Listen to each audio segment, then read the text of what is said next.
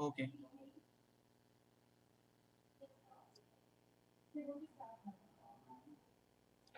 Ma'am, on my queue of 10, 10, 9, 8, 7, 6, 5, 4, 3. Yes, yes. Oh, no problem. 4, 3, 2, 1, live. Dignitaries, ladies and gentlemen, on behalf of the International Solar Alliance, I welcome you all to the first World Solar Technology Summit that's being held on a virtual platform. This summit aims to bring together eminent dignitaries, stakeholders, policymakers, scientists, technology developers, researchers, and innovators to showcase and promote state-of-the-art next-generation solar technologies worldwide.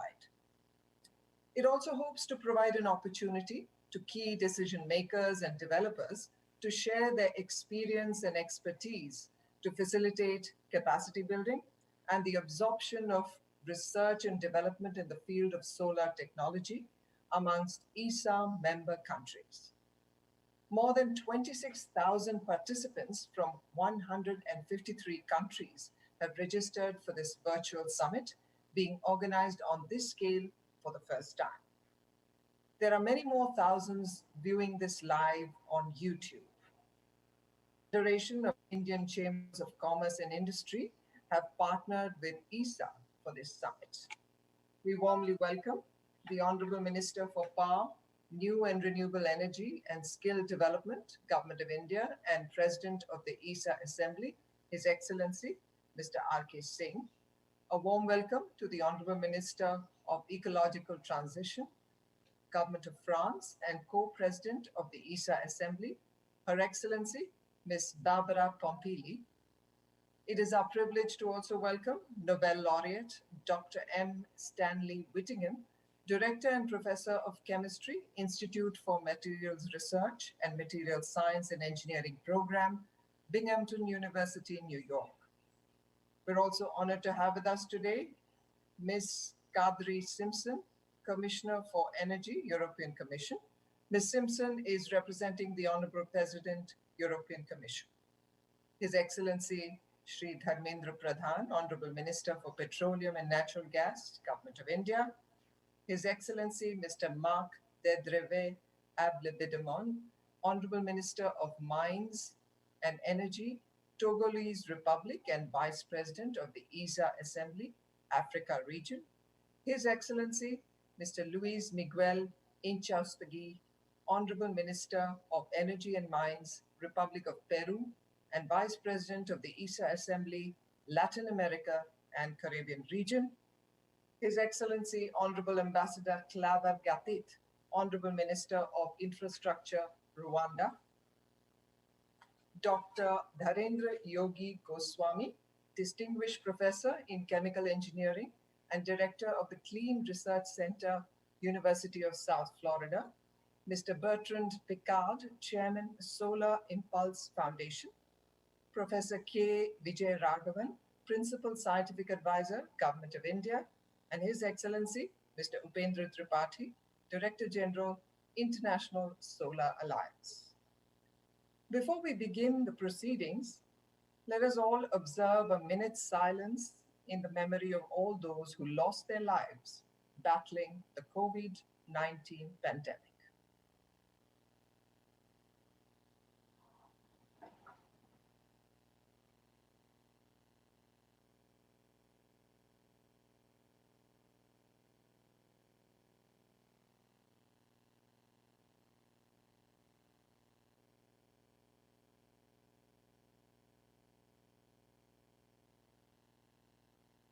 Thank you, Excellencies.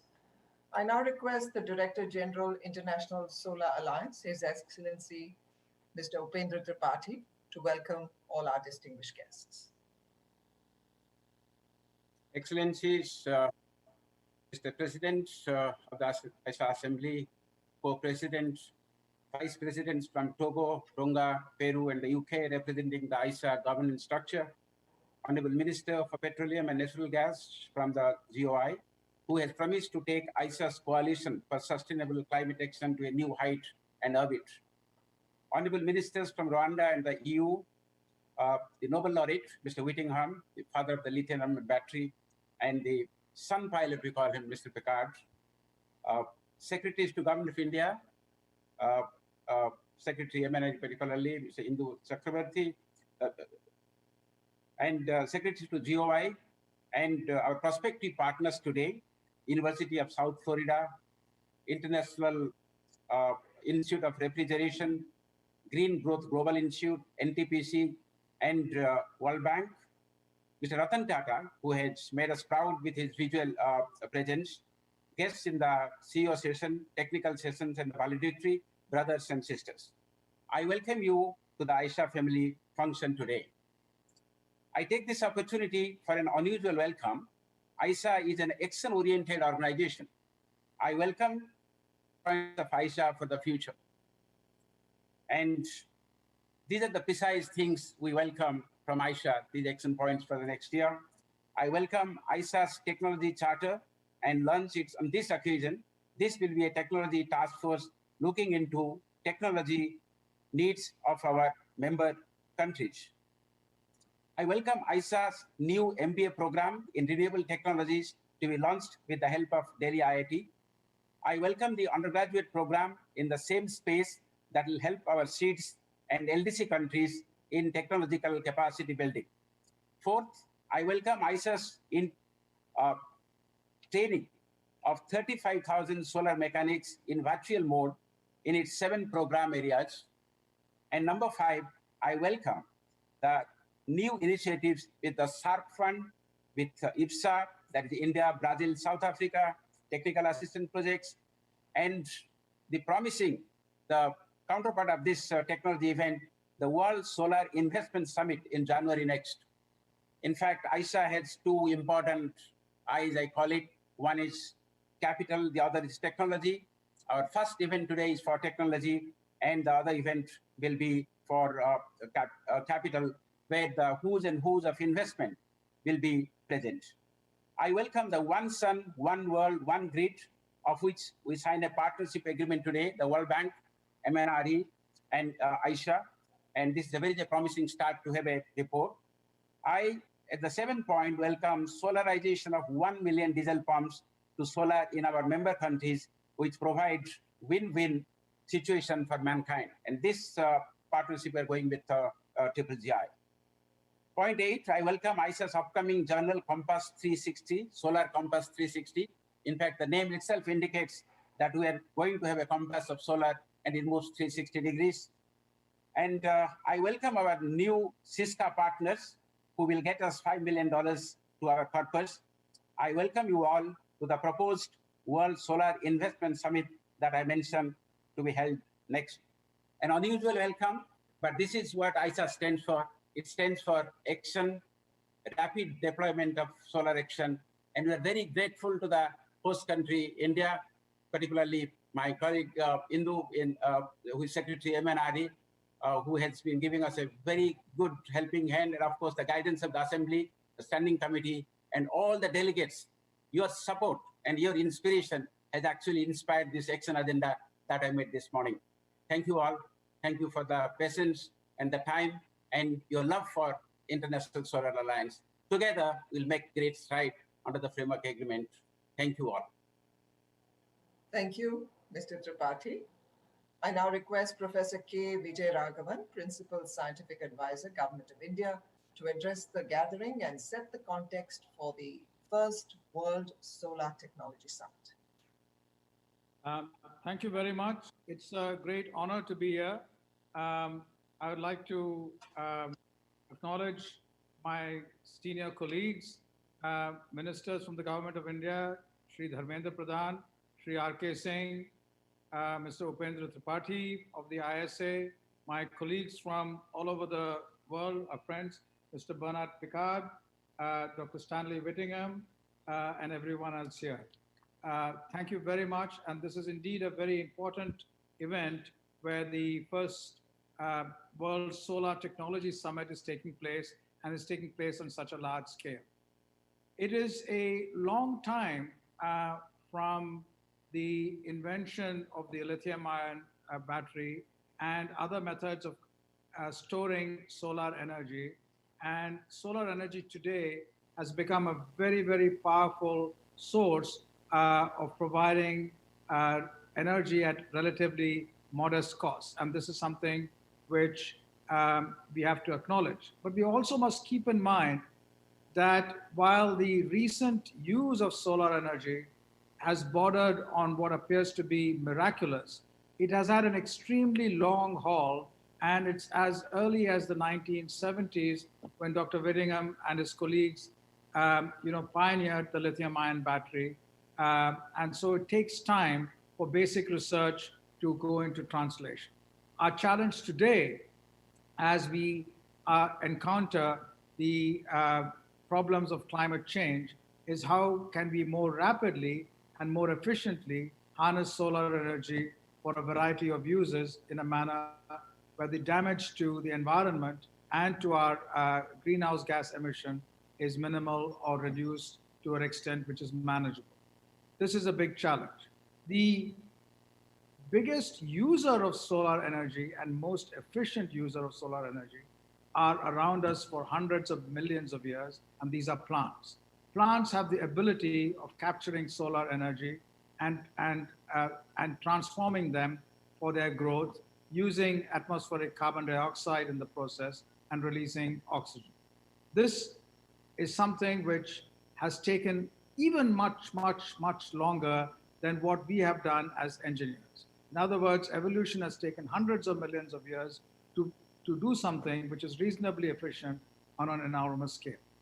Now, the question arises, can we do something in our impact on a significant scale? And there, while solar energy has been very valuable, it poses some challenges which need to be addressed on a much more rapid timescale.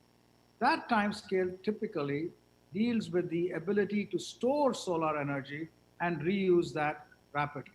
Solar energy, by definition, is available during the day, but humans need clean energy 24/7. India ratified the Paris Agreement on 2016, and we have committed to reducing our greenhouse gases.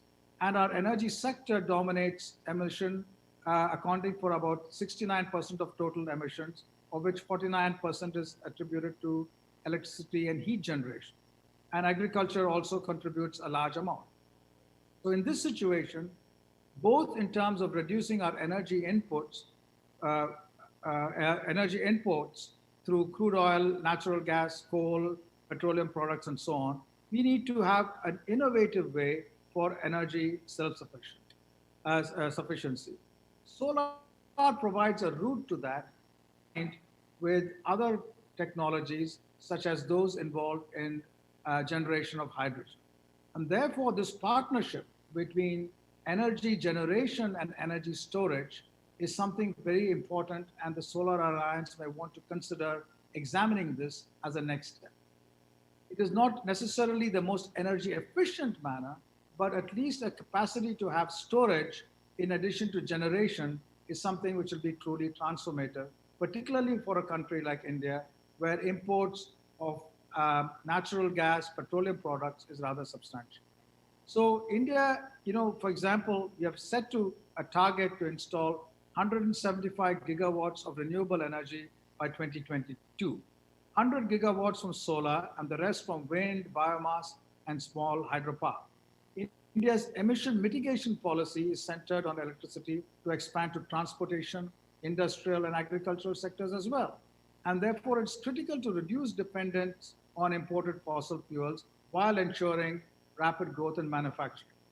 Green hydrogen through solar energy is a route now. India, having achieved a substantial solar energy footprint, can choose to look at. So green hydrogen provides a roadmap to achieve energy security and pollution abatement, and also ensure India's continuing to be in the path of growth.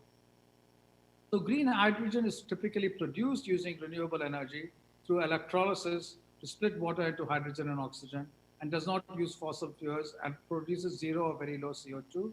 And the use of fuel cells after that allows the storage of energy either as hydrogen or as fuel cells to power different kinds of movement and energy using technologies. So this is something which I'd like to suggest while we focus from the research perspective on new kinds of solar cells and storage mechanisms to use for cells and batteries. It is important also to look at how one can store energy in a manner which is green and usable. I won't take much longer here, but I'd like to congratulate the International Solar Alliance and everyone for all their initiative. And the Office of the Principal Scientific Advisor is available along with our scientists to assist in every possible way. Thank you very much. Thank you, Professor Vijay Raghavan. We are very grateful to the honorable ministers from the Government of India for joining us today. However, due to a cabinet engagement which will commence shortly, they will have to leave the meeting early and will be speaking now. I now request Mr. Dharmendra Pradhan, Honorable Minister for Petroleum and Natural Gas, Government of India, to present his address.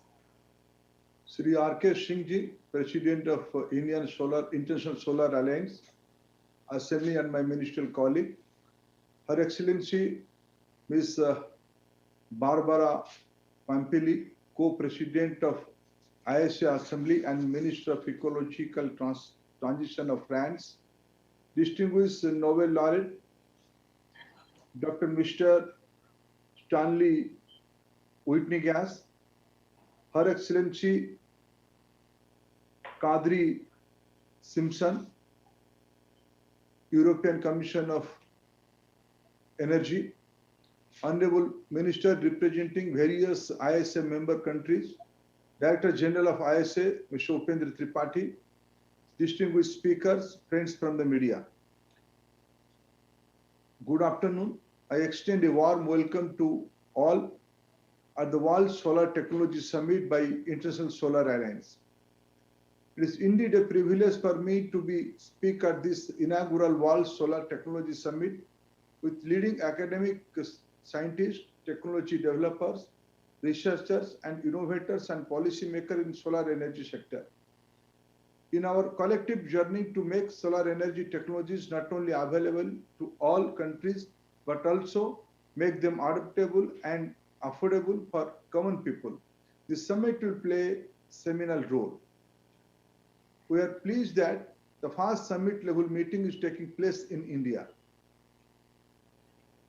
At the largest intergovernmental international organization with its headquarters in India, ISA is not only a testament to India's unwavering faith in multilateralism, but also a commitment to a better, sustainable and green future. The ISA has been making rapid strides since its launch at the UN Climate Change Conference in Paris on 30 November 2015 by Honorable Prime Minister Narendra Modi ji and the then French President. The alliance reflects the vision and the firm belief that the beneficence of the sun could be used to bring together the people of this planet for a shared solution to our energy needs. The desire behind that vision has always been to make solar energy accessible and affordable for the poor by addressing the various financial and technological factors that currently impede such access. Excellency and distinguished delegates, increasingly and rightly so, Indian oil and gas companies are actively taking part in this clean energy transition. In order to reduce carbon footprint, these companies will be focusing more on green energy investments such as renewable, biofuels and hydrogen going forward. We are also actively encouraging industry in general, oil and gas companies in particular, become participant in this solar transition. I am happy to announce that 5 public sector undertakings under our ministry will be joining ISA Coalition for Sustainable Climate Action as corporate partners and will be contributing to ISA's Corpus Fund. These public sector undertakings include Oil and Natural Gas Corporation Limited, ONGC, Indian Oil Corporation Limited, IOCL, Bharat Limited BPCL, Hindustan Petroleum Corporation Limited HPCL, and Gas Authority of India Limited GAIL. Our oil and gas companies are also making efforts to deploy solar panels across the value chain of their operation, and current installed solar capacity is 70 megawatt. Additional 60 megawatt solar capacity will be added in the coming years. We have taken up the mission of solarizing about 50% of the fuel station owned by the PSU companies in the next 5 years. More than 5,000 fuel stations of Indian Oil and the largest public sector oil marketing company were solarized last year. A sustainable amount of solar PV capacity was also added by oil and gas companies in the last few years. The oil and gas public sector undertaking are increasingly evaluating new opportunities in the solar and renewable energy space for the diversification. Recently, French major Total has also announced investment of buying about 2 gigawatt operating PV plants in India. Despite the COVID-19 pandemic presented challenges, we are in the process of overhauling India's supply chain and reduce over-dependency on the import of the solar modules. Under the Atmanirbhar Bharat or Self-Reliant India reform announced by Honorable Prime Minister Modi, our country has received proposals from various players for over 10 gigawatt of fresh solar equipment manufacturing. In line with Honorable Prime Minister Narendra Modi's call to action for the developing low-cost indoor solar cooking solution, our company IOCL has tied up with the Sun Bucket System, a US-based startup working in the niche area of solar energy-based products. We are encouraging Indian oil and gas companies to develop such innovative and scalable tie-ups in solar sector, which have the potential to make nationwide impact. The platform provided by ISA perfectly fits and matches growing energy needs of countries across the globe. The oil and gas companies in India will work closely with ISA to explore opportunities for implementation of solar-based projects within India as well in other countries, particularly other developing countries where ISA is focusing for faster development of solar energy infrastructure. I am confident that large energy partnership of Indian oil gas industry will pave the way for a new era of solar development not only within India but also outside. Excellency and distinguished delegates, with a clear vision and augmentation of sufficient resource, there is a need for collective efforts of all levels: governments, industry leaders, innovators, and academic and technology developers to ensure that benefits of revolution become accessible to all countries across the globe. The key to this information transformation and transition in its advances is solar technology and their deployment at affordable price globally. I once again would like to congratulate my ministerial colleague and President of ISA Assembly, Sri R.K. Singh ji, the Director General of ISA, Mr. Upendra Tripathi, and other officials from ISA for bringing together the key stakeholders of the solar technology on a single platform through this summit. I am confident that your continued support to the ISA and its initiative and to be a part of this very important global journey for the benefits of the humanity. Thank you, friends. Thank you, Honorable Minister. I request the Honorable Minister for Power, New and Renewable Energy and Skill Development, Government of India, and the President of the ISA Assembly, His Excellency Shri R.K. Singh, to read out the inaugural message from the Honorable Prime Minister of India. But before that, let me tell you that Shri R.K. Singh has been heading ISA as President of the ISA Assembly from September 2017. ISA has also made great strides under his leadership. Over to Shri R.K. Singh, Honorable Minister.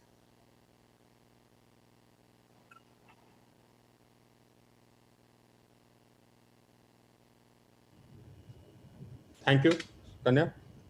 My cabinet colleague, Shri Dharmendra Pradhan, Mrs. Barbara Pompili, the Minister for Ecological Transition, Government of France, Her Excellency Mrs. Kadri Sampson, European Commissioner for Energy, Honorable Ministers for various ISA member countries, the Nobel Laureate, Dr. Stanley Whittington, Mr. Bernard Picard, founder and chairman, Solar Impulse Foundation, Mr. Upendra Tripathi, the director of ISA. Excellencies, let me welcome you to this august gathering from across the globe for the first World Solar Technology Summit being organized by the International Solar Alliance. Excellencies, the Prime Minister of India was supposed to deliver the inaugural address in person, but he has been called away due to some pressing engagements. And I have the proud privilege of reading out his message, his inaugural message. Your Excellencies, ladies and gentlemen, greetings and a warm welcome from India on this inaugural session of the first World Solar Technology Summit of the International Solar Alliance. This summit provides an ideal occasion to discuss the future of technology in solar energy. India and France had jointly taken the initiative to establish the International Solar Alliance in 2015. The seeds of the idea, sown 5 years ago, have today blossomed into an intergovernmental alliance with 87 signatory nations and 68 full-fledged members. There are other stakeholders such as development agencies, non-governmental agencies, and businesses. This alliance had been set up to generate a global dialogue on solar energy, particularly in solar-rich nations that do not possess the resources to utilize it. The objective of the alliance was to pool together the resources and the demand for solar technology, as well as finance. The membership of the International Solar Alliance has now been opened up for all the member countries of the United Nations. I strongly urge all nations to join this critical initiative to protect our Mother Earth and scale up the utilization of solar energy as a tool against climate change. Friends, 5 years ago, world leaders had taken a pledge to restrict the rise in global temperature through a gradual reduction in the dependence on fossil fuels. India has the lowest per capita carbon emissions in the world, but we have still pressed ahead with the deployment of renewable energy at a frenetic pace. We have enhanced our installed renewable capacity by 2.5 times and increased our solar installed capacity by more than 13 times. Globally, India now ranks 4th in the terms of renewable power. We have scaled up our non-fossil fuel-based power generation to 134 gigawatts, which is about 35% of our total power generation capacity. We are confident of increasing it to 220 gigawatts by 2022. We want to take renewable energy to every village of our country. Our government is implementing a scheme called KUSUM that aims to replace the use of diesel in our farm sector with solar energy. Under this scheme, we have targeted the solarization of 2.8 million irrigation pumps. Such schemes will not only benefit the environment, but also increase the income of our farmers. Friends, ISA is the first intergovernmental organization with its headquarters in India. We feel honored to contribute to its development and work. India is providing capacity building support to ISA member countries through its ITEC training program. We have also set up a project preparation facility to develop bankable solar energy projects in ISA member countries with the help of Exim Bank of India. In 2018, our government had announced US $1.4 billion worth of lines of credit for covering 27 solar projects across 15 countries. These projects are presently in various stages of implementation. Technology holds the key to scale up the use of solar energy. Technological advancements have already brought about a significant reduction in the price of solar power. A further reduction in cost will provide a major boost to the use and expansion of renewable energy. I am sure that this summit will help in developing new technologies and ensure that they become available to all. The ISA is a part of One World, One Sun, One Grid project. I firmly believe that this project can bring transformational benefits for the entire humanity. I extend my best wishes for successful deliberations at the inaugural session of the World Solar Technology Summit. Narendra Modi. Excellencies, on behalf of the Prime Minister and on my own behalf, I wish you very productive deliberations, and I'm quite sure that at the end of this conference, we will have a clear road ahead. We will have an idea of the clear road ahead on the technological front insofar as solar energy is concerned. Thank you very much. I have to also, along with my cabinet colleague Dharmendra Pradhan, leave for the cabinet meeting, so I'll beg pardon. Thank you. Thank you, everybody. Thank you, Honorable Ministers, for taking time off your busy schedules to join us today. I now request Mr. Bertrand Piccard, Chairman, Solar Impulse Foundation, to please deliver his address.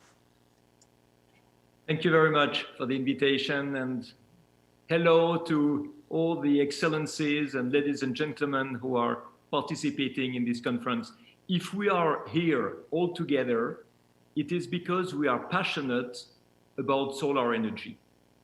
But we have to understand that not the entire world is participating to this conference. There are also a lot of opposition, of people who are fighting against solar energy.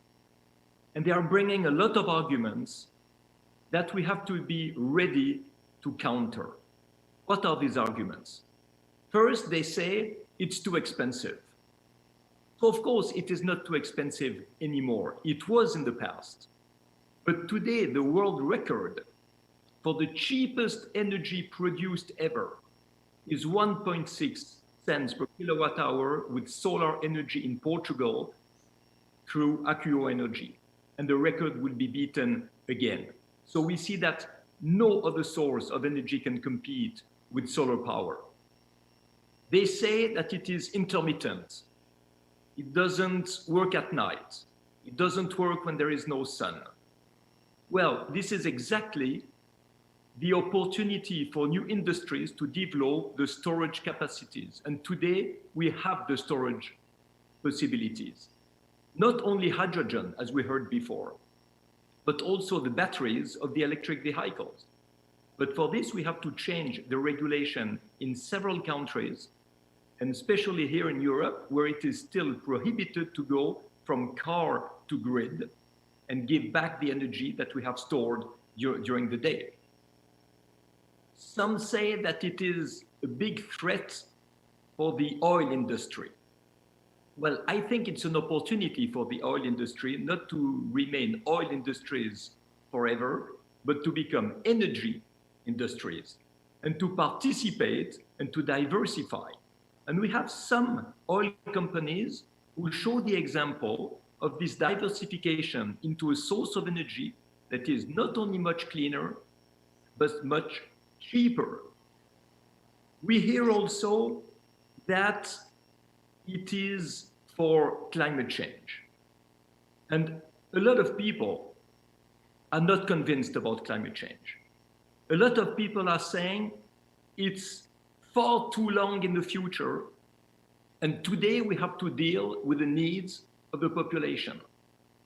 Well, in this case, I think we should not just focus on climate change. We have to argument about pollution, air quality. Air pollution today is killing 8 million people per year. It can be someone of a family. It is not a distant melting of the ice in the South Pole. It is something for today that really has the risk of being today a huge problem. They say you cannot use solar energy everywhere. Yes, it's true. But this is why solar energy has to collaborate with other sources of energy.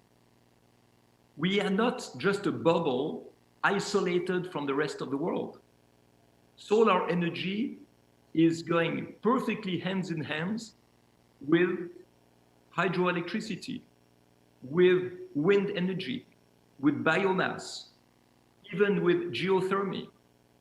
And by the way, there is an oil exploitation company like Schlumberger who has made a diversification into drilling geothermic wells inside the cities to install heat pumps in buildings. And these heat pumps can be run with solar energy. So we see all the links that we can do with other fields to collaborate with as many people as possible, to get out of this impression that we give sometimes that we are self-sufficient and that we need nobody else. Of course, we need everyone to participate. Another argument we hear very much is it will not give enough energy. The world is increasing its needs and we need more and more energy all the time. Well, I think it's an interesting argument, and it shows how much it is vital today to deal with energy efficiency. It is clear that if we continue to waste 50 to 75% of the energy we produce with the low efficiency systems, devices, engines, processes that we have, it is true that it will not be enough. So energy efficiency also goes hand in hand with solar energy. And I would say that today, when we speak about the need of reducing inequalities, about the need of recovering from the COVID crisis, solar energy is also a source of energy that is available for the poorest, for the most remote areas. And this is also something we have to insist on. We are not here to promote only high technology solar cells that will give energy to the developed countries. We are here to give a source of energy that will help the poorest regions to obtain social stability and social peace. In that sense, solar energy is a force for good. We know that, but we have to communicate much more about that. We need to show that a lot of poor countries are getting poorer and poorer every year because they have to spend currencies to buy oil, gas, or coal abroad, instead of producing local wealth and profitable investments locally inside their borders. So we see all these incredible opportunities that we have. The technology is here, but we need to communicate much more, in order to have more support, including governments, including industry, including the media, and show that we have a role to play and that this role is not only in the future, it is already now. I wish you a very good conference, and I hope all these arguments will be able to convince a lot more people to join this fantastic movement of ISA. Thank you very much. Thank you, Mr. Picard. It's a great privilege for us today to have the Nobel laureate, Dr. M. Stanley Whittingham, Director, Professor of Chemistry, Institute for Material Research and Material Science and Engineering Program, Binghamton University, New York. And I now request Dr. Whittingham to please address the session. Thank you very much. What I'd like to discuss is the interaction between solar and energy storage. I believe this is a solution to cleaning the environment and mitigating global warming. And Selvers made the promise at the Nobel banquet in Stockholm that we would get together and solve this problem. Let me just say that lithium-ion batteries have transformed the adoption of renewable. We can now store solar energy for use at night. And the other key area is wind. Wind blows mostly at night, so we can store that to use in the daytime. And you'll see that batteries and solar can be particularly applicable to solving the problem of transportation and of generation. And this is 40% of the CO2 production. So the other advantage of storage with solar, we can use it at all levels. Solar we can put on our little devices at milliwatt level, watt level. The storage can be on the grid or behind the meter. So we have complete flexibility.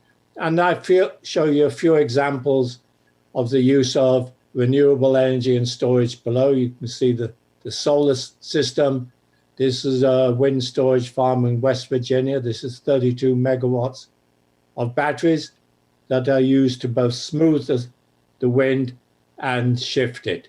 And at the bottom, I throw you 3 examples of electric vehicles. A small one in Bermuda that tourists can use, totally electric. What we call a large 16-wheeler here that I'm taking on the test drive, and you can see the large battery pack. And what we call a garbage truck here, also totally applicable for electric vehicles. And you'll see the UK's interest in electric vehicles on the right here, where there's a Jaguar EV and a London taxi, which the UK ambassador took to Stockholm for the ceremony. Let me very briefly, and I don't want to get into any of the science, but just to make the point, and it was made earlier, that lithium-ion batteries started in 1972. It took until 1991 for it to be commercially successful. There are other companies in between, but they never made any money. And as pointed out earlier, Exxon, then Esso, wanted to become an energy company, not just an oil company at that time. So we've gone through an array of different anodes. This is the anode compartment of the battery, the electrolyte and the cathode. And we've gone through a number of cathode materials. And we're going to see that continuously change. I think the big push these days is to get to lower cost materials. And I'll show you some issues on this slide. The amount of energy we store per unit weight, per unit volume, needs to increase. It's only about 15 to 25% of theoretical today. We should be able to double that to 50%. And I think you can see on the right-hand side here, in the red circles, this is how the energy density has changed with time, and it continues to go up. At this point, let me also show you really what has driven storage and made batteries viable for renewable energy is the huge change in cost from over $3,000 a kilowatt hour down now to less than about $100 a kilowatt hour. And I should emphasize this is a cell level. If we now look at the battery price at the pack level, that's a full battery, and this is Bloomberg's latest data, you can see the prices come down every year and continues to come down. And this is what's making batteries viable. Right now, the overall performance for these batteries is good enough for solar. It's probably not good enough for fast charging on vehicles. We've got to make a number of changes. We use carbon at the moment in the anode. That takes up too much space. I've talked about the cost. We have to improve safety. And that probably means we need some electrolyte components. And the key area here is we've got to get a secure supply chain, and this cannot be dominated by any one area. So India needs its own supply chain, North America needs its own supply chain. And we need a supply chain close to the usage of these batteries. And there are some sustainable issues that we have to address. The amount of cobalt, which is by far the most expensive component, has to be reduced and preferably eliminated. And all indications are that we can do that. We have to ideally replace the rare earths, particularly used in motors. And clearly we have to recycle all the materials, for example, the cobalt or lithium, so we can use those in future batteries. We can't just toss them away. So let me tell you what will change in the next 5 or 10 years. We presently use mostly lead oxides as the cathode. This will not change for 5 or 10 years. We'll have incremental changes. So a facility you build today will still be practical in 10 years' time. Certain phosphate materials will have key markets. They're lower cost, they have lower energy density, and certainly they're dominant in China, and Tesla's going to use them for their cars in China. So I think they are quite applicable for solar as well. There are some alternative technologies, disruptive technologies. Has already been mentioned, electrochemical hydrogen production using excess solar or wind. If you're talking about large vehicles going long distance, they cannot be powered by batteries alone. So we can use the hydrogen produced from excess solar to power these vehicles using fuel cells. There are a number of applications where we can use supercaps if you need loss of power, not necessarily energy. And I think in almost every case, pumped hydro, if available, will win out for storages of a gigawatt hour or larger.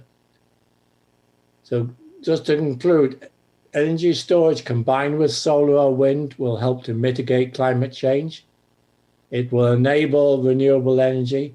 It's a great match to local solar. You don't have to be tied to the grid. It will increase resilience to natural disasters, and particularly it will help eliminate dirty peaker power plants and will help all of us to leave a greener world for our children and grandchildren. And I should note in the figure on the right here, you'll notice India was second in deployment of solar energy last year. And I'd just like to leave with a quote from Bill Gates. COVID-19 may be awful, but climate change could be worse. Thank you very much. Thank you, Dr. Whittingham. An absolute honor to listen to you.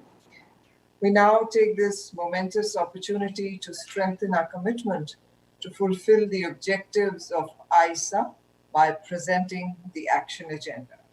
I request Dr. Dharendra Yogi Goswami to please take the stage for the announcement of ISA's International Journal on Solar Energy. Dr. Goswami. Greetings from the University of South Florida, Tampa, Florida, to all of you attending this session from around the world, including my friends and fellow enthusiasts of solar and clean energy. It is indeed a pleasure for me to introduce a new journal of the International Solar Alliance that will help advance the vision of ISA, that is clean energy access for all, and increase the use of clean energy, solar energy, to make the planet sustainable.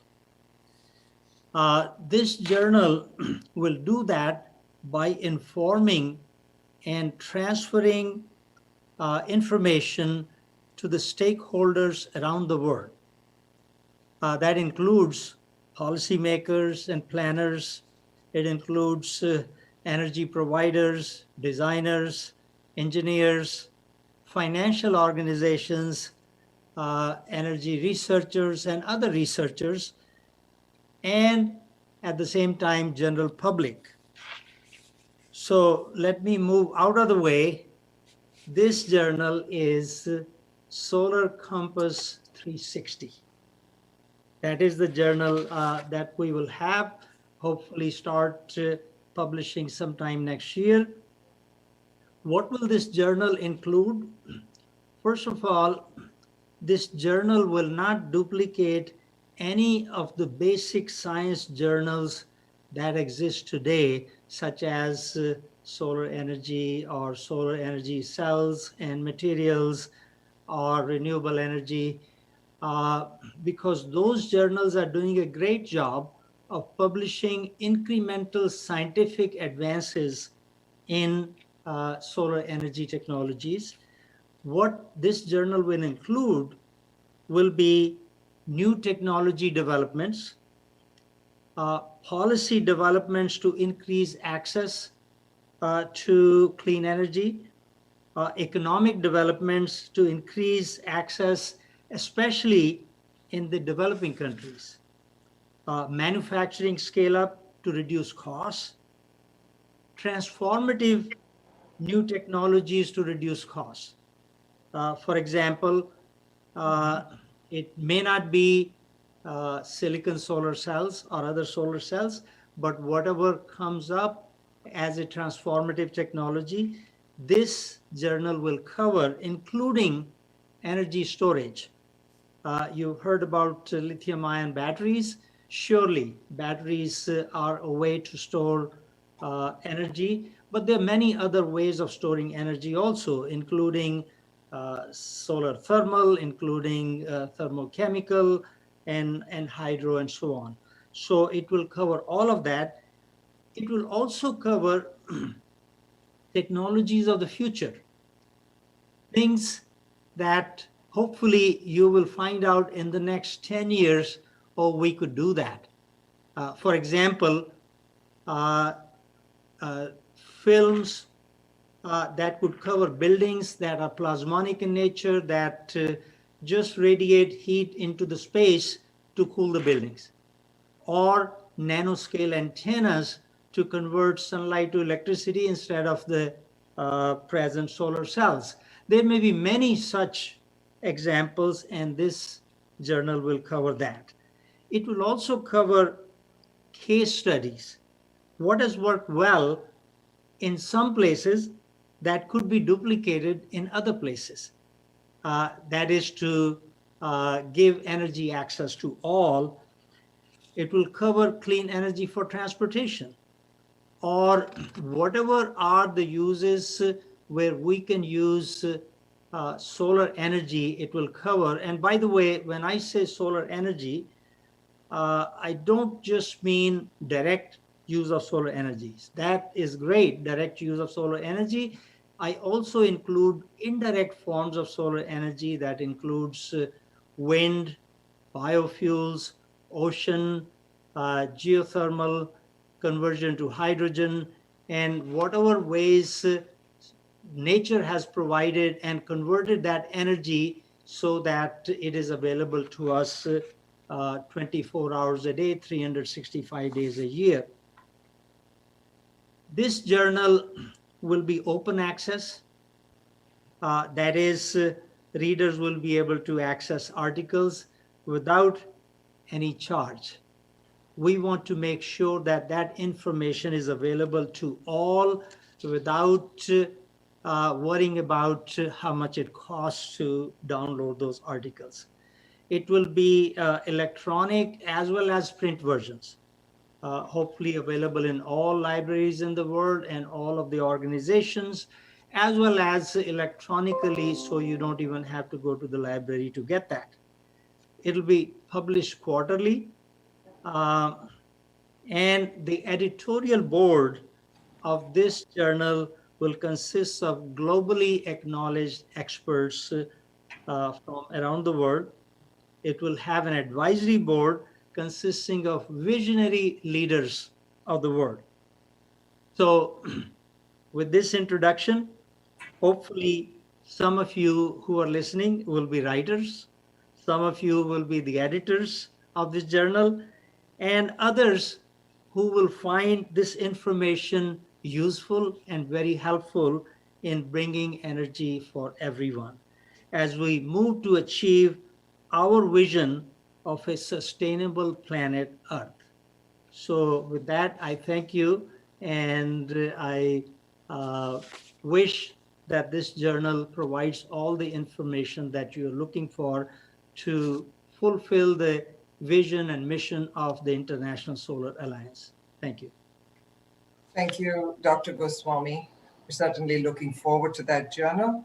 And now it's over to DG ISA, Mr. Upendra Tripathi, and DG International Institute for Refrigeration, Paris, Mr. Didier Colombe, to mark this occasion with an agreement between ISA and IIR.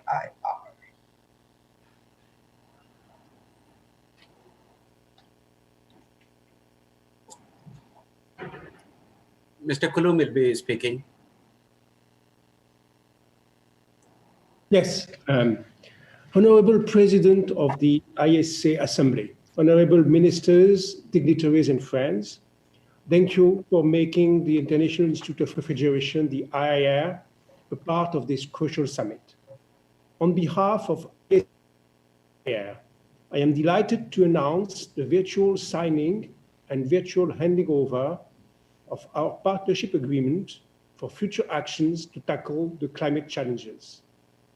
We are sure that this day will mark the beginning of a strong partnership based on collective responsible action. Today, the world collectively suffers from an economic setback. Green recovery, therefore, should sit at the heart of this revival. And this process will be incomplete without a focus on providing clean and affordable energy for all. A strong energy infrastructure has proven to lead to greater economic gains, and refrigeration can assure food security, safety, and health, and is necessary for life. We are honored to partner with ISA in their efforts to manage thermal demands by solarizing heating and cooling systems at global scale. On the many projects that ISA and IAR will jointly collaborate on, I am pleased to share that we have already begun jointly working on the ISA Solar Cooling Initiative. Developing sustainable and solar-powered cooling systems sits at the heart of the Montreal Protocol, the Paris Agreement, and the Sustainable Development Goals. Reducing emissions from cooling systems through the phase down of fluorinated gases, a wider use of solar energy, and energy efficiency shall be a world priority. I am delighted to share with all of you that we did not have to look very far to find the inspiration to develop this program. Following India's lead on effective management of emissions from the thermal sector and the development of the world's first national cooling action plan, ISA and IIR will be developing sustainable heating and cooling systems in our member countries, ISA and IIR member countries, with the aim of providing clean and affordable energy for all. With this, I thank you once again. Merci. Thank you, Mr. Coulombe. Mr. Tripathi, would you like to add something, or should I go on? No, only one person talks. That's pre-decided, so. Okay. I now request over to DG Global Green Growth Institute, Republic of Korea, His Excellency Mr. Frank Reichberman, to mark this occasion with an agreement for the promotion of 1 million solar pumps. So this is between DG ISA and DG Green Global Growth Institute. Mr. Reichberman. Thank you. Your Excellencies, distinguished guests and participants attending virtually, it's my honor to have this opportunity to address you today at the World Solar Technology Summit. The Global Green Growth Institute is an intergovernmental treaty-based organization that came into existence in the year 2012, primarily to support developing countries and emerging economies to transition to a model of environmentally sustainable and socially inclusive economic growth. That is what we define as green growth. Today we have 38 member countries in Africa, Asia. Moderator, can we are not hearing very well. I don't know if you, but I don't. I think his voice is low. If we can maybe speak up so that we don't miss anything. Thank you. Is this better? A little louder. This microphone better. Much better? Yes. Much better. Thank you. Thank you. Shall I restart? Yes, please. Thank you. So, Your Excellencies, distinguished guests and participants attending virtually, it's my honor to have this opportunity to address you today at the World Solar Technology Summit. The Global Green Growth Institute, GDGI, is an intergovernmental treaty-based organization that came into existence in the year 2012, primarily to support developing countries and emerging economies to transition to a model of environmentally sustainable and socially inclusive economic growth. That is what we define as green growth. Today we have 38 member countries in Africa, Asia, the Caribbean, Europe, Latin America, the Middle East, and the Pacific. GGI has a unique in-country presence with over 300 of our staff and consultants embedded in member and partner governments in over 30 countries. We support our members in the development of green growth policies and have mobilized about $2 billion in green and climate finance for their implementation. The green investment projects that GGI has developed and financed have been largely focused on solar energy. Today, ISA and GGI have signed an MOU that we are celebrating through this occasion to support the deployment of 1 million solar irrigation pumps in the next 5 years. This MOU builds on the complementary strength that each of our organizations brings to the table to support our common developing country members' needs to achieve green growth, climate resilience, and recovering from the COVID-19 pandemic. This 1 million solar pump initiative can become an important step towards achieving cross-sectoral efficiencies in the agriculture, water, food nexus. Solar-powered irrigation has co-benefits for climate action, poverty reduction, and food security. It reduces greenhouse gas emissions by displacing diesel or grid-powered electric pumps in current irrigation systems, and increases climate resilience and water security in areas currently dependent on rain-fed agriculture. The current market for solar irrigation pump, the current potential market in sub-Saharan Africa and India alone is about $16 billion, representing some 5 million units. GGI and ISA invite like-minded organizations to join us in delivering this ambitious project successfully. Thank you. Namaste. I wish you all a very productive and healthy deliberation at the World Solar Technology Summit 2020. Thank you, sir. And now the next item on our action agenda is to mark the occasion with an agreement between ISA and NTPC for the implementation of 47 projects in ISA member countries. And it's over to the CMD, National Thermal Power Corporation, Mr. Gurdeep Singh. Thank you. Excellencies, esteemed delegates and participants connected from across the world. A very good afternoon to you all from Delhi.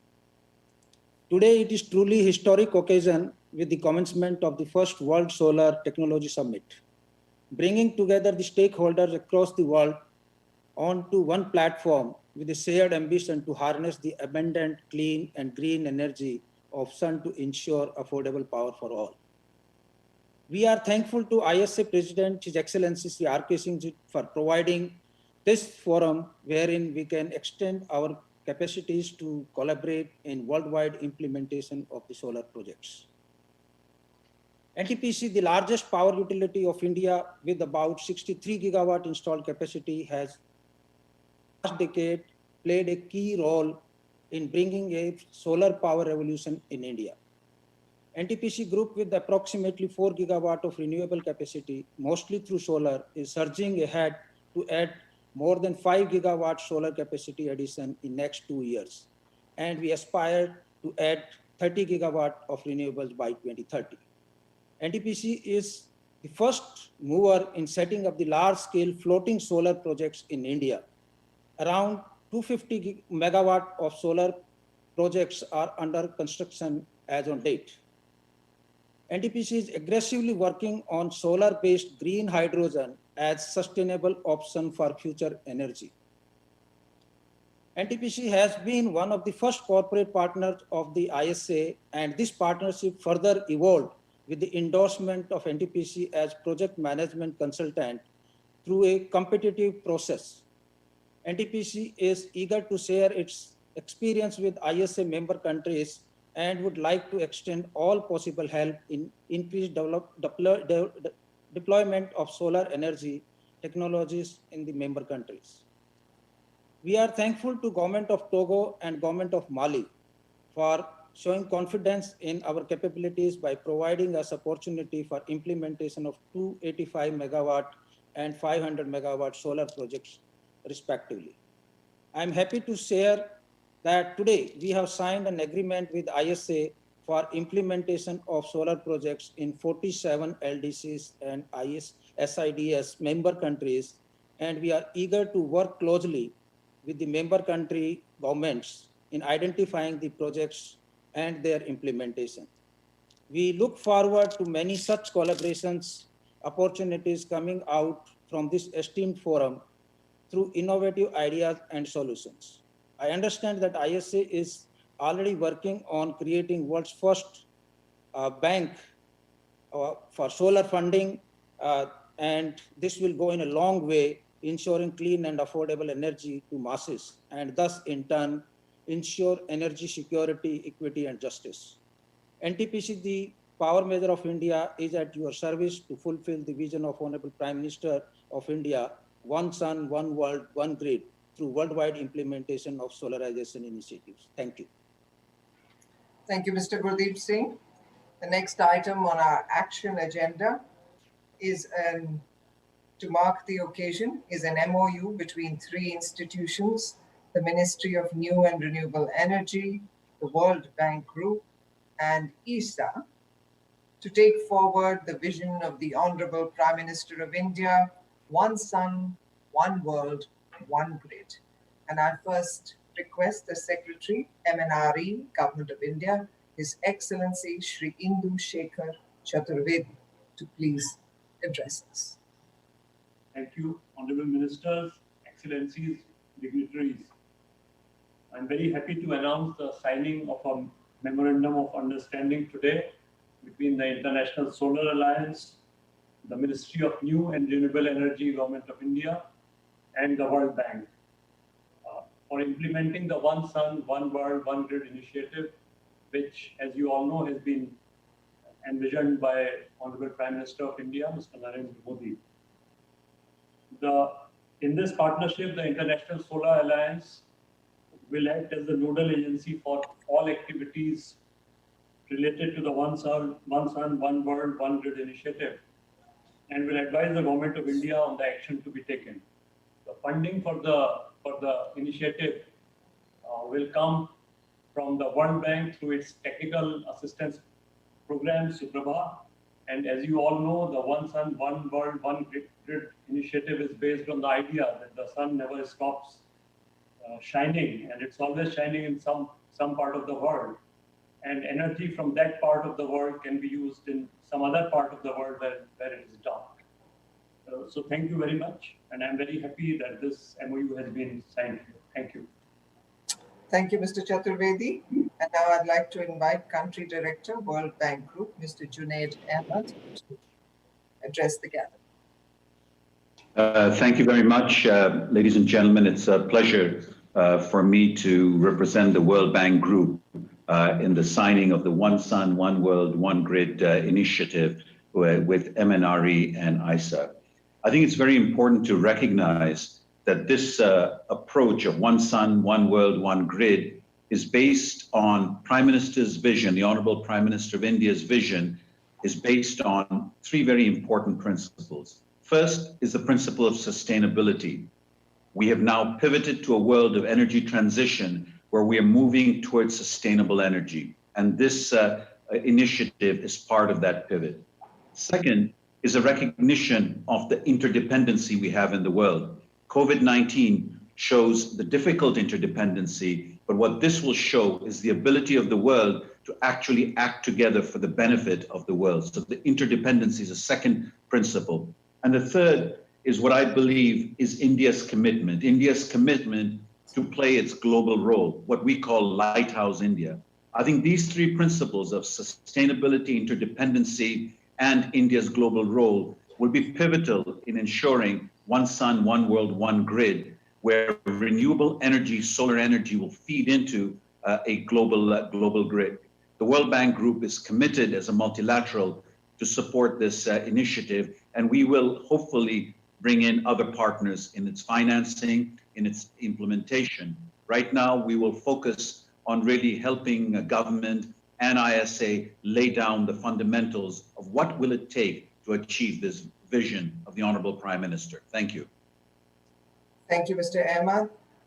Thank you, everyone. That concludes this action agenda phase. And I now request His Excellency, the Honorable Ambassador Claver Gatit, Minister for Infrastructure, Rwanda, to please address the gathering.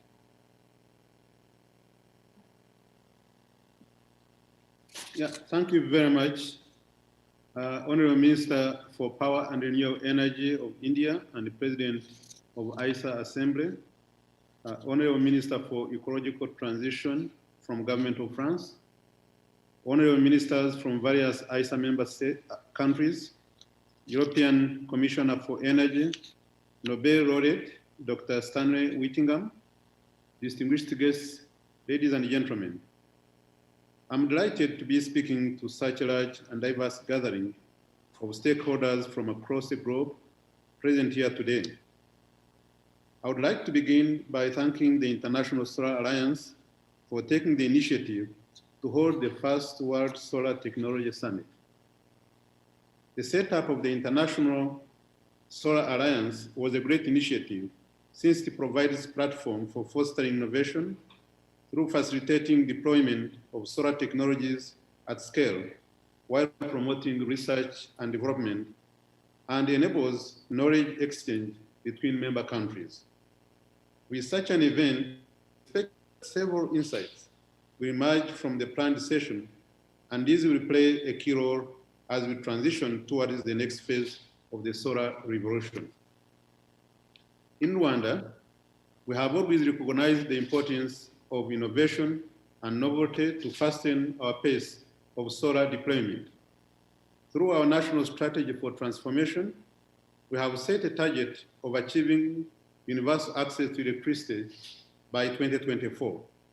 This is planned to be achieved through a combination of on-grid and off-grid electricity connection at 52% and 48% respectively.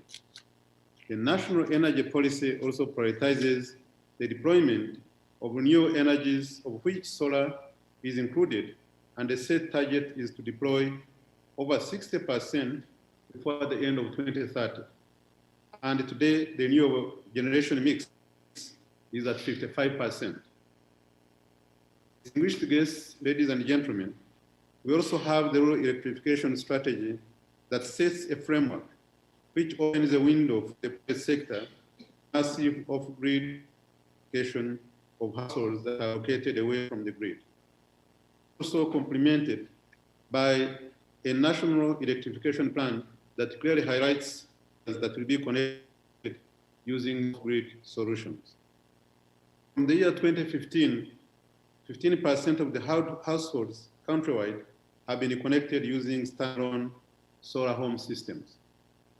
In order to increase delivery of solar systems, guidance on solar home systems standards have been put in place.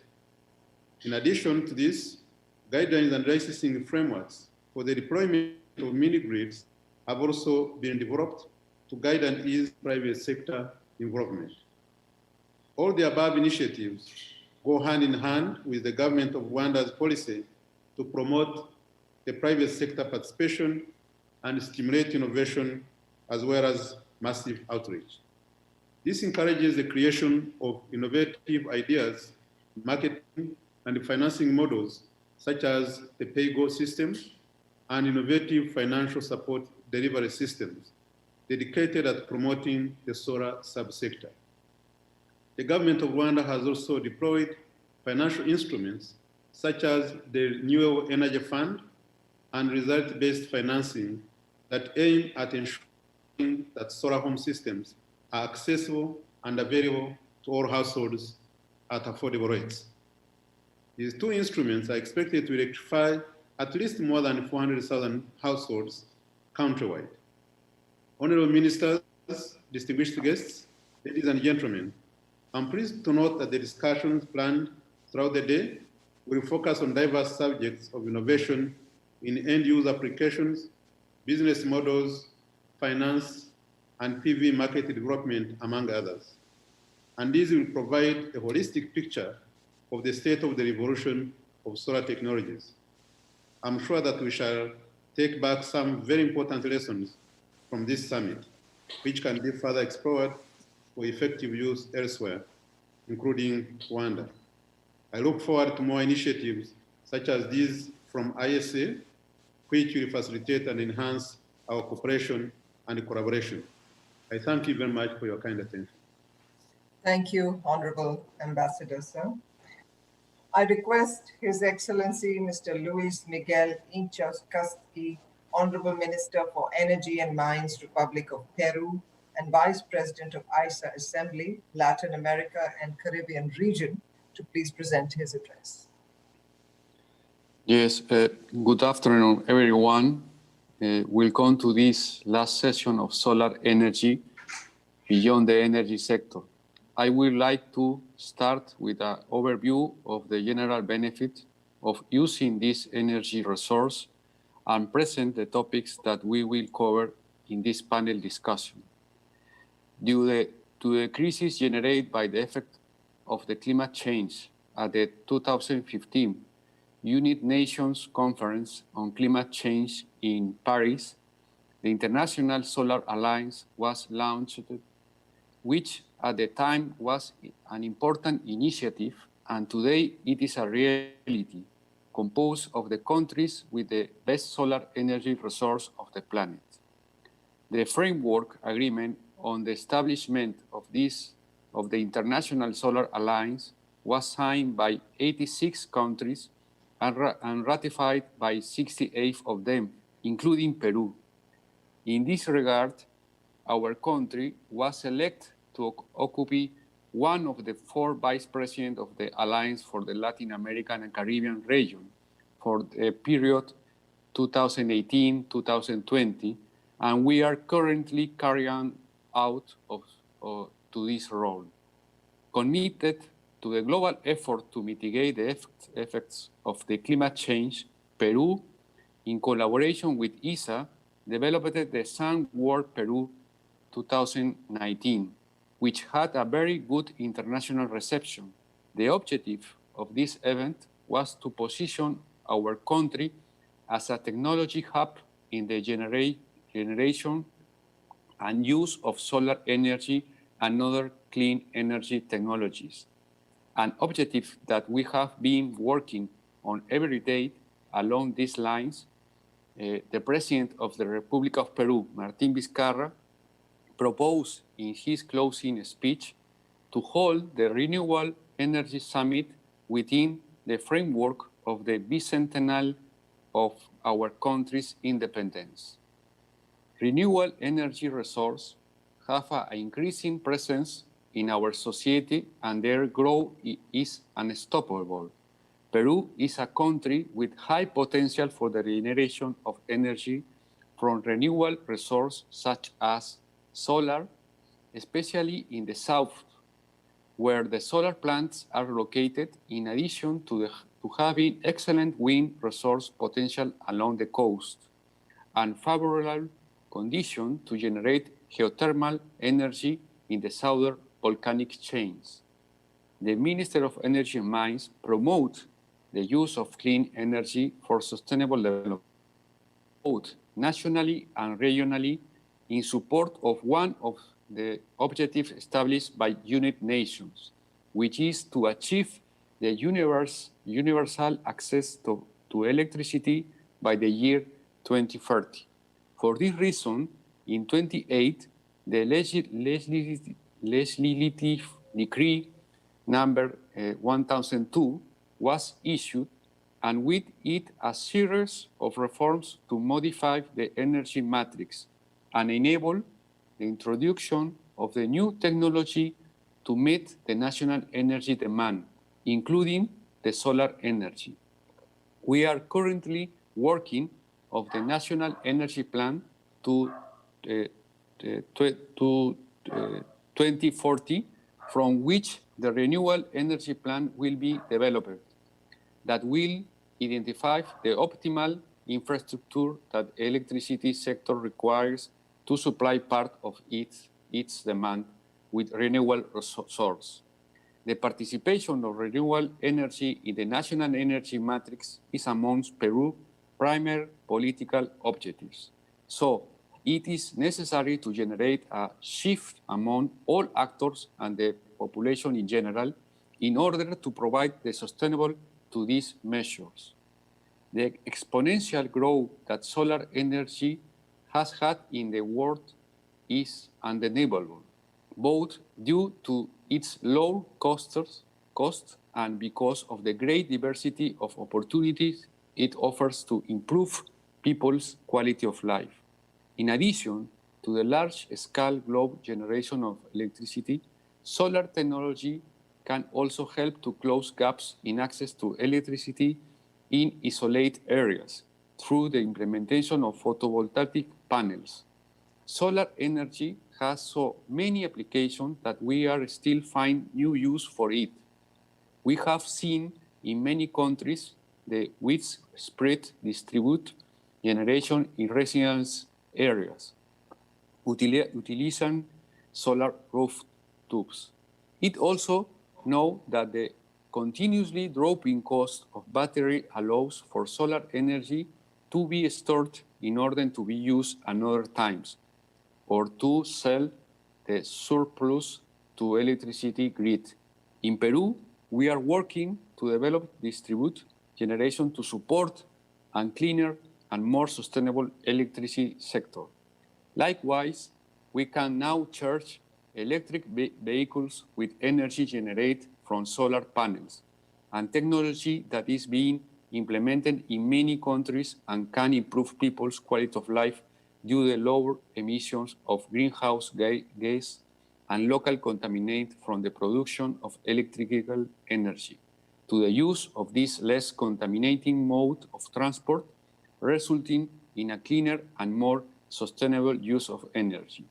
Finally, I want to highlight other important use of solar energy that we can see in use today, such as public lighting with photovoltaic panels, the use of these panels in a cold chain to transport medicine or perishable foods, its application in agriculture through of the use of solar pumps, its use in remote and urban areas through solar hearts, and also in heating homes in high Andean areas such as Peru, among the many other important applications that we will develop in this final session. But not before thank you, each of you, for your participation, and on behalf of Peru, our sincere gratitude to the International Solar Alliance for the invitation. Many thanks. Minister Inchaustegui, thank you, sir. I'd like to remind all our participants that we have to close this session at 6:15. And now I'd like to request the Honorable Minister of Mines and Energy, Togolese Republic, and Vice President of the ISA Assembly, Africa Region, His Excellency Marc Dedervé Ablé Pédemont, to present his address.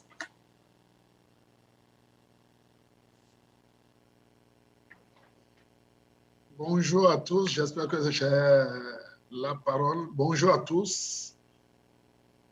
Merci de nous avoir donné la parole. Tout d'abord, je voulais exprimer toute ma joie de participer à ce premier sommet mondial consacré aux technologies solaires. Et je voulais vous dire combien nous attendons beaucoup de ce sommet.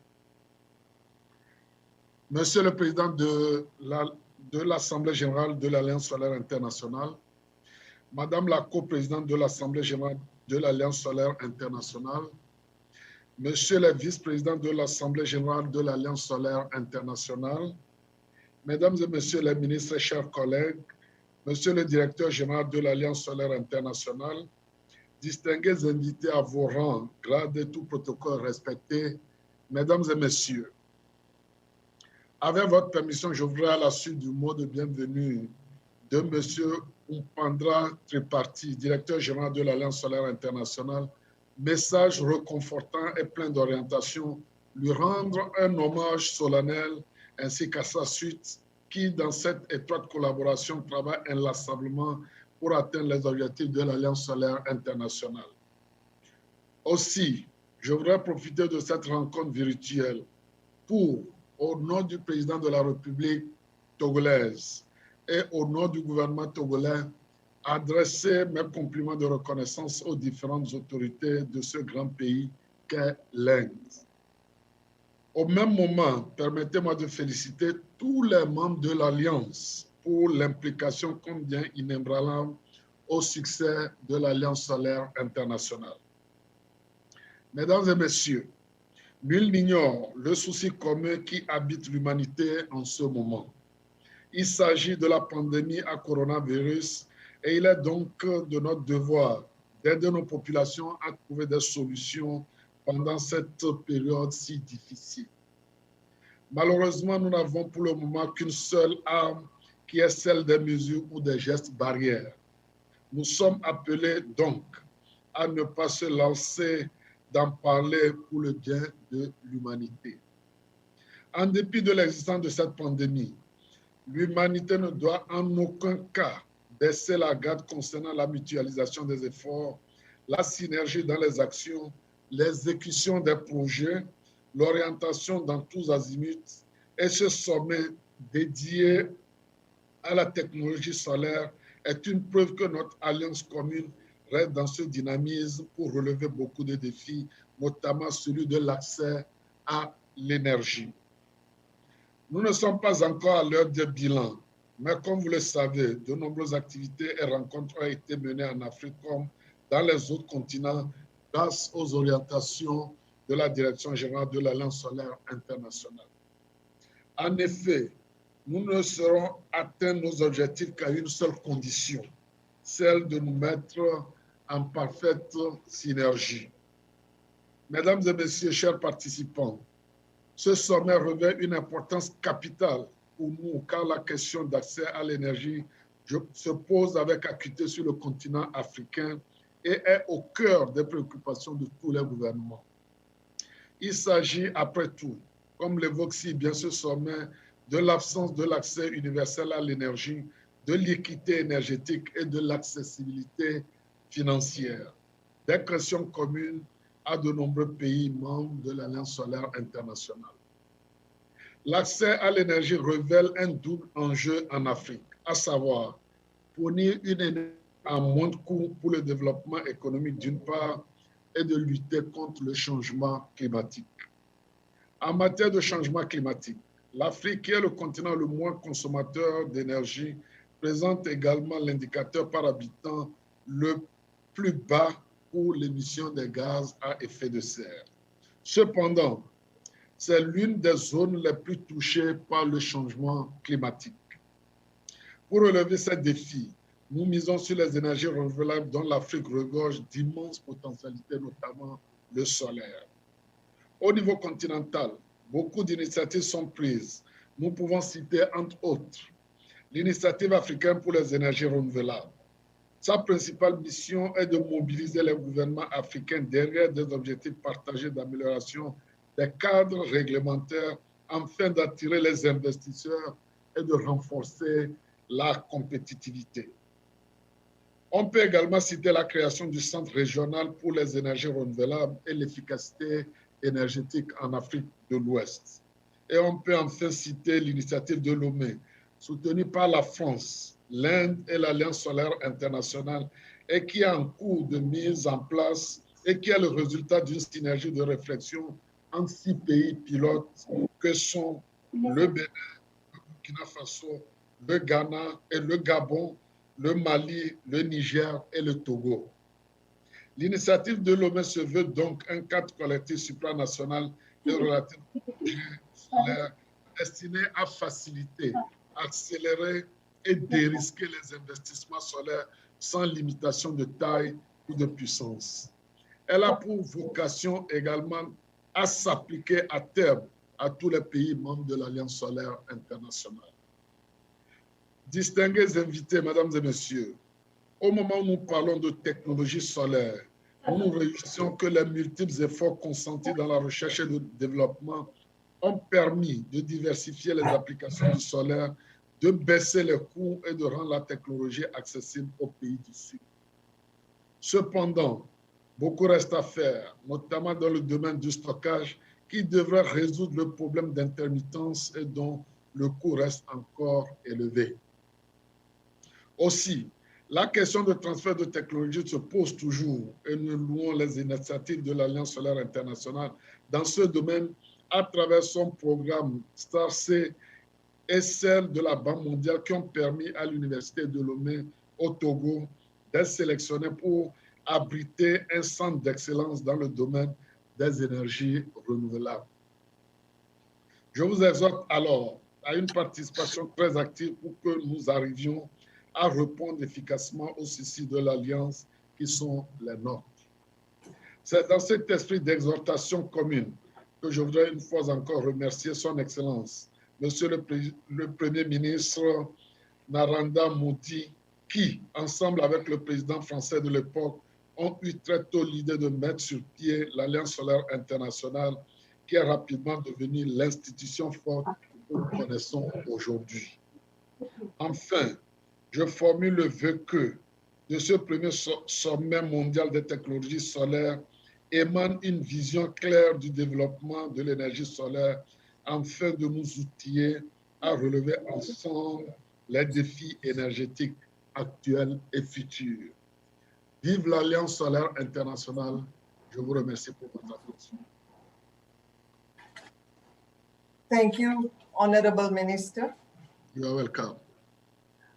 I request Ms. Kadri Simpson, Commissioner for Energy, European Commission, to present her address. Ms. Simpson is representing the Honorable President, European Commission, on this occasion. Dear Ministers, Your Excellencies, ladies and gentlemen, good afternoon. Greetings from Brussels. And I am very honored to be speaking in the first World Solar Technology Summit and be in front of you today, also on the behalf of the President of the European Commission, Mrs. Ursula von der Leyen. The European Union has been very supportive of the International Solar Alliance from the first day. Last July, the President of the European Commission and President of the European Council and the Prime Minister Modi of India have agreed at the EU-India Summit to reinforce their cooperation in the International Solar Alliance to promote the deployment of solar energy. And deploying solar energy is a way of preparing properly for the future. It means addressing the defining issues for our generation and our countries. These are climate change and access to clean energy for all. And both issues were front of mind when the European Commission launched a Green Deal. We did so less than 12 months ago. And a central tenet of the Green Deal is that by the middle of this century, Europe will be a carbon neutral continent, and that it will work hand in hand with international partners for a global clean energy transition. Renewables, including solar, have a key role to play in cost-efficient tackling climate change, while enhancing energy security, creating jobs and growth. And they also give consumers a greater role in the energy system, empowering them to produce their own energy, and they make our economies more resilient to future crises. And this role places renewables at the core of the European Green Deal and the EU's growth strategy. The COVID crisis has changed a lot in the world around us, and dealing with the effects of the COVID crisis, repairing our economies and preventing a destructive climate change in the future are part of the same challenges.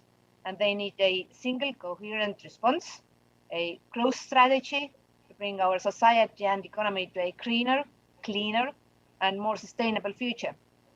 And that's why the European Commission has launched a recovery package worth of 750 billion euros with a strong focus on green recovery. So at least 30% of that money will be going to green and sustainable projects. And the recovery plan for Europe sends a clear message. We repair our economy, not by building back what was there before, but by investing in the future sources of growth. And solar photovoltaic is a key sector in this regard, because it is a key technology for the energy system we want. It is decarbonized, cost-effective, and sustainable, and it is an investment that brings growth and jobs. And for European Union, we had an installed capacity of 134 gigawatts last year, and we want to see the growth significantly by 2030. And our aim is to be close to 1,000 gigawatts as possible by 2050. And many things need to fall into place for that to happen. But there is a strong enthusiasm about renewables in Europe growing every day, and we are set to surpass this year our 2020 targets for renewable energy. And our EU member states have committed in their national energy climate plans to achieve an even higher level of renewables that was set in our official target for 2030. The transition towards renewable energy is now well engaged in Europe, and we want to accompany this trend with a set of new policies. And to tap into a full potential of direct and indirect electrification across the whole economy, we have adopted before the summer a strategy on energy system integration and a dedicated strategy on hydrogen. And our aim is to increase flexibility for the electricity sector, bringing electricity at competitive price to our industries and citizens, and setting Europe on the path towards climate neutrality by 2050. And we are now about to present a 2030 climate target plan, which will set a new and higher target for reducing greenhouse gas emissions in Europe already by 2030. And we will support this new ambition with our offshore renewable energy strategy, a key element of our pro-renewables economic recovery push, and our renovation wave initiative to double the rate of building renovation in Europe. And both are relevant for deploying solar technologies. And by mid-October, for the first time, the European Commission will present a competitiveness progress report so that we can get a helicopter view of the key technologies we have, and we will take a closer look at the state of play for solar technologies. I have said a lot about plans here in Europe, but when it comes to solar, we are all in this together. Today's summit is an excellent starting point to build a broad global coalition which shares the same ambition. And promoting solar energy is a key point we raise in our dialogues with countries all over the world. The topic was at the center of our discussions with the African Union earlier this year, and I believe we should all take the opportunity of the EU African Union Summit on 28th and 29th October to discuss unlimited solar power generation, notably in terms of costs, bringing cheap electricity and creating local skills and jobs.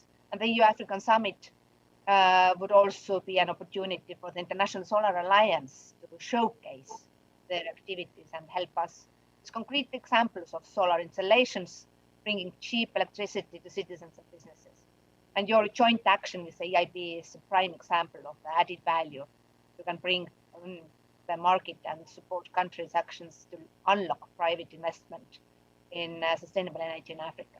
Your Excellencies, ladies and gentlemen, today is all about collaborating and sharing knowledge and ideas, getting the critical momentum for the sector to thrive in all of our regions.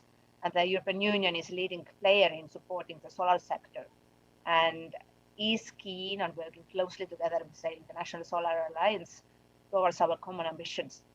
And if our actions match our ambition, we will show that we learned our lessons from COVID crisis and we'll make the most of the global drive to recovery to help prepare a brighter future for all of us. So thank you for listening. I wish you all a very successful summit. Thank you, Ms. Simpson, for that. In the absence of the President, the co-president's video message will be the concluding message at the summit. So now I'd like to direct your attention to a video message from Her Excellency, Ms. Barbara Pompili, Honorable Minister of Ecological Transition, Government of France, and co-president of the ISA Assembly. Your Excellency, Prime Minister Narendra Modi, dear Minister of Power, New and Renewable Energies and Skill Development, Mr. Singh, Mr. Director General Upendra Tripathi, Excellencies, I am so sorry that I was not able to attend the International Solar Alliance today, but I sincerely wanted to share with you all my support and my kindest regards. I also wanted to thank you. Thanks for organizing that summit. And thanks for maintaining it despite the difficult circumstances that affect us all. Facing the greatest challenge in human history, we need solar energy more than ever before to provide us with clean, green, and renewable energy. Let's not forget that its recent success is based on strong political commitments and favorable regulatory frameworks, which have made solar energy a very competitive source of energy. And we have to keep going. France has committed to do so. We have put in place a multi-year energy program that supports the development of solar energy. We plan to double the installed capacity of our national photovoltaic fleet by 2023 and double it again in the next 5 years. Through its low-carbon strategy, France also encourages solar application to decarbonize all sectors of its economy.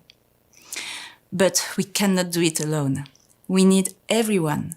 We need you, so that we all can support together the development of renewable energies. It is a question of reaching a new, higher level of human development, sustainable development, respect of our planet and biodiversity, clean energy for all.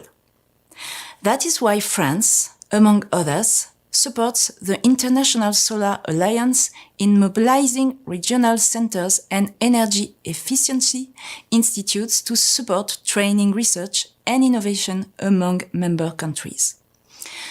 Only from cooperation will come innovative solutions that will be deployed on a large scale tomorrow. Excellencies, I would like to congratulate India for its remarkable success in developing solar energy and its very ambitious objectives. And we now have to face, all of us, the economic consequences of COVID-19. I do believe that integrating renewable energy into our recovery plans is a unique opportunity to create jobs, to stimulate technological innovation, and mostly to align our today's needs with our long-term climate objectives. In other words, solar is part of our shared future. In that perspective, the International Solar Alliance has a key role to play. It has proved many times its effectiveness in creating new opportunities for solar energy. And let me say that, as Vice President, France is more committed than ever, alongside India and its partners, to achieve these goals. Since late August, our alliance can expand further. All United Nations member states now have the possibility to join the alliance. For our alliance for solar energy, I wish the best possible future. Thank you all. Thank you. And finally, on behalf of ISA Secretariat, I invite Ms. Fiona Bourne, Director, Governance, Resources and Innovation, ISA, to propose a vote of thanks. Thank you. His Excellency Sri R.K. Singh, President of the ISA Assembly, Her Excellency Ms. Barbara Pompili, Co-President of the ISA Assembly, Honourable Ministers, Commissioner of Energy, Director General, and distinguished guests and speakers. It is my absolute privilege to deliver the vote of thanks on behalf of the International Solar Alliance to the speakers of this inaugural session of this first World Solar Technology Summit. As our Director General noted in his opening remarks, we are an action-orientated organisation, and this summit is an opportunity to come together to focus on those innovations in solar technology and the impacts that these developments will have on the deployment of solar energy across ISA member countries and across the globe. Firstly, thank you to our partners from the Action Agenda and for their commitment to solar energy. Secondly, today's inaugural session has heard that solar is a force for good. We've been presented with visions of a solar future, including through storage, mobility, cooling, pumps, large-scale deployment and connections, and cooperation on these issues, including through One Sun, One World, One Grid. We thank our speakers for these insights today, for sharing their visions of a solar world, of the transition to clean, sustainable, renewable energy, to mitigate climate change, and to improve sustainable development outcomes. It has been a pleasure and a privilege to hear from you today. Thank you for setting the scene for today's summit. I have no doubt that the upcoming sessions will be most engaging, most interesting, and most productive, and will only strengthen the commitment of today's participants to the solar journey. So thank you once again, Your Excellencies and distinguished guests. We're most appreciative. Thank you. Dignitaries, ladies and gentlemen, with that we come to the end of this inaugural session. There will be a short break of 15 minutes before the Global CEO session, which will be followed by technical sessions and finally the valedictory session. Thank you all. Goodbye.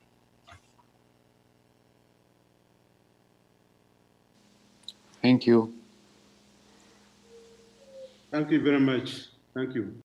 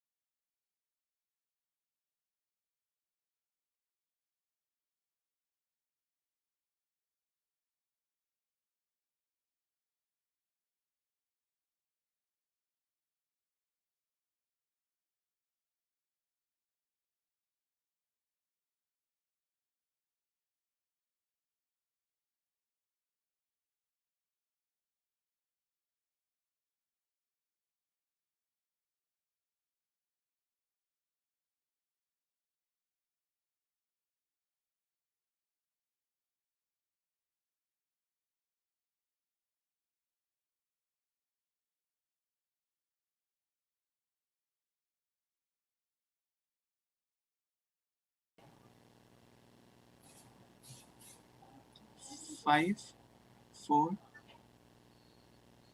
Just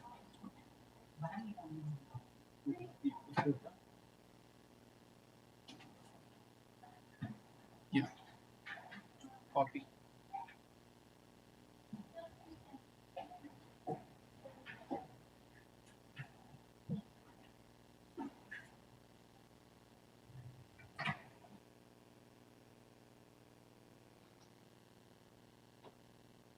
Live. Good evening, a very, very good evening from India, and a warm welcome to our audiences all over the world. The pandemic has changed the way we interact with each other, but today all of us are gathered here to discuss less noticeable changes that will reshape the world for future generations. Let me give you an example. For most of our lifetimes, fossil fuels have dominated the world's global electricity mix, but that's changing today thanks to renewables and, of course, better batteries. According to the Bloomberg NEF's New Energy Outlook, zero carbon energy sources will actually account for 2/3 of the world's electricity by 2050, ending the dominance of fossil fuels. Other research, of course, puts these shares much higher. Here we're talking about the share of solar and wind, which could rise as high as 80% in certain markets, according to Bloomberg. And of course, other sources put this much higher, which you will see in later sessions of this event. With so many changes afoot, we are here joined by global business leaders who will discuss how their businesses are positioning themselves for this change. We have with us Dr. Sangeeta Reddy, President of FICCI and Joint MD of Apollo Hospitals, India's biggest private hospital chain. Mr. Anand Mahindra, Chairman of the Mahindra Group, India's biggest utility vehicles maker. Mr. Jean-Pascal Tricoire, Chairman of Schneider Electric, a global energy management company. Mr. Eric Rondola, CEO of Signify Energy, a world leader in energy-efficient lighting products. Mr. Bertrand Piccard, CEO of Solar Impulse and a passionate advocate for clean energy.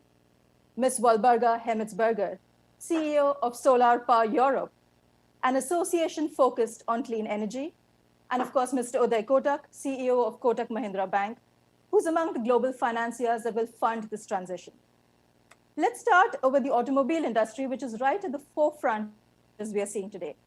Bloomberg NEF predicts that cheaper batteries and better technology will actually help us achieve parity between the traditional combustion engines and electric cars as early as the middle of the century. But of course, the unknown is the pandemic. And so I turn to you, walk us through how you see the situation playing out. Thank you, Jeanette. Your Excellencies, ladies and gentlemen, Jeanette was kind enough to refer to my utility vehicle background, but we're a large diversified group. And we also happen to be one of the largest solar developers in India. So I'm going to focus really on our stint in the solar area and talk more about the renewable energy opportunity in front of us. To begin with, there's an old proverb that says, turn your face towards the sun and the shadows will fall behind you. And indeed, it would be difficult to find a culture that hasn't, since time immemorial, turned its face towards the sun, of course, in awe and worship. And India alone, we have 108 names for Lord Surya, the sun god, including Bhanu, the bright one, Saukya Prada, the bestower of happiness, and Aishwaryada, the bestower of power. But today there's one important difference in the way we look at the sun. The idea of the sun being the harbinger of light is no longer just a poetic metaphor. Lord Surya today can literally bestow light, power, and happiness. And India, as you all know, has the benediction of 300 days of sunshine in the year and the good fortune of access to mind-boggling technological advantages. So it's actually a no-brainer that we could turn to solar energy as the technology of choice. And we have, in fact, done remarkably well on the solar front so far. The National Solar Mission is one of the key missions in the National Action Plan on Climate Change in India. India happens to be a world leader in renewable energy penetration, with nearly 39 gigawatts installed and another 40 GW under various stages of development or construction. Installed capacity is expected to jump almost 270 times between 2010 and the end of 2020. But the best news of all is that India today is amongst one of the lowest cost producers of solar power in the world. In 2010, the cost of solar power was about 17.9 rupees per unit. And in 2020, competitive tariff-based bids were received at 2.36 rupees per unit. So solar energy can compete on its own economic merit against any other source of energy. Going forward, there are so many exciting technologies within reach. For India, floating solar is a technology that overcomes the constraint of land availability and cost. And I'm also personally very intrigued by technologies that kill two birds with one stone and more, in fact. In Gujarat, more than 80,000 kilometers of existing irrigation canals are covered with solar panels. The electricity generated goes to the farmers. The covering prevents the evaporation of water, and the presence of shade curbs the growth of destructive algae in the water. Now, many of my fellow panelists are more qualified than me to talk about technology. But as a businessman, I do see a confluence of factors that spells opportunity for India. Indeed, a more aggressive stance in the solar space is almost being forced upon us, because the COVID crisis has sharply underlined that our manufacturing capabilities are woefully inadequate, both for our needs and ambitions. Even without the crisis, as a scale deployer of solar power, we need manufacturing preeminence. And this, in fact, coincides with our national priorities that include Atmanirbhar Bharat, the revival of small businesses, and the creation of jobs. A sustainable domestic manufacturing industry can create 50,000 direct and over 125,000 indirect jobs just in the next 5 years. But for us, cost competitiveness is going to be key. Which brings me to India's much wanted skills of frugal innovation. Where on earth is it hiding, particularly in the solar space? China has close to 40,000 patents in solar technology. India has but 246. Yet, we are the nation that sent Chandrayaan-2 to Mars at less than the cost of some Hollywood movies. We are good in India at working miracles at what I like to call the lowest cost per unit of innovation. Lowest cost per unit of innovation. If solar energy is our future, are we incentivizing innovation in this area enough?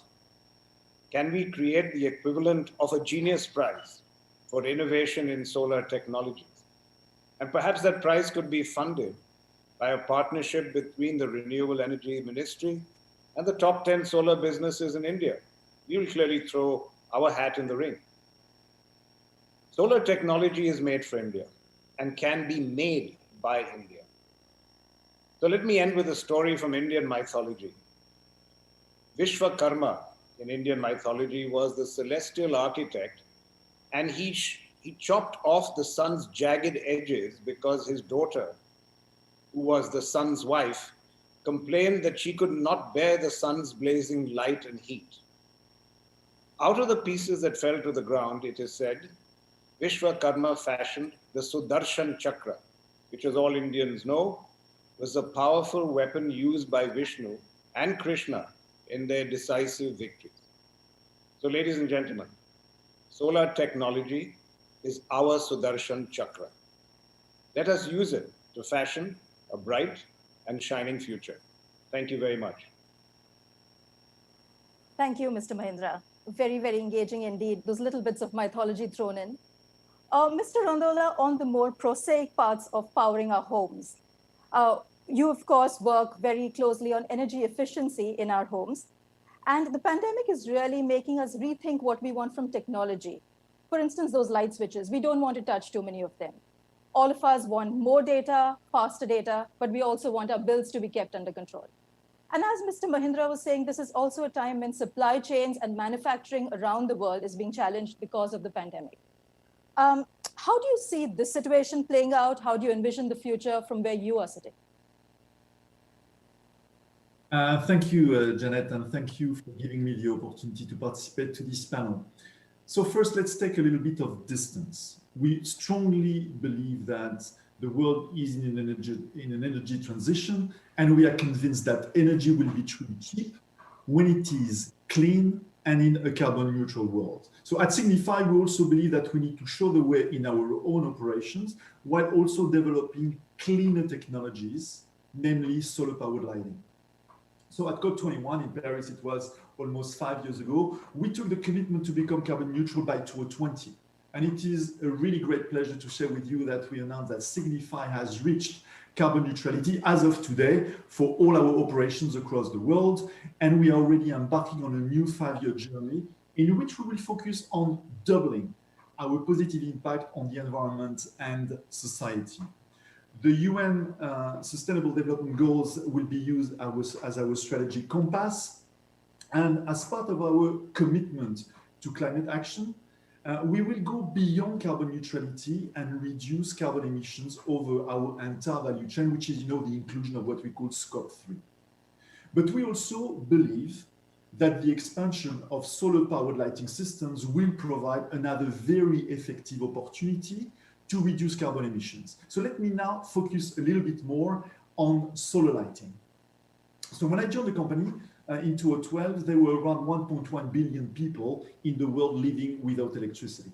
Today, the figure is around 840 million. A good portion of this progress is due to the good efforts of the Indian government in providing access. For rural off-grid communities, solar lanterns are the equivalent of the incandescent light bulb of a century ago. They completely transform lives. But for emerging and developing countries, solar also provides the means to leapfrog an energy-efficient digital technology and infrastructure. In fact, in this decade of climate action, it will be virtually impossible to reach the goals of the Paris Agreement without solar power. So we need it. We need both centralized solar systems and distributed solar systems, which is solar powered from panels on rooftops, as we have talked about previously, and streets and lighting poles, as well as solar lanterns. These complement completely each other. But there still remain massive challenges in providing the latter. In India, I am proud that our solar lighting can be found in more than 30,000 villages, but there are more than 629,000 villages in India alone. The issue globally is scaling up. Take Africa, for instance, where we are seeing access to electricity slowing down. If this isn't addressed, there will still be 800 million people without access by 2030. The challenge is how do we aggregate demand and create business models that give people on low income access to electricity and light? Well, we believe there are two must-haves. The first one is an ecosystem to deliver and install at remote communities and crucially provide on-site local maintenance and technical support. The second must-have is financing. Investment is needed from multilateral development banks and from governments themselves. They can kickstart development, leapfrogging to digital infrastructure and new business models like pay-as-you-go, balancing the needs of people now with the promise of revenues and benefits in the future. It really creates what we believe is a virtuous circle. I've seen it myself, how access to electricity and light transforms communities and reaps huge socioeconomic results, allowing businesses to develop and people to flourish. Globally, we are talking about 200 to 300 million households that will benefit greatly at cost of around 10 billion. That's an investment of just 1 billion a year to provide universal access to light by 2030. That, ladies and gentlemen, should be our goal, universal access to light by 2030. With the political will, support of banks and industry, we can make this happen. It will be an important and inclusive building block of the carbon neutral work we collectively aspire to create. Thank you. Thank you, Mr. Rondola. Next up, we have Monsieur Trécoire. Mr. Rondola was speaking about local communities, about the rural areas, about creating a network of advocates for clean energy. This is actually an area your company, Schneider Electric, has worked very passionately in.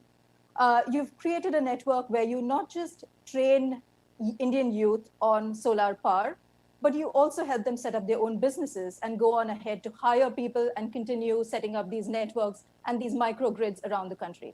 Would you like to let us into your world and talk a little about the work that you're doing in the space? Yeah, Jeanette, and thank you for having me on this panel. It's a great pleasure to be with my fellow panelists. Look, we have to realize this is not an energy transition; it's an energy revolution. On revolution due to technology, on a revolution to address the big challenge of giving access to all to energy on Earth, which is a fantastic duty that we have, and at the same time fighting climate change. So we believe at Schneider that you can bridge progress on sustainability for all by combining the new technology. And when you speak about revolution, it's a little bit about technology, but it's a lot about managing the change, on bringing people to change their habit of thinking, the energy system, the way they live with energy, on embarking the right number of people around this evolution, on skilling those people to make sure that change will happen. So when we look at the old equation of renewable today, we just think it's not only about renewable, it's first above digital. Because digital is first the door to efficiency. Smart homes, smart buildings, smart manufacturing, smart cities, because digital helps you to make everything more efficient, but at the same time, it allows you to manage the intermittency of renewables. Second step is electrification, because electrification is the only way to decarbonize. And third is the use and the combination, as you said in your introduction, of renewable, and particularly solar and storage, so that you can produce a green source of electricity. So save, electrify, and decarbonize. This is a magic combination. And if we want to do that, we need to associate people and train people to rethink the chain of energy and associate those technologies together so that there is a system that works well. And I share with Anand what Anand said before. I think India is in a leading position to change this equation of energy for many reasons. It has somewhere the advantage of late mover in the chain of energy. So there are plenty of places where the electrification which is taking place can start from the beginning with the new technologies and adopt the latest of the technologies in the world. It has this incredible combination of industry in electricity and to be a world reference in digital. And the two have to be combined to promote the usage of renewable resources. India's sun, which is important for solar, and solar is developing very, very fast. And of course, India has a very dynamic young population, which has a passion for education and technology. And finally, I also share the view of Anand when he says that there is in India the genius to develop innovation at cost which is affordable. And for a revolution to happen, the cost of the new solution has to be lesser than the solution of the past. And clearly, the combination of solar, storage, and digital is on that path and can revolutionize this. So we saw that, and we have actually, because of what I was just saying, last week we are increasing considerably our forces in India by merging Schneider with Larsen & Toubro Electrical. And we are putting that into place to do everything that I was just saying before. Combining R&D to make local innovation that fits the market and also respond to the needs of all of the countries which face the same issues as India. Manufacturing in India and making sure that we can supply locally the market, but also export from India. And more so, be deeply rooted in India with 25,000 colleagues of Schneider and Larsen & Toubro together, so that we can train a larger ecosystem of people that we can associate to the change and to this revolution. So if I look back over the past 10 years, we started that 10 years ago, and based on what I was saying, we have today 4 million people who are benefiting of solar solutions in their homes or in their communities. Among that, we have created 150 solar microgrids for rural communities, which themselves are powering more families across villages. To do that and to make that possible, we realize soon that you just don't deliver your technology. What you do, you have to train people who will be interested locally to take care of the system of their community. So we've trained 150,000 electricians, and we plan to train 500,000 in the next coming 5 years to make sure that they get a new job, they get a new vocation, and we help the most entrepreneurs of them to create their own companies. So today you have from those communities of farmers that became electricians, 300 who created their own companies that we funded and that we help developing. So that is, as always, innovation can work if you start from the people. The values that solar bring to the user, to a village, to a family, to a home is obvious. But if you want to make it work, you have to make sure that you engineer and skill the whole chain of people who can bring that together and do it very locally. I would insist on one thing, is that this is possible within a community. This is also important that we do it between our companies, because doing that revolution of energy means a combination of many of the efforts of companies, and particularly of the companies around this panel tonight. ISA is essential because it's a platform for dialogue, on a platform where we can meet and build projects together. And second, the intervention and the support of government is essential, and especially at the time where every geography is putting into place packages of recovery. It's really important, as was said before, that we prepare for the world of tomorrow, and that those packages are both fair and green. So count on us to keep developing solar, and count on us to develop it together. Thank you. Thank you, Mr. Trickwar. Dr. Reddy, you're next. Of course, it's easy to talk about solar and clean energy when we're talking about cars, when we're talking about lighting systems. The pharma sector is not so intuitively linked to all of this, and that makes it even more interesting. I'm very keen to hear from you about what your sector is looking at within the clean and sustainable space. Over to you. Thank you, Jeanette, and good evening, good afternoon to friends from all over and your excellencies. It is a pleasure indeed to be sharing thoughts on such an important subject. India is indeed a country of 1.3 billion sun worshippers, but I think all of us here today share a common cause, and we are evangelists of a shared, cleaner, greener future. Around the world, the COVID lockdown enabled many people to experience blue skies, to see mountains.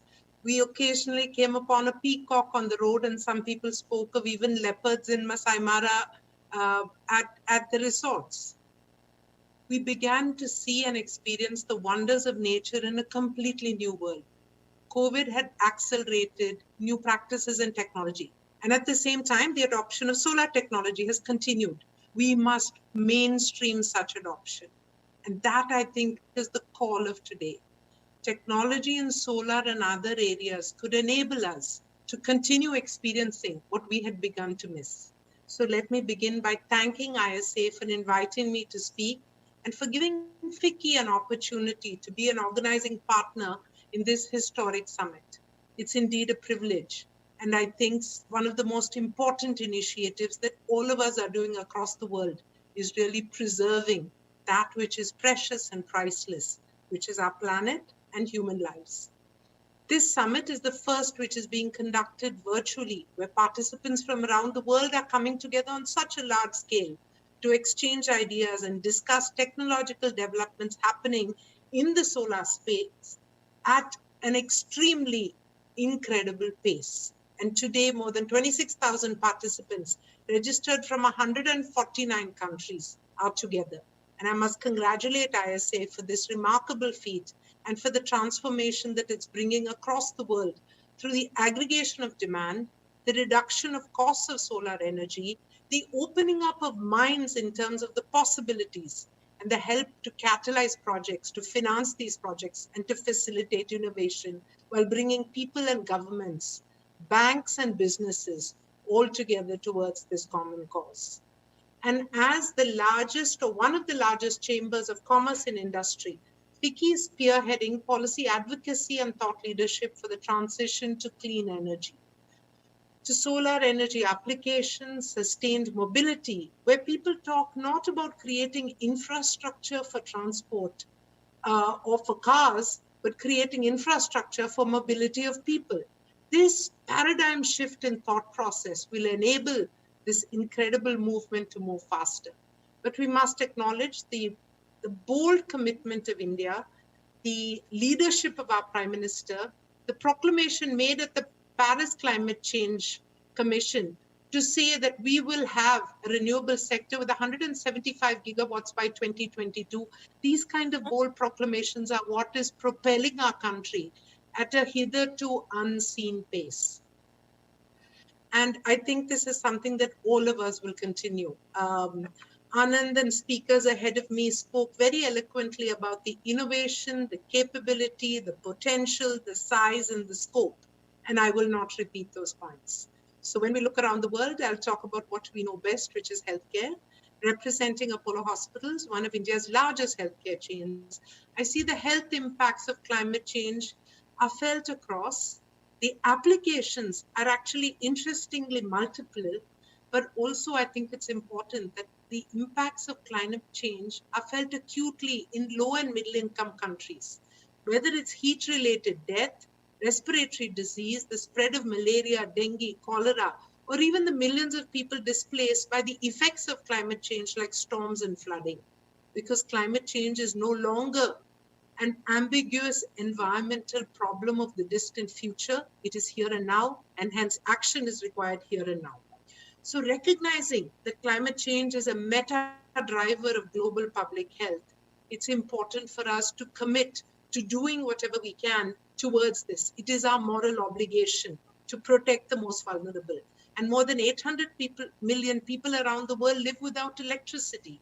In health sector, clinics, maternity wards, surgical blocks, medical warehouses and laboratories rely on electricity to refrigerate medicines, to power lights, to sterilize equipment, and to operate life-saving surgeries or devices.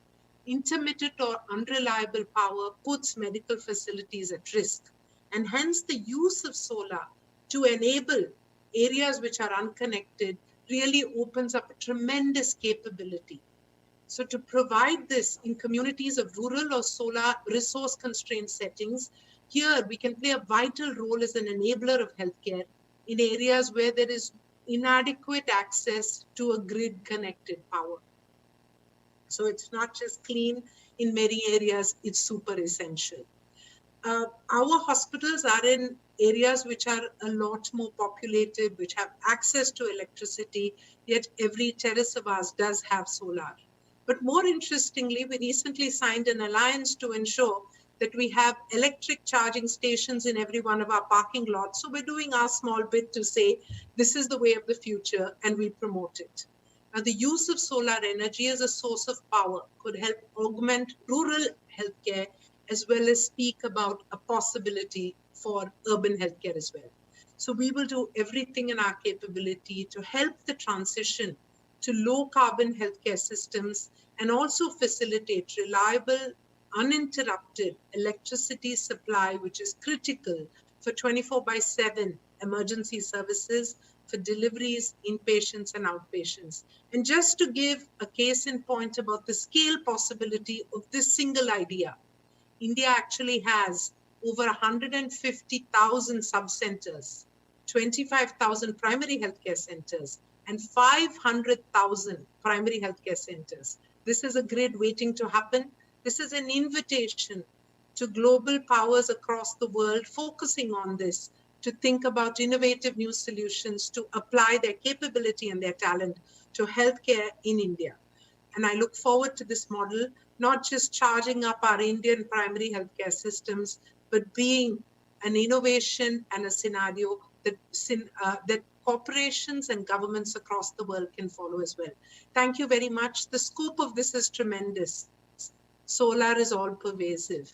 So it is my pleasure to share just one point, but I think eminent panelists are going to continue in this in any area which can help a cleaner, greener, and more positive world is a future or a shared future that we must leave behind for our children. Thank you. Thank you, Dr. Reddy. Mr. Kotak, over to you. All of our speakers have laid out their vision, but you, of course, need to provide the money for all of this. Whom will you finance and why? Thank you, Janet. Really delighted and honored to be invited on behalf of CII by the International Solar Alliance for the first Solar Tech engagement. This is a unique initiative by India and France to create a robust body in International Solar Alliance. And its time is now. A cooperation across countries, especially countries with the ability to produce huge quantities of power through solar, is the way for the future of the planet Earth. So just some facts in terms of where India is. We are today at 88 gigawatts of renewable energy. As of today, wind power is marginally ahead of solar power at 38 gigawatts versus solar power at 35 gigawatts. The current projections of the government are 88 gigawatts of renewable energy to go to 175 in 2 years, which means we double capacity in the next 2 years. And the speed at which solar is going, it will be ahead of all other forms of renewable power in India. This has been powered, as Anand rightly said, along with India now becoming amongst the lowest cost producers of power through solar. One of the reasons why this has happened is because of the cost of the cell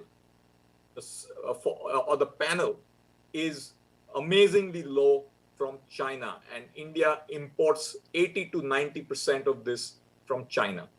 The time has come for India to dramatically increase domestic cell capacity. We currently produce 3 gigawatts of capacity when the demand is 20 gigawatts a year. Therefore, this huge gap between domestic supply and domestic demand at an efficient cost is one of the biggest challenges and opportunities for India in its journey of Atmanirbhar Bharat.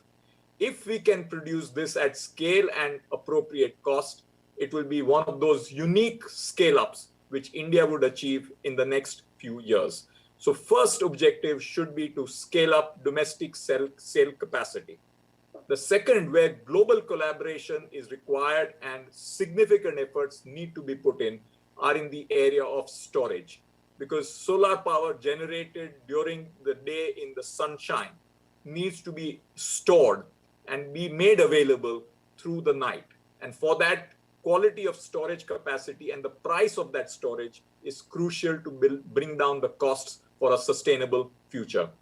And then last but not the least is coming to the point of financing. The current cost of financing solar projects in India is extremely high. An average project is about 15 to 20 years. And it is not possible to depend on bank financing alone because the tenor of this financing is significantly larger than the liability or the deposit side of the banks. We therefore need to really create a format of what I call as development finance. And it is something which I would recommend strongly, both along with global institutions and including development global finance institutions, as well as to the Indian government, to strengthen the concept of development financial institutions within India. And it is time to build an infrastructure financing institution with strength, particularly in the area of renewable energy and solar energy. And we need to be able to put equity and be able to price the cost of debt significantly lower than where it is. Today, the cost of debt is in the range of 8 to 11%.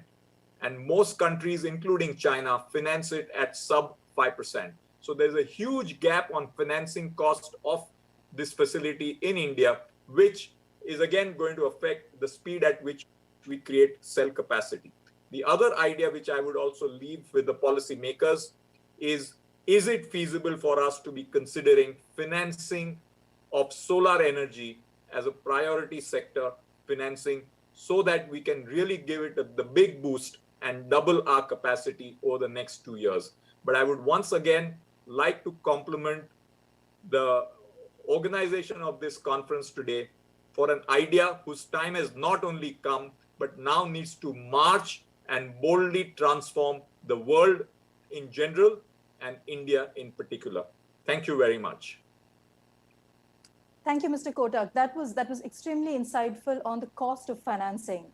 Mr. Pickard, you of course have famously flown a plane because just to show our leaders that we can fly that. Several members of this panel have spoken about the need to really leapfrog, the need to provide technologies that aren't being built to scale today. Mr. Kotak was talking about what governments should do more to encourage solar and clean energy. We have an audience today all around the world. We have several ministers, we have several ambassadors.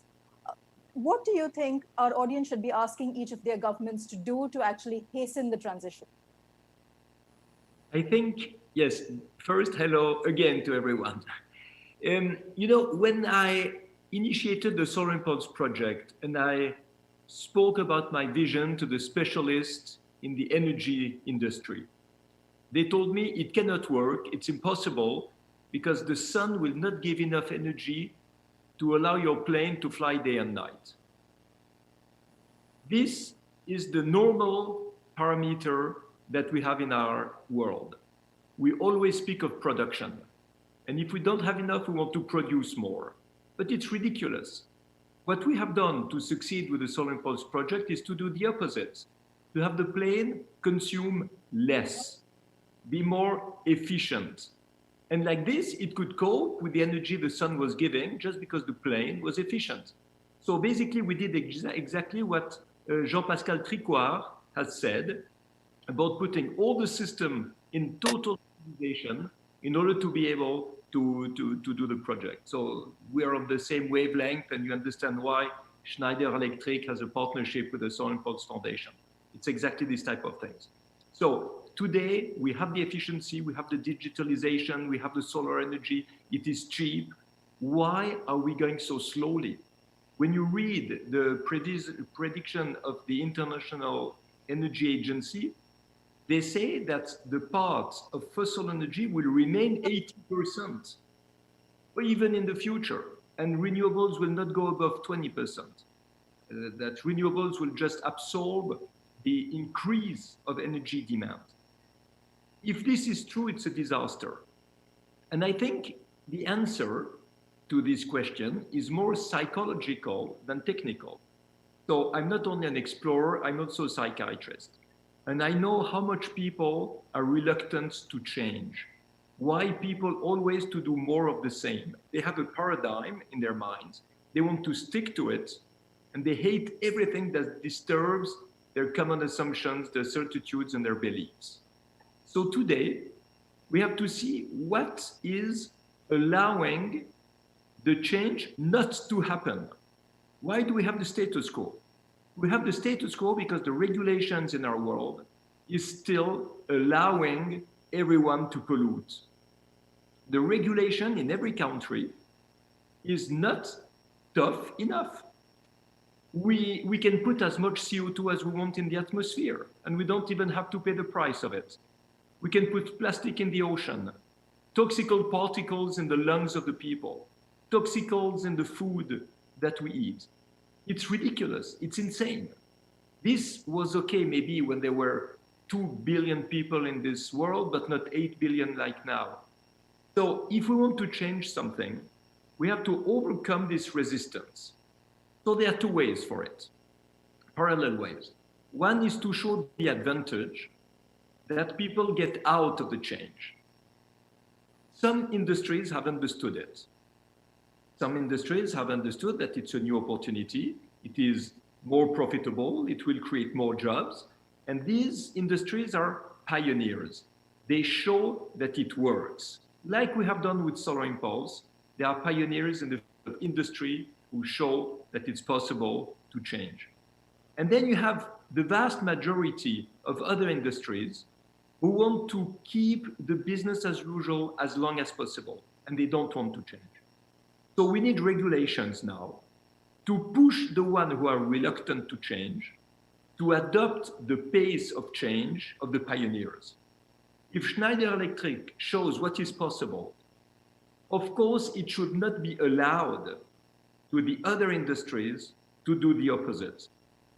And if you notice, until now, a lot of the promotion of solar energy was made by environmental activists.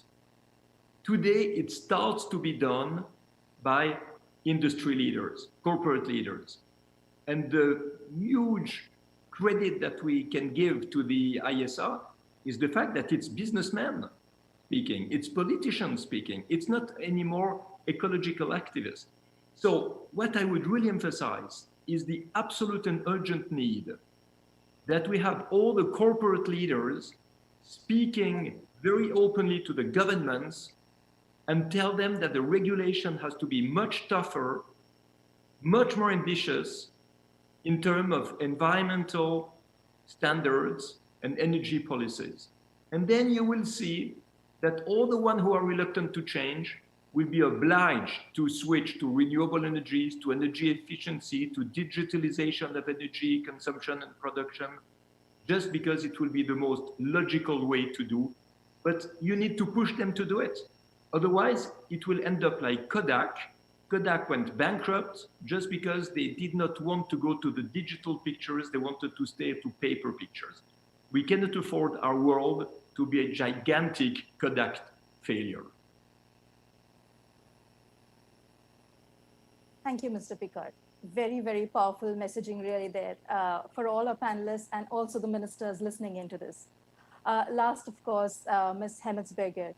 You are leading an association that's pushing exactly this. You want to hasten the implementation of solar.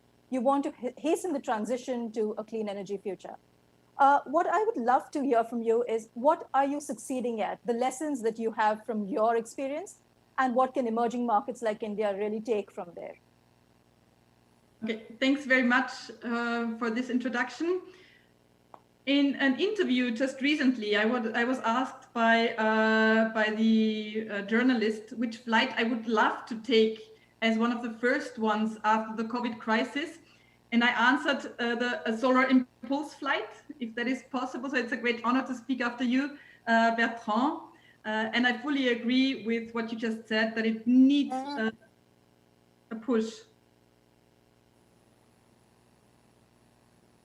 So thanks very much for inviting me and good afternoon from Brussels. I'm delighted to speak to you today. Dear ladies and gentlemen, dear excellencies. Solar Power Europe is the leading European solar association representing the entire value chain of solar in Europe. We have more than 200 members, and we want to make sure that solar is the leading energy source by 2030 in Europe. So when it comes to solar, we have seen an incredible cost reduction since 2010. So PV technology costs have been reduced by 85%. So solar is today the cheapest energy technology in many parts of the world, by far outcompeting fossil fuels. In the long run, we believe there's no question solar will become the main energy source globally. For Europe, we have just recently modeled that in our 100% Renewable Europe study. And what we see is that, not surprisingly, solar is the cheapest technology, therefore also prevailing in this equation. So our model shows that we're talking about in between 50 to 60% of energy consumed by 2040 or 2050, depending a little bit on the ambitions. However, the crucial question is when the solar share will be large enough so that the Paris 1.5 degree target can be met. And many of the speakers have mentioned it already, it's fair to say that we are all united in the strong will to save our planet from a climate crisis and make it a better place to live in. So what is key, and let me start with that one, what is key are three parties. It's very important to have corporates taking that on board. And I mentioned that because we have a number of CEOs of very important companies here with us today. Last year, corporations bought a record amount of renewable energy through power purchase agreements. So it's corporates who are really pulling demand, which makes it possible that solar can lead. So it's not just corporates asking for rules, as Bertrand just mentioned, but it's about corporates buying renewables. We also have to take citizens along. Solar today is Europe's favorite energy source for citizens, and we want to keep it like that. And I'm sure it's similar in other parts of the world. We need to work hand in hand with citizens and communities to overcome the social acceptance barriers. So most often it's only due to a lack of dialogue with local stakeholders and misconceptions about the environmental impact. So we really need to strengthen that dialogue and overcome the gap. And last but not least, it's governments which are the facilitators. It's not just that they should facilitate corporates buying renewables, they also need to invest in infrastructure. And actually, the COVID crisis is bringing a large opportunity for governments not just to play the role of a facilitator, but of an accelerator. The green recovery after COVID is key and is a huge opportunity. So governments can roll out rooftop programs. For example, in Europe, 90% of the roofs are still unused. So that is where governments have to come in and should come in and save a lot of CO2. 7 million tons in the case of Europe, if you cover the roofs in Europe. It needs additional solar tenders. I just want to mention the example of Malaysia, where 1 gigawatt additional tenders have just been announced in order to add to the recovery.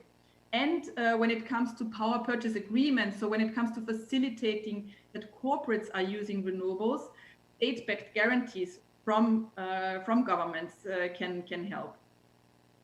And let me just finish by saying we should not stop innovating. PV is constantly improving anyway, but it needs to have continued support.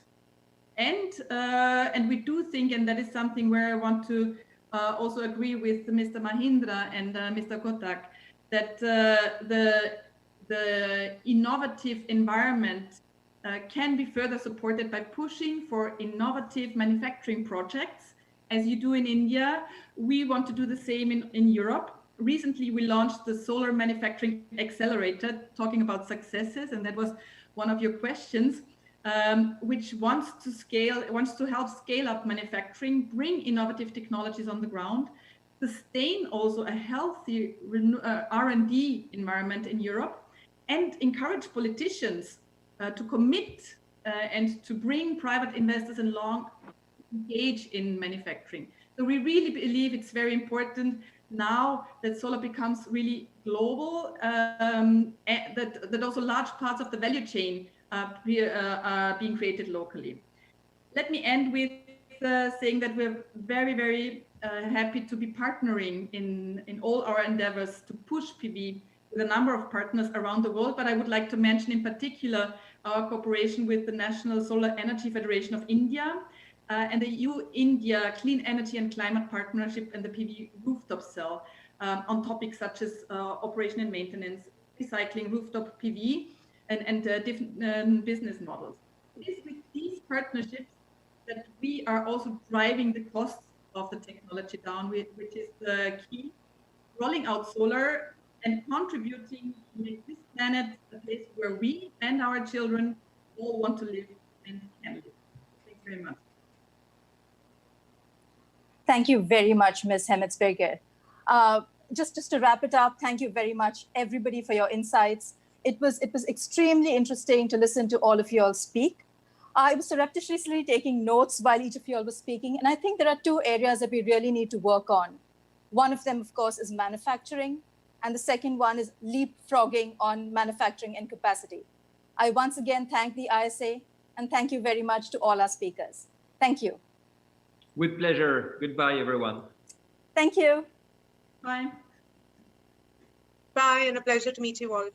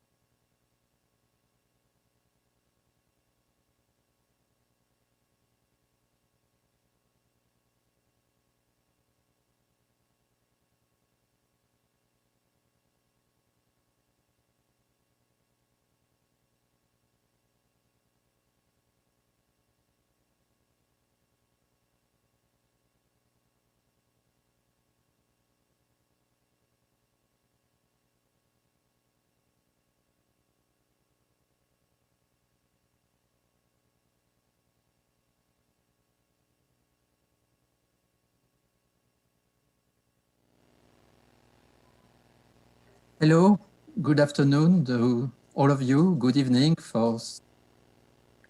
My name is Philippe Malbranche.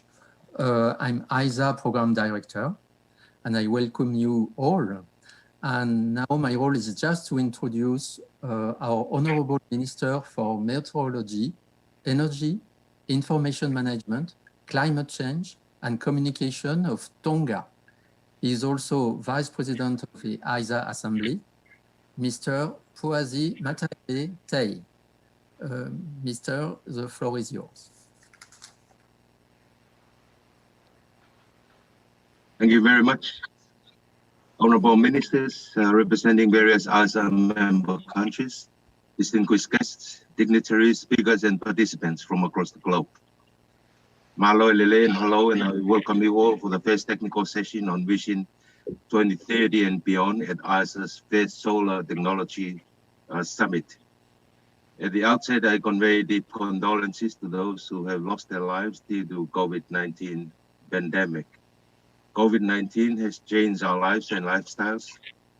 We have learned to work remotely, and today's virtual meeting is a testimony.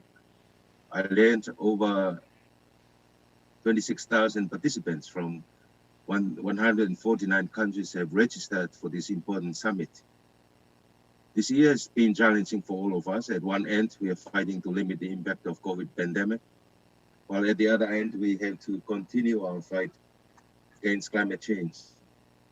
However, our experience have shown us that solar is the common integration solution to fight both of these issues.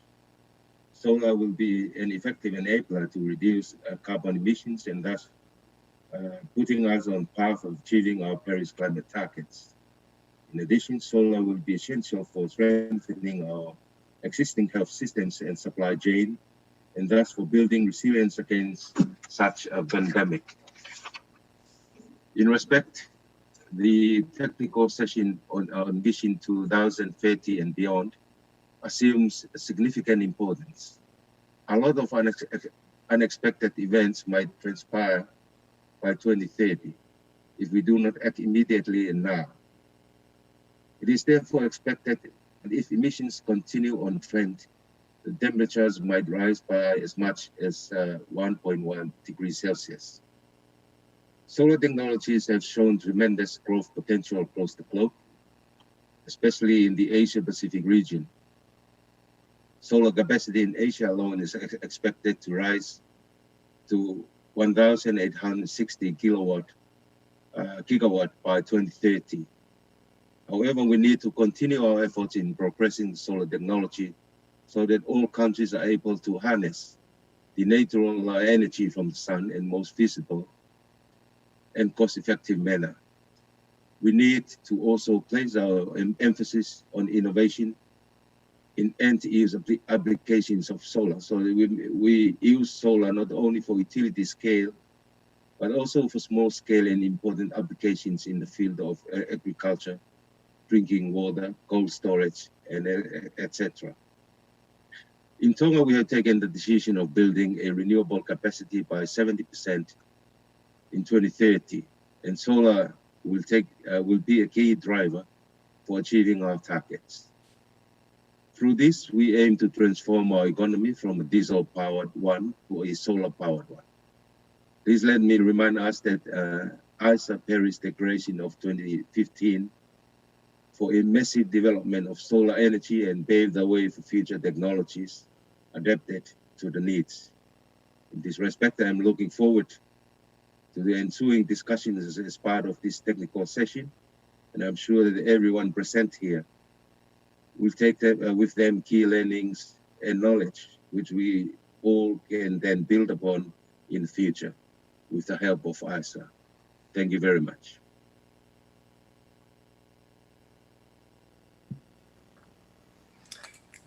Thank you very much, Your Excellency, for this very inspiring speech. I will have the pleasure to moderate this session. My name is Gaëtan Masson. I'm a Belgian and French representative. I'm managing in Belgium the Becquerel Institute, a research company focusing on PV, but I'm here as the operating agent of the task one of the IEA PVPS Technology Collaboration Program, a program from the International Energy Agency, which is dealing with PV for now almost 27 years. I will share 2-3 slides before introducing my fellow speakers.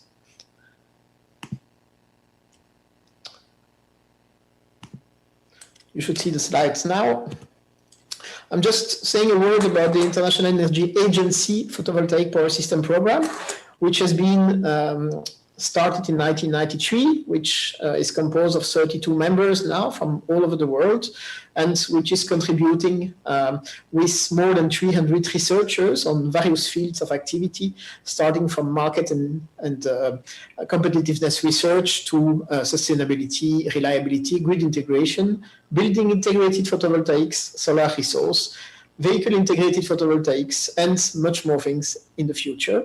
You're welcome to look at the IEAPVPS.org website for more information. And we would be extremely pleased to see more countries joining in a few years. I've just prepared this slide to introduce that very interesting panel about what's going to happen by 2030 and beyond. And I just would like to remind you a certain number of key elements of PV development in the last years. So when we look at how much was installed in 2019 in the world, the top 3 countries were China, with more than 30 gigawatts installed, followed by the 27 countries of the European Union, with 16 gigawatts, the USA, and India is not far behind, to be honest. And in total, this represented, the numbers can still vary a little bit because not all countries reported final statistics yet, but about 115 gigawatts installed just last year, and more than 600 gigawatts of total installed capacity. What is interesting is that PV represents now 3% of the global electricity demand. Alors, you will tell me 3% is not that much, but it happened in less than 10 years. And when we see the speed at which energy develops in general, we're talking in general about decades, not about years. This is quite a fast development. And this development will most probably, and that you will see with some incoming presentations, accelerate even more that we see now in some countries, in the most competitive PV installations, the price of PV electricity, which went below $0.02 per kilowatt hour, $0.02 per kilowatt hour. We have even seen bits below $1.4 per kilowatt hour. I will not enter too much in the detail, but it makes PV the cheapest source, not only of electricity, but energy already today in some countries in the world. And I will finish with that before giving the floor to the other speakers. If we calculate how much CO2 has been avoided in 2019 thanks to PV installations in the world, it's around 700 millions of tons, and converted into the percentage of CO2 which is avoided thanks to PV, it's 1.8% of global CO2 emissions. It's still a small amount, but as you have mentioned, Your Excellency, it's quite an important challenge that we'll have to fulfill in the coming years, and is definitively one of the key solutions. I will just introduce now rapidly the 4 speakers. I will ask you to scrupulously respect the time that you have been allowed for your presentation, even if that one is sometimes a little bit short with regard to everything you have to say. We will start with Professor Christian Breyer from Lappeenranta University of Technology in Finland, and one of the best energy modelers in the world, who will tell you how solar can become the source of electricity of this century. He will be followed by Dr. Susanne Erich. She's German. She's coming from VDMA, which is German Equipment Association, and she's the director of photovoltaic equipment. And she will talk to you about the very known international technology roadmap for photovoltaics, which will present you the state of the technology and its possible evolution.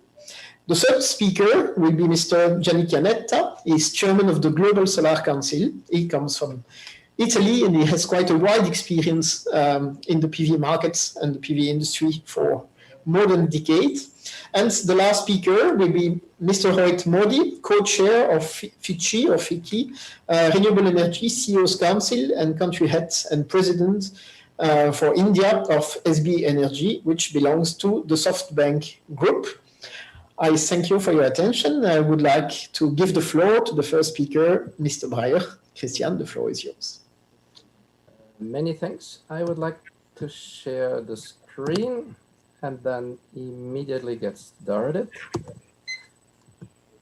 So it's my pleasure for all distinguished followers of today's event and presentation to give an overview on the prospects we can expect with solar energy already in the decades to come.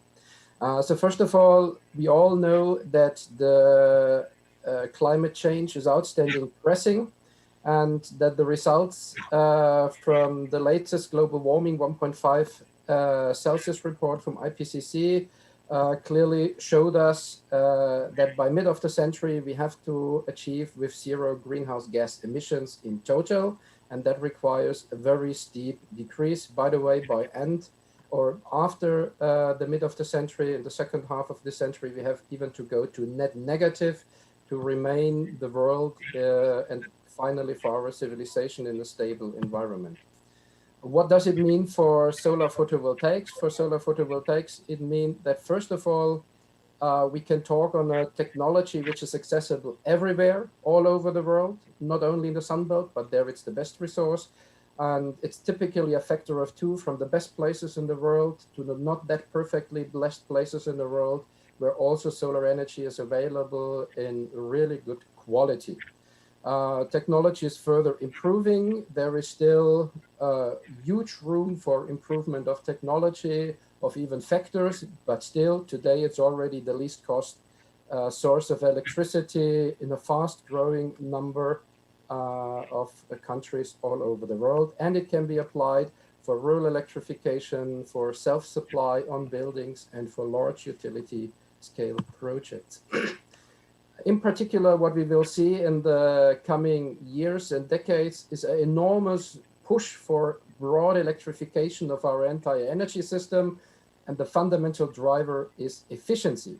And the reason is that practically all combustion processes do not perform well when it comes to efficiency. Go for the power sector, where we have global average efficiencies of a bit better than 1/3.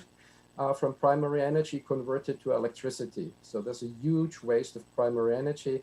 If we have direct conversion of natural flows to electricity, whether it's with solar energy, whether it's with wind energy, whether it's with hydropower, we have much higher efficiencies. Similar trends can be seen in heat and in particular in transportation. When you compare standard combustion cars to all electric vehicles, we see a factor of 3, 4 of higher efficiency, already fully based on electricity, the most valuable form of energy we have available. What will be the key drivers for a PV-induced change? And you see here 4 diagrams. I will briefly go through. Top left, you can see the present cost and a further projected decline of utility-scale PV systems. So today, or around 2020, we are on the least cost source of electricity in most regions in the world, but it will continue depending on further technological development, in particular further ramp up of volumes, and due to that economies of scale. This is just a standard experience curve based on learning what we know since many decades across all industries. The similar trend can be observed with batteries. And this is most important to overcome the day-night cycle. So that can practically more than double the total market for PV with battery storage. However, there is a new further push just on the horizon to massively accelerate demand for PV. And these are electrolyzers, and in particular, low-cost electrolyzers. And the reason is this opens the door for solar energy, for solar electricity to other energy sectors where hydrogen-based solutions are required. So this can be sustainable fuels, sustainable chemicals, and also seasonal balancing, but that might be in the end, maybe the lowest market segment. For fully sustainable fuels, we further need a sustainable carbon source because we still need hydrocarbon fuels and chemicals. And this might be possible with CO2 direct air capture, where we see strong progress for the technology and also declining respective cost. When it comes to the modeling, I will show a few results of what we are doing in the following slides. So there have been recent reports, whether on a global scale, together with Energy Watch Group, or on a European scale with Solar Power Europe. We finally use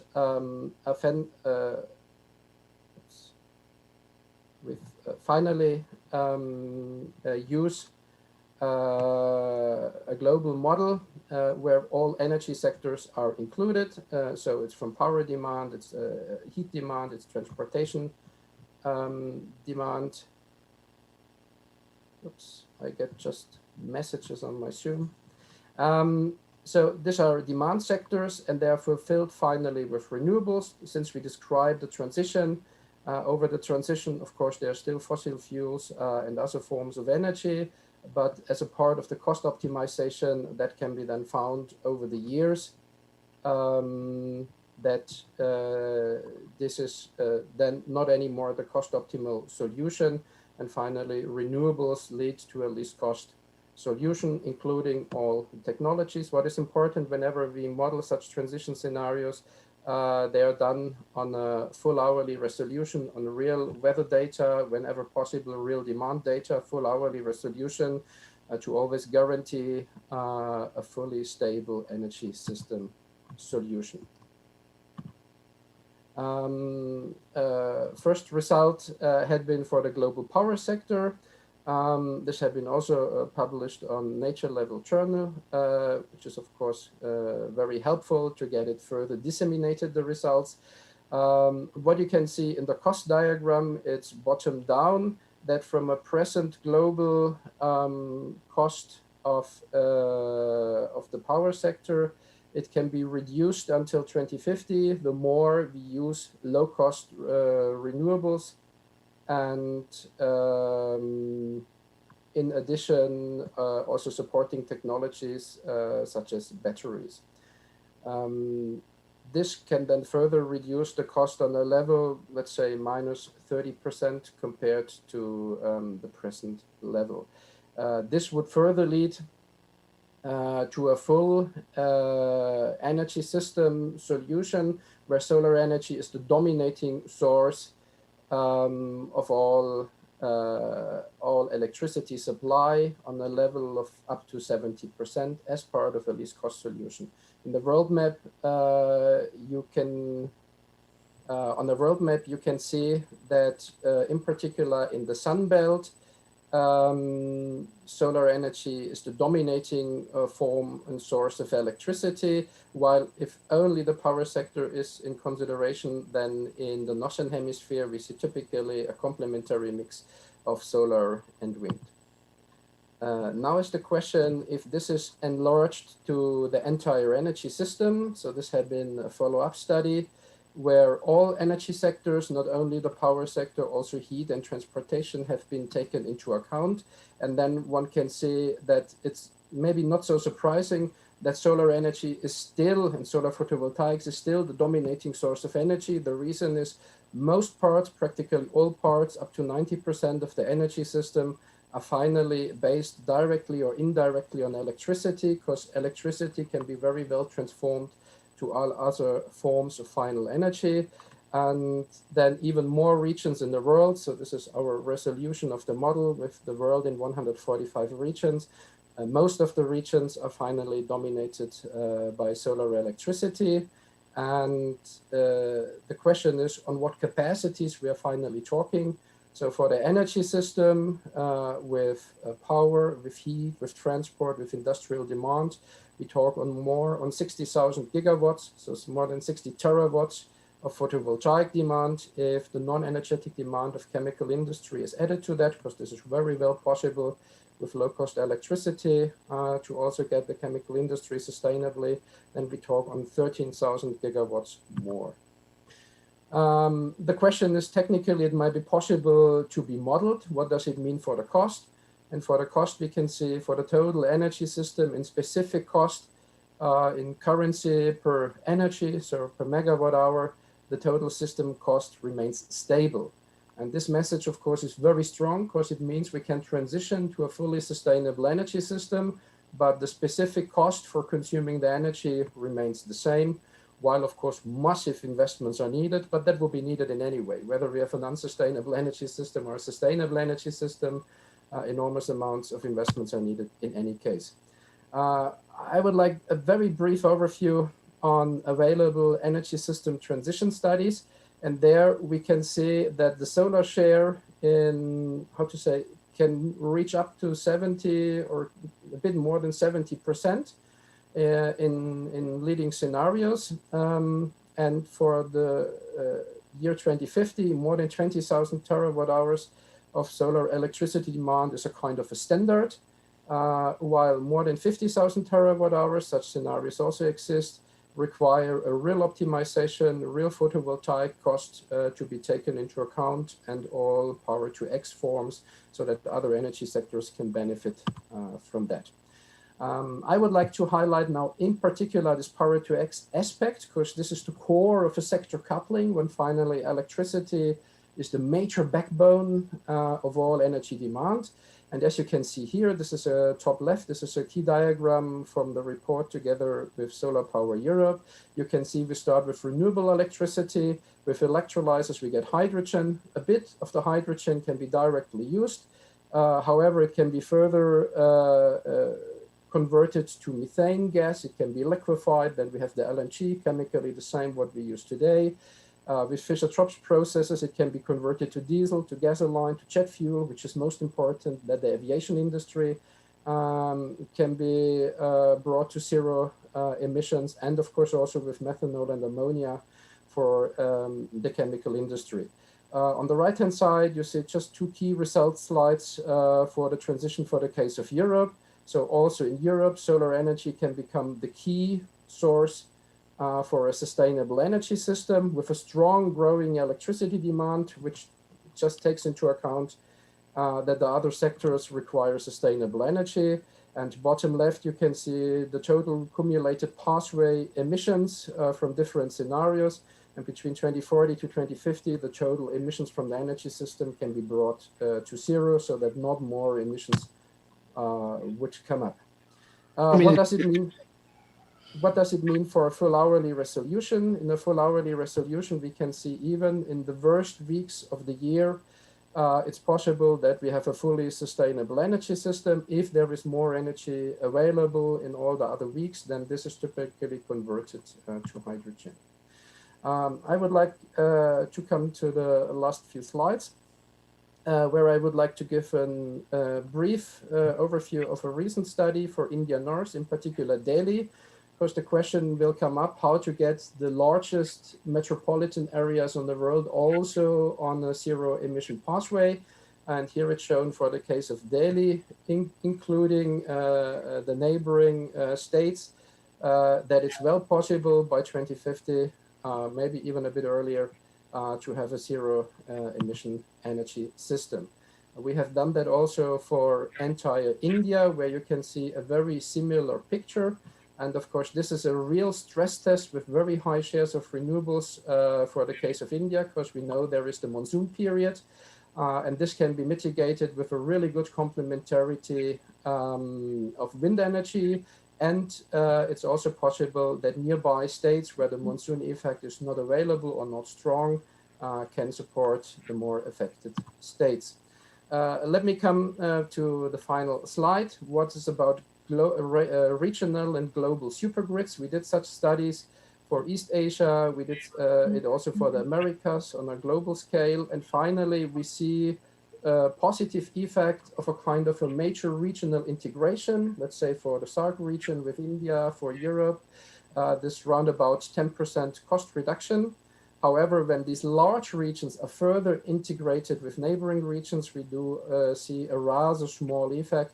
So maybe we will not see global grids. However, what we will see very strongly is an exchange of power to X fuels, so synthetic fuels and chemicals in a kind of a global trading, maybe similar to today's oil trading, because this can generate further benefits. I would like to conclude with my presentation on that level, and it would be a pleasure to see the International Solar Alliance to push further the true value of solar energy all over the world, since not all major international institutions have it already full on the radar screen.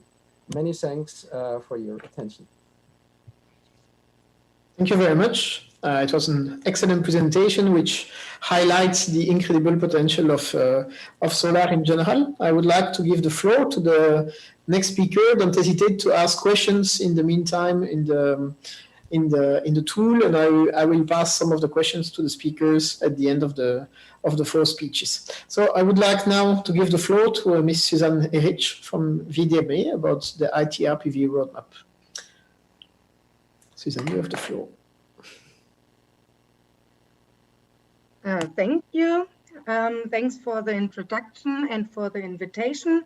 My name is Susanne Erich, and I'm a project manager at VDM's photovoltaic equipment. Today, I want to talk about the ITR-PV, the 11th edition, and about the current trends and the future challenges in silicon PV. First of all, I want to give a short introduction of the VDMA. The VDMA is the leading federation of European engineering. It's the largest industry association in Europe. We have more than 3,200 members, which are organized in 36 sector associations. Moreover, we have 11 specialized departments and a lot of different working groups and forums.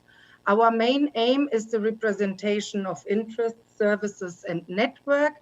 And we in the sector group photovoltaic equipment are yearly running the ITR-PV. So how do we do that? On this slide, you see the methodology and the status. We always consider the whole value chain, starting with the silicon, the crystallization, wafer, cell, module, and system. And in the case of the wafer, the cell, and the module, we always consider materials, processes, and products. We start with the participating companies, and then we do some kind of survey, a questionnaire. The VDMA is responsible for the independent data collection and for the processing. Afterwards, we do a review of the data and prepare a publication. This will be discussed with our regional chairs, which are from China, India, Taiwan, the US, and the EU. And afterwards, we publish the next ITR-PV edition. In the 11th edition, we had more than 57 contributors from Asia, Europe, and the US. And on the diagram in the bottom right, you see that we had a lot of material and equipment suppliers, but also we had PV manufacturers, R&D institutes, and consultings. In my presentation, I want to first start with the PV learning curve. Afterwards, I want to show some results from 2019. And in each of these here seen categories, I want to show one selected results. I will finish my talk with an outlook and a summary. So here you see the PV learning curve. This diagram shows the correlation of the average module sales price and the cumulative PV shipments. And if you compare 2018 and 2019, we had an increase of the cumulative PV shipments, which went along with a decrease in the price. So we can say what we learned from the last years is continued in this year as well. If we compare the monosilicon and the multicrystalline silicon, we can see that in both cases, the price reduction continues. And if we have a closer look to the world market share, we can say that the monosilicon share increased and it's now dominating. Today, we have a share of 65 to 35 when we consider monosilicon to multicrystalline silicon share. And this trend is an ongoing trend in the next decade. A big topic within the ITRPV was the wafer size development. Here you can see the two trends for the multicrystalline and for the monosilicon wafer size. And we see that several new formats appear on the market. And if you have a closer look to the right diagram, you see that the mono will fast use larger formats. The M2, which was the mainstream in the last years, is completely disappearing within the next years up to 2024. G1 and M4 will keep the share. This is possible because existing tools can be used for that. But in the next decade, M6 up to M12 formats will dominate, and therefore new tools with new fabs are required. So we can say that new module formats are flooding the market, and the standardization for the machine and plant engineers is required. If we go to the results to the cell product, here we can see the world market share of different cell technologies. The BASF will disappear after 2024. The PERC technology will stay the PV working horse. It will be the mainstream in the coming years. And also the silicon heterojunction will increase the market share at above 15% in 2030. And when you consider that PERC and silicon heterojunction are already ready for bifacial, you can see here on the bottom that the bifacial cells will gain market share, and the bifacial cells will be at about 80% in 2030. If we have a closer look to the product in the module category, we see here the world market share of different cell dimensions. The half cell share will increase, the full cell decrease, and other formats and sizes are diversifying as well. Last but not least, we see the system components. We see that the power plant installation stays the core application. The rooftop share will stay stable, and we have the niches of the floating PV and the building integrated. Here you can see the last slide. You see different calculated scenarios for PV today and in future. There are several 100 gigawatt markets ahead, and they can be served on today's PV technologies. And what we learned out of the ITRPV is that the PV learning curve continues, but the PV market will remain volatile, especially in Corona season. The ITRPV will provide also in future guidance to handle the PV challenges. And with this, I want to thank you for your attention.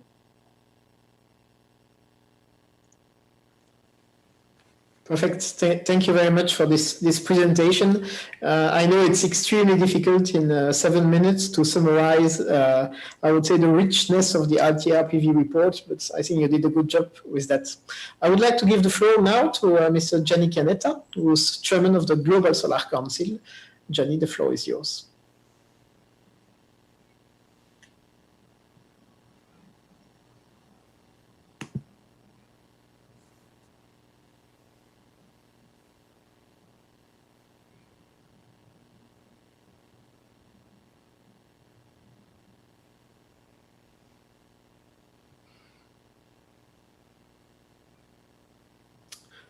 Gianni, I don't hear you. I don't know if I'm the only one. Hello, can you hear me? Yes. Yes. Thank you very much, Gaetan, for the introduction. And I was just saying that maybe we know each other from almost 2 decades. Anyway, in the solar sector, is impressive how the sector has been changed, and really, despite you said 3% of the energy in the world is coming from solar, but this has been achieved really indeed, as you said, in the last years. So that is really a very good, important point.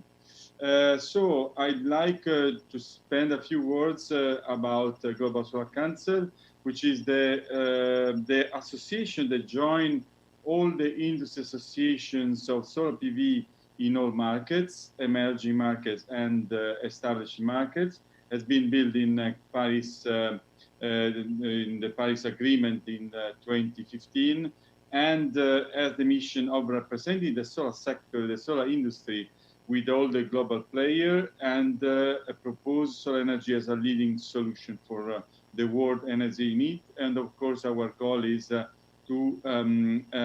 promote solar worldwide through market development, partnerships, and education. And I'd like to mention the key partnership with IRENA, with the REN21, with IDA, and of course with the International Solar Alliance. And I'd like to mention here Pranab Mehta, the former chairman that started the relationship with the International Solar Alliance.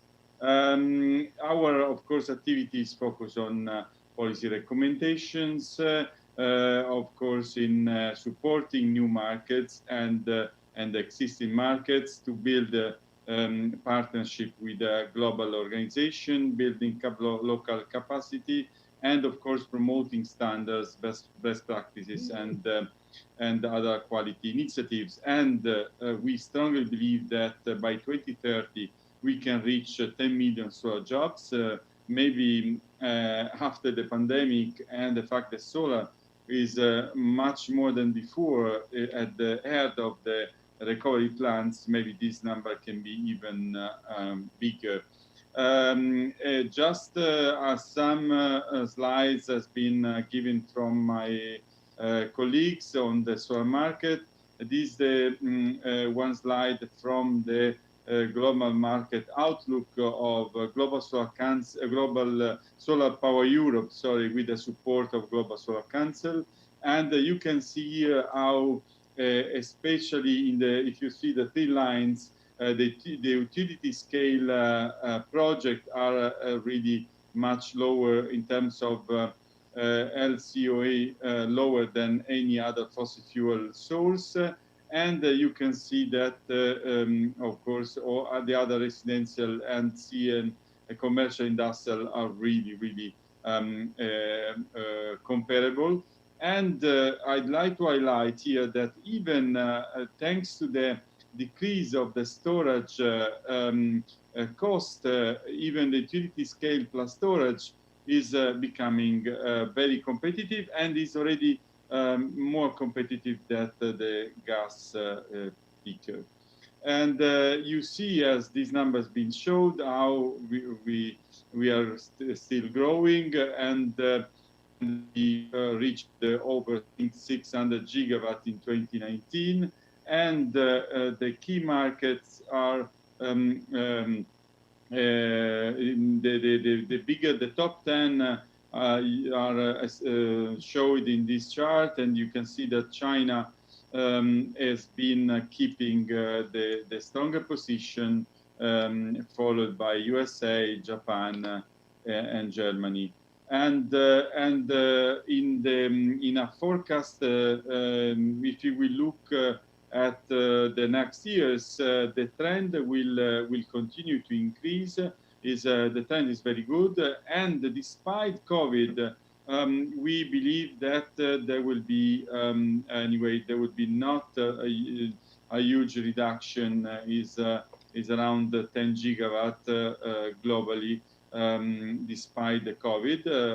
The operation after the lockdown are still ongoing, and of course the range is very promising.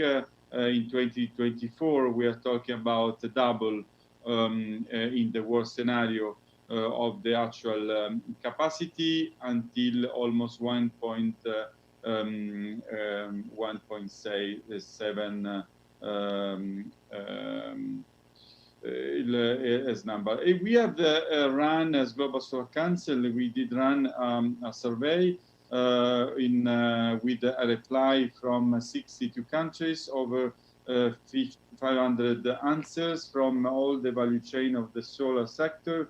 And we have seen, in fact, which is in line with the expectation of the installation despite COVID, that of course there's been a reduction right in the moment of the lockdown, but in reality, after the lockdown, the installation came back to 1 minute, please, Johnny.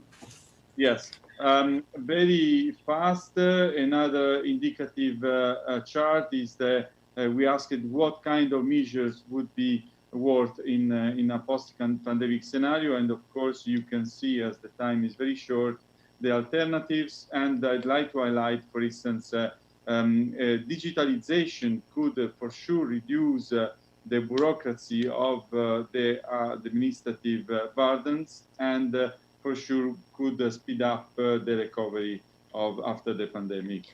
As in this session we are talking about the vision, I do like this chart. Global Solar Council is really active in the ARENAC and the Coalition for Action, and there is this chart is very indicative of how really we need, in order to keep the global warming below the 2 degrees, at least a 70% decrease in the emissions. And of course, renewables and electric vehicles, hydrogen will have an important role. You can see how, of course, renewables can be should increase in that scenario.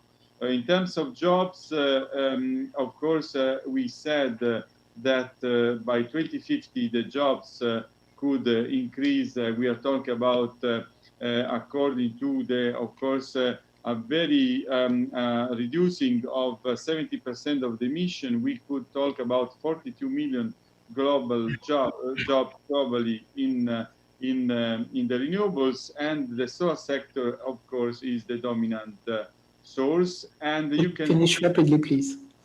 Yes, it's the last slides.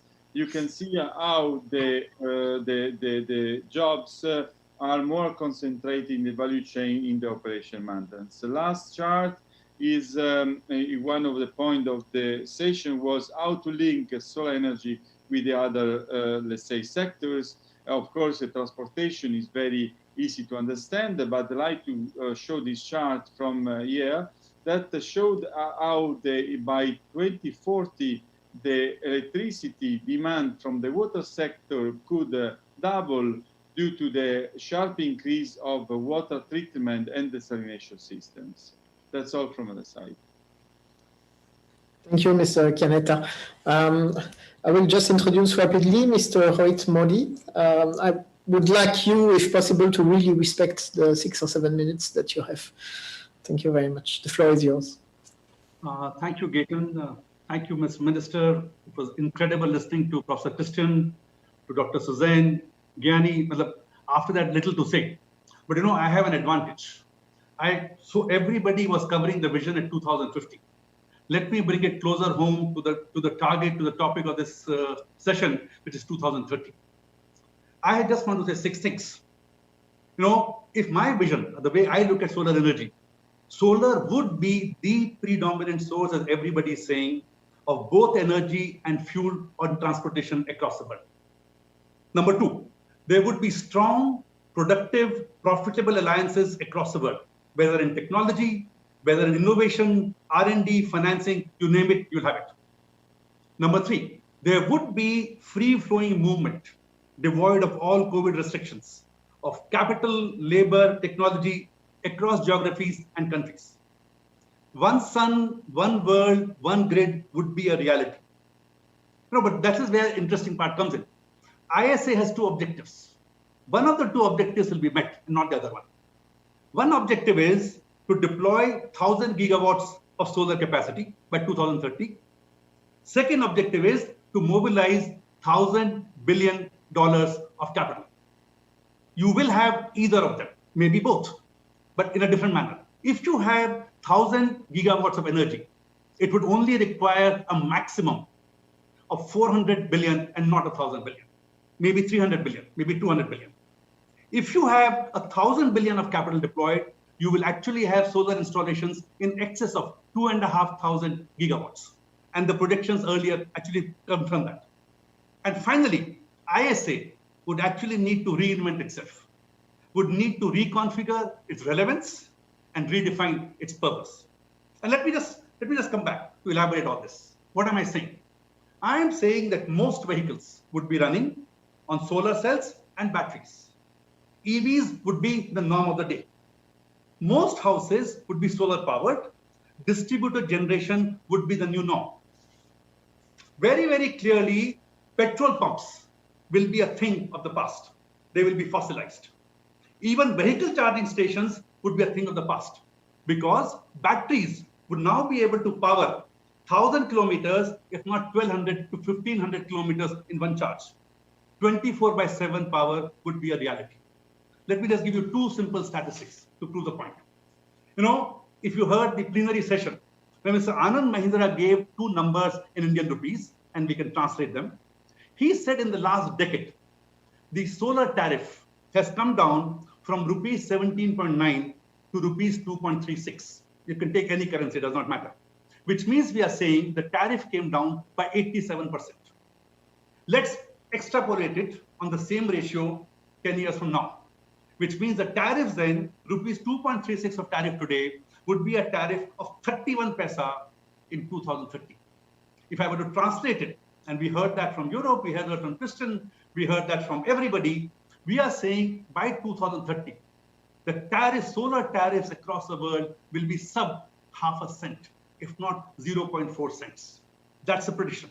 And even this 0.4 cents would actually be required basically to recover O&M costs, some staff salaries, replacement costs, financing costs.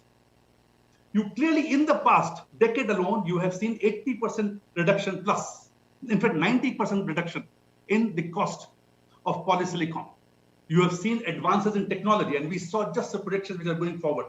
So what are we saying? We are saying very, very clearly the Vision 2030 is a vision where solar is the preeminent form across the world, where solar at 0.4, if not 0.5 cents is the norm. India, the tariff would be 30 paisa per kilowatt hour would be the energy cost prediction. You know, I can go on, but I would be very, very happy to do that. Let me now give you one set of statistics. Global energy installed base currently is about 7,000 gigawatts. One minute, please. Yeah, I'll take a minute. Of which renewable energy is 1/3 at roughly 2,500, if not 2,350. Of which 50%, 1/3 of renewable energy, of which 50% is hydro, 25% is wind, 25% is solar. Going forward, 90%, if not more, will be renewable energy. 80% of renewable energy will be solar. So what are we saying? By 2030, if not 32, we are saying global energy base will be 10,000 gigawatts. Out of 10,000 gigawatts, 5,000 gigawatts will be solar, will be renewable, and 2,500 gigawatt plus will be solar. So we would achieve not just 1,000 gigawatts of additional installation, we would achieve more than 2,000 gigawatts of additional solar installations at a cost of less than $1,000 billion. That's my submission. Thank you, ladies and gentlemen. Thank you again. Thank you very much. I'm really sorry for having to rush here, but the organizers are asking it. So for the question, I suggest you send all of them either to me or to any of the speakers, and we will answer by mail. Thank you very much. Thanks to the four speakers. Thanks to you, Your Excellency, for chairing this session. And I wish you the best. Thank you very much.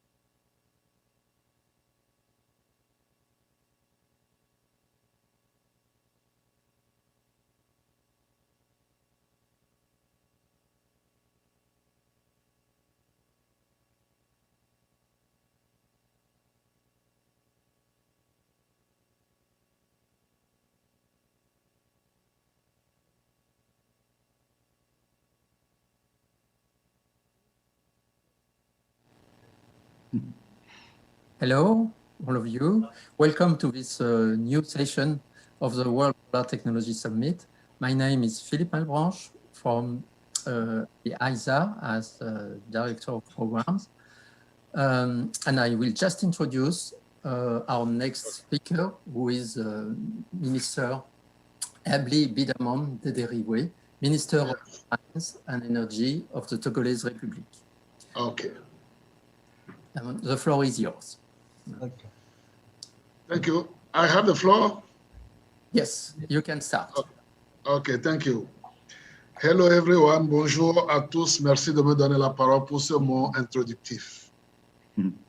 Monsieur le modérateur, mesdames et messieurs les panélistes, distingués invités à vos rangs, grades et tout protocole respecté, mesdames et messieurs. Ce sommet, premier du genre consacré aux technologies solaires, revêt une importance capitale et cette section technique permettra de réfléchir sérieusement aux technologies solaires innovantes grâce au débat d'éminents orateurs issus des domaines concernés. Ils pourront aborder les façons dont l'énergie solaire est actuellement utilisée et le sera à l'avenir, ce qui pourra réduire le coût et simultanément fournir le rendement maximum souhaité. Le monde est actuellement conscient que l'énergie solaire a de nombreuses autres utilisations que la simple production de l'électricité. Il s'agit notamment de fonctions telles que la production de chaleur, de capture d'humidité pour produire de l'eau potable et la désalinisation de l'eau non potable. Nous devons partager les améliorations technologiques supplémentaires qui sont développées et apportées par les entreprises dans le domaine de l'énergie solaire. J'aimerais prendre un moment pour réfléchir à la raison pour laquelle ce sommet est un événement si important, compte tenu de la dynamique énergétique en constante évolution dans le monde entier. Une décennie plus tôt, presque toutes les nations étaient à la croisée des chemins. D'une part, il y a des préoccupations croissantes concernant la sécurité énergétique et d'autre part, nous devons traiter des questions environnementales en raison de l'augmentation des émissions de gaz à effet de serre. Au cours de la dernière décennie, la technologie solaire est entrée dans une dimension où elle est devenue une technologie de rupture, satisfaisant toutes les dimensions des besoins énergétiques du XXIe siècle. Couplée aux technologies de stockage de l'énergie et d'autres technologies hybrides compatibles, les technologies solaires sont désormais disponibles en continu. Je sais que cela ne serait pas possible d'un seul coup, mais cela se fera par étapes et elles remplaceront certainement toutes les sources d'énergie qui sont nocives pour l'environnement. Dans le même temps, l'augmentation de la part de l'énergie solaire dans notre mix énergétique a permis à nos gouvernants de réduire considérablement les importations de pétrole, contribuant ainsi de manière significative à notre autosuffisance et à notre sécurité énergétique. La plateforme fournie par l'Alliance solaire internationale correspond parfaitement aux besoins des pays du monde entier.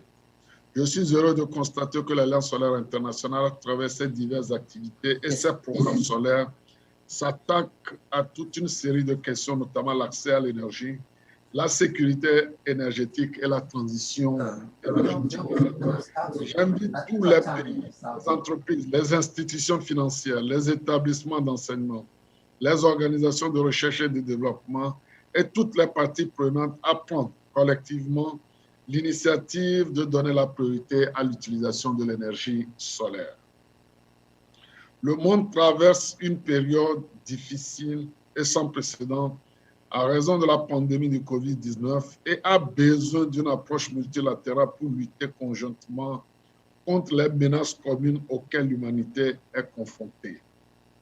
Il est important que tous les pays se réunissent pour promouvoir l'énergie solaire et d'autres énergies renouvelables qui montreront la voie d'un avenir durable. Mais l'innovation ne devrait pas rester purement technique. Elle peut aussi être une meilleure utilisation des ressources, une meilleure intégration dans l'environnement, une simplification des usages ou encore une baisse des coûts d'investissement pour l'utilisateur final. Les techniques pour y parvenir existent. Les modèles économiques aussi. Nous devons juste les adapter à nos réalités avec l'ingéniosité et c'est par là que nous innoverons. Mesdames et messieurs, chers panélistes, un mot que je vous exhorte à de fructueux échanges qui permettront non seulement de trouver des pistes de solutions aux défis cités plus haut, mais également de baliser la voie à une énergie solaire disponible en continu et à moindre coût. Merci beaucoup pour votre attention et je vous souhaite de fructueux échanges et sortira de ces échanges d'autres innovations ou d'autres pistes qui permettront de faire de l'énergie solaire une énergie de référence à travers le monde entier. Encore une fois, merci. Merci beaucoup, Monsieur le Ministre. Merci beaucoup. But I am not so very good in French. I have, unfortunately, to continue in English. Thank you very much for your very positive remarks about energy solaire. I really appreciate it. You're welcome. Thank you so much. Thank you so much to be with us and to share with us your thoughts. So we are now about an hour late. I would like to start our session. And I would like to begin by giving a short introduction to our topic, disruptive solar technologies. And I have prepared a slide set, which I hope I can share with you. Yes. Okay. Excellent. So the issue we are talking about is solar technologies. And the first slide I would like to share with you is a slide which shows a quite unexpected result. If we go back to 1992, and we had a total installation of 100 megawatt at this time, and we compare it with today's situation, we see that we have an enormous, annual compounded growth rate of unbelievable 38%. You can easily calculate it yourself. If you plug in the numbers, 0.1 gigawatts 1992, 627 gigawatt 2019. So 38 gigawatt annually, our industry was growing. If we continue with this type of growth, we will be 2030 at a total installation of several terawatt. And we will have a market which can exceed 1 terawatt of annual installations. And I think this is what we are heading into. This is what we should be aware of. And if we look at the distribution of annual additions of renewable power capacity, we see since about 2015, solar energy has taken over, and now from the more than 200 gigawatts of installed renewable power 2019, solar PV is by far the largest fraction, because you can install solar almost anywhere, whereas all the other technologies have geographical limitations. A very important point, if we look at solar technologies, is from where do they come? And we see that the situation has changed drastically since about 2008, at the time when the Chinese government had a very wise decision to say photovoltaics, the harvest of solar energy, is of key strategic importance for the People's Republic of China. And you see the positive result of this now. Almost 90% of all PV modules are coming out of China. I think this is a success story, but this is as well a story which gives us a little bit concern. I will come back to this later, but we want to talk about technologies. And I like to use a very old slide from Ralph Proll from Fraunhofer ISE from 2009, who shows the development of PV technologies. And the key message out of this chart is crystalline silicon PV, which is a dominant PV technology, is not a commodity, but still a very rapidly developing high-tech product. You know, we had the industry standard technology. In the last 5 years, we saw the evolvement of PERC technology, and now we are heading into the range of several competing high efficiency technologies. And I want to talk about this in a little bit more detail. You know, you see on this slide as well, which is from Fraunhofer ISE. On the left top, you see the concept of the PERC technology, where you passivate the backside and you have contacts placed by lasers so that only a few points have a metal semiconductor contact. On the right-hand side, on the top, you see the heterojunction approach, The heterojunction approach has two layers of amorphous silicon on both sides of a crystalline silicon wafer. So this technology is, from its design, very good for bifacial technology, but of course with PERC and others you can as well achieve bifaciality. But this is really showing that technology is rapidly developing. A very interesting technology which was developed at Fraunhofer ISE when I was director is the oxide contact, which is transparent and which is allowing to make both passivation and contacting, because if you make a oxide layer thin, you have the quantum mechanical tunnel effect, and carriers can tunnel through the layers, and you see that we can achieve very high efficiencies, very close to the world record, which is about 27% based on a heterojunction technology. So these are the examples of breakthrough technologies. But let us now talk about efficiencies. When we have the old industry standard technology, which is almost still today about 40% of the world's production, this has an efficiency limit in the order of 20%. And I would like to thank Andreas Bett, who is one of the new institute directors of Fraunhofer ISE. He has prepared this very nice slides. PERC technology, where you have the passivated backside, you avoid carrier recombination on the backside, and on the right-hand side you see again a cross-section through PERC, is now leveling off at efficiencies of about 24%. It's already quite a substantial step from standard technology, and it has the advantage that it is quite easy to convert existing production lines to this new technology, but it is limited.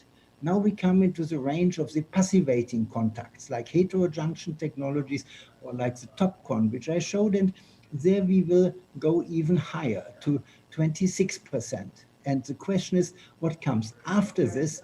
After this, we are hitting the glass ceiling of silicon technology, which is about 29%. And if we want to go beyond this, we must go into new concepts, and the new concept will probably be the tandem concepts, where we have semiconductors with different band gap on top of each other.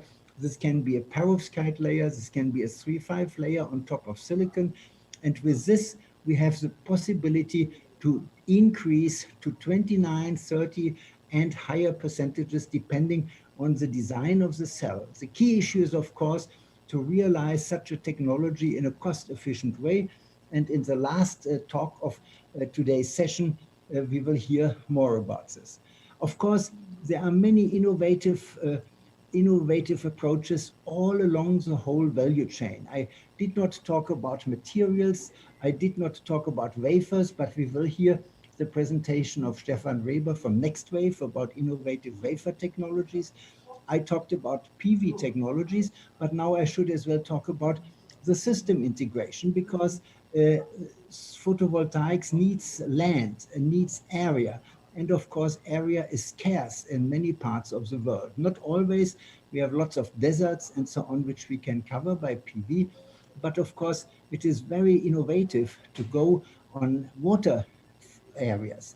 We cannot go into the open ocean because the panels usually don't withstand waves, but we can go to all enclosed inland lakes. And this is, of course, very exciting. You see a very beautiful examples which I got from Stefan Schindele, who was at the time at Fraunhofer ISE, of floating PV installations. Another new way to install PV is to share PV with agriculture. As a matter of fact, climate change will lead to higher solar irradiance, and there are quite a few plants who are happy to have partial shading provided by PV. This PV can be installed in different ways depending on how much shading you want to have. But the key message is we can share the same area for photovoltaics and for agricultural use. And therefore, we really virtually have no limit in how much PV penetration can proceed worldwide.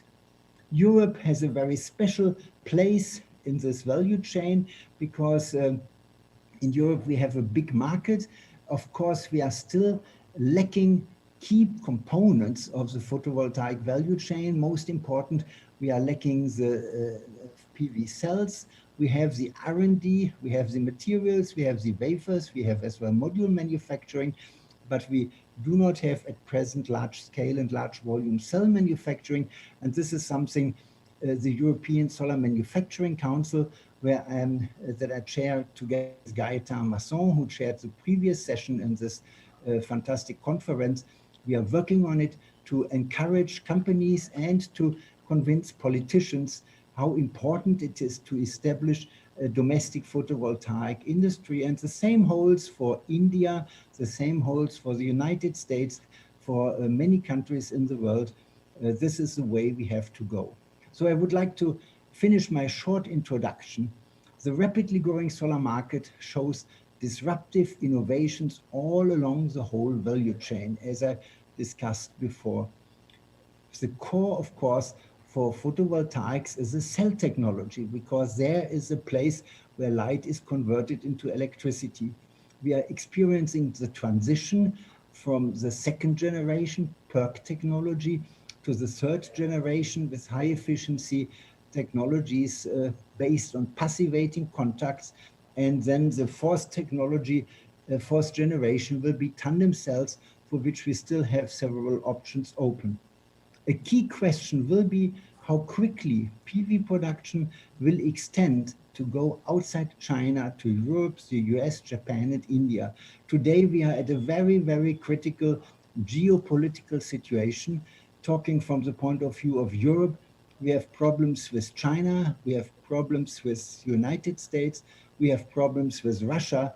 So the connection Europe, Japan, India stays outside these problematic relations, and therefore I think we have very exciting opportunities to work together in the future. This decade will be decisive because climate scientists show us that if we cannot manage to drastically reduce our CO2 emissions by 2030, we lose our last chance to seriously combat climate change. So this decade, the decade from 1920 to 1930, will be a decisive decade in which we need to push quickly large-scale deployment of renewable energy, introduction of green hydrogen based on renewable electricity, decarbonization of the whole economy, decarbonization of transportation.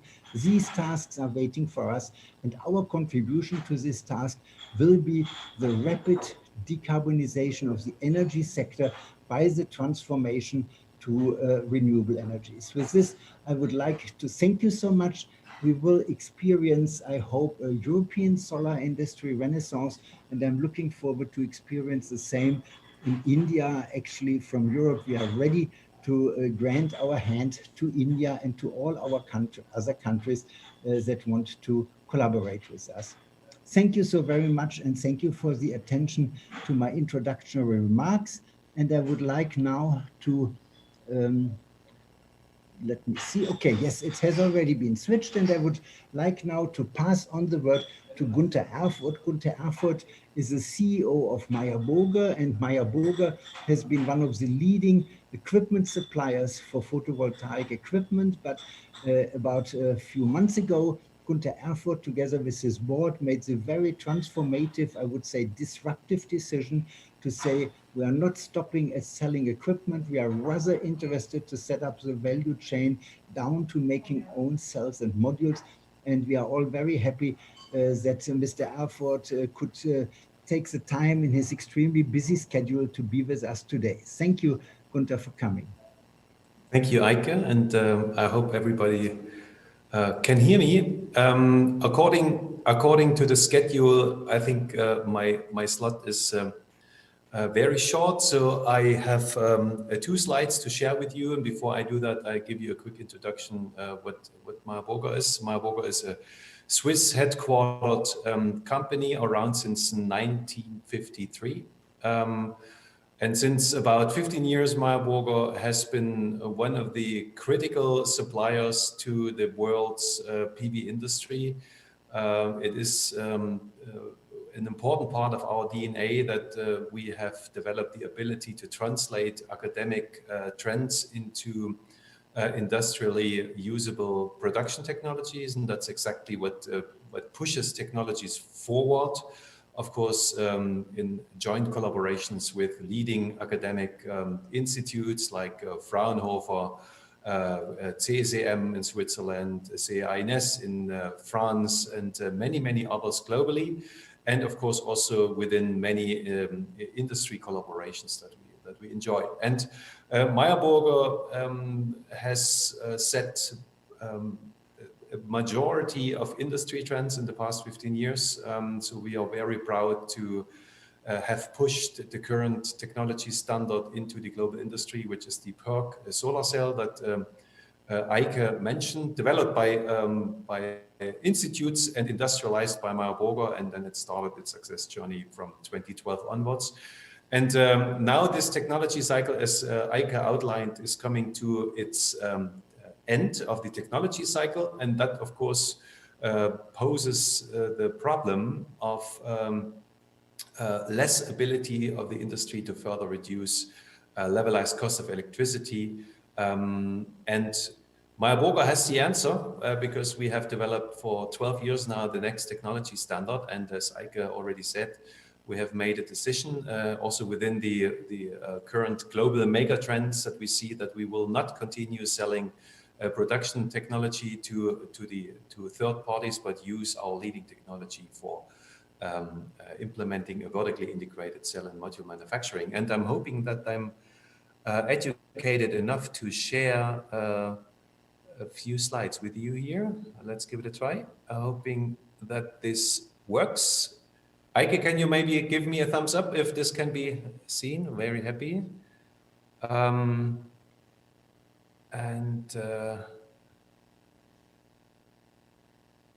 So here we go.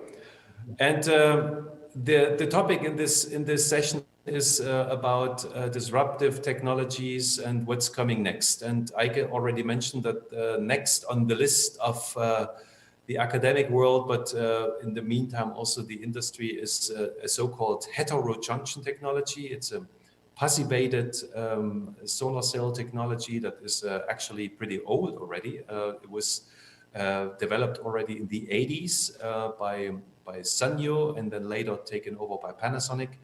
And since all the IP and patents have expired around the year of 2008, many companies have started trying to reinterpret this technology, try to improve it, to make it more cost effective and increase the performance. And I'm very proud of representing Meyer Burger today here, because we have put this on our agenda also already in 2008, and today can present a leading and industrially feasible technology that is ready for mass manufacturing. And what are the features? The technology efficiency, the cell efficiency, excuse me, is already reaching levels of above 24%. This is about 2% more than today's standard in PERC. I'm speaking about average efficiencies in mass manufacturing, not the best in class in the academia world. And there is still headroom. As Eike showed in his slide, technologically we can reach about 26%, and I'm absolutely convinced that this is a matter of the next few years. This technology does not only provide very high efficiencies at the cell level, it also has much increased energy yields, which is more important even than the pure efficiency. Today, the combination of Meyer Burger's heterojunction and together with our module technology, which is called SmartWire, provides about 20% more electrical energy, solar energy, from the same area. And since area is going to be a constraint in future, we believe this is a very, very strong performance asset of this new technology. And low light sensitivity is much better. It's based on so-called N-type silicon. There is no degradation, which is super important for a long-lasting product like a solar module that's going to be in use for 25 plus years. And moreover, when we speak about, for instance, agrophotovoltaics using agricultural land for solar applications, there is an effect being discussed right now in the industry, which is the so-called bifaciality. So collecting sunlight from both sides of the module, and our technology, heterojunction technology, is able to capture more than 90% of additional light from the backside, comparing only 70% for the current standard technologies. And this makes a huge difference in terms of the energy yield. And the end customer benefits are also shown. I already discussed this. Higher efficiency reduces the downstream costs for a solar installation. A highly effective or highly efficient solar module requires less effort on the so-called balance of system side for all the components like frames, inverters, cables, and labor. The higher energy yield will provide a better levelized cost of electricity.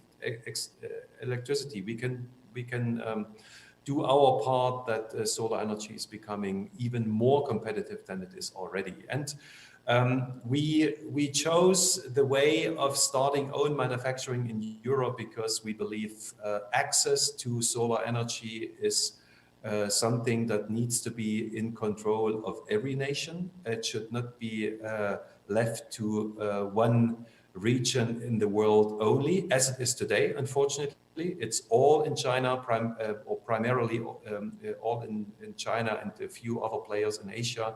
There is no real manufacturing elsewhere in the world, and we believe there is a strong political interest also growing and more appetite coming for development of production capacities in every region. And Meyer Burger is ready to help with this. We have announced that we have announced a growth plan of growing to levels of 5 gigawatt and more, and would consider also to produce solar modules in other regions in the markets, directly in the markets, to avoid costly and carbon emitting logistics and shipments, and be directly involved in the growing markets globally. I think I should stop here, given that the time slot that's restricted, but I hope I could convey my message and introduce you to Meyer Burger a little bit, and I'm ready if there are any questions. Yeah. Thank you. Thanks so much, Gunther, for presenting this very interesting approach of Meyer Burger. We have already a few questions for you, but I would like to collect all the questions to the end, and I would like to ask now Stefan Weber to give his presentation. We are now switching from crystalline silicon PV technology to wafer technology, and Stefan Weber will present a very innovative way to make crystalline silicon wafers. Mr. Weber, the board is yours. Thank you very much, Eike.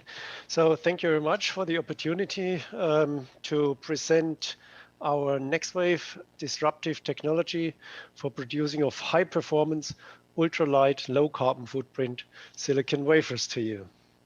So we have seen this graph already several times in this conference. It's not anyway very important to keep in mind. We are at the verge of a transition, a tipping point where we have to transit from carbon-based electricity and carbon-based power generation to renewable energy, which will take a high share of the energy market in the future. And the big question is photovoltaics, solar energy, solar electricity able to provide these thousands and thousands of gigawatts we need for this terawatt age?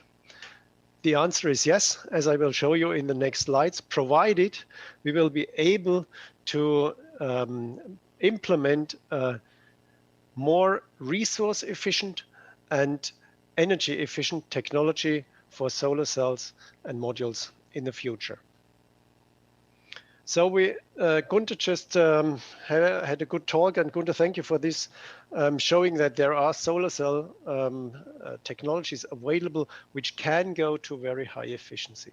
So where's the issue? Where's the status and where's the issue? The issue is with the wafer. The wafer is produced currently in this manufacturing chain It's starting with a silicon-containing gas, the so-called chlorosilane. It's going over several process steps, which are either highly energy consuming, like polysilicon production, or ingot pulling, which works at 1,500 degrees roughly, or process steps which create a lot of waste, like cropping, bricking, and sawing, to produce finally a wafer which is not perfectly square. Usually it is pseudo square. What happens here is, from 1 ton of silicon contained in this polysilicon, which was produced with a large energy consumption, you only can produce a bit more than half a ton of wafers. The rest, that's all waste, 450 kilograms of waste, which is useless. So this process step, that's the one weakness, is energy intensive, and it emits lots of CO2 during this process. Second problem, this wafer has limitations in quality. There are champion wafers which are perfect and can achieve very high efficiencies, but the average is limited in performance due to the growth process. And third, thickness of these wafers is, or let's say more, the thinness of these wafers is limited. You can do wafers in mass production which are 120 micron or thinner. And that's what NextWave tackles. We radically simplify the wafer production and produce a high-performant wafer. How do we do it? We start with the same raw material. It's good, it's cheap, and it's of very high quality. We end with a wafer, our Epinex wafer, full square wafer. But in between, we skip all those process steps which consume large amounts of energy or produce large amounts of waste. In the end, this means from 1 ton of silicon now, which is contained in the chlorosilane, we produce nearly 1 ton of wafers, 950 kilograms of wafers, nearly eliminating any waste stream in this process. And this technology allows us to consume or to produce wafers with 70% less energy, emitting 70% less CO2. In addition, we can control the properties of each single wafer to make it a champion wafer. So we have all high-performant wafers in average. And third thing, we do not have any constraints in reducing thickness and harvesting those nice additional benefits Gunther just mentioned. We can easily produce 50 micron wafers. So how does cell processing benefit from these wafers? We enable cell manufacturers, that's very simple, to produce 26% efficient cells in average, not champion cells. All and any single cell will have this efficiency. In other words, we are not producing, as for example P-type mono is doing that, cells with 6.4 watts per wafer, but our wafer will have 7.2 watts. Doesn't sound much, but if you do the math and the additional benefit on the module, that's tremendous. And we did this calculation over here. We calculated the added value per wafer for different technologies. And the benchmark is what we currently see in the mass production, the so-called P-type monocrystalline wafer, which according to IGRPV will be sold or will be cost around $0.23 per wafer in some years. And if you compare that with our Epinex wafer, the additional efficiency sums up to 18 cents added value, which you can attribute to the wafer, benefiting to us and our customers. And this is amazing. It's nearly the wafer cost of a P-type mono wafer. In other words, this turns down to drastically reduced levelized cost of electricity, and this then drives and enables the terawatt age for photovoltaics.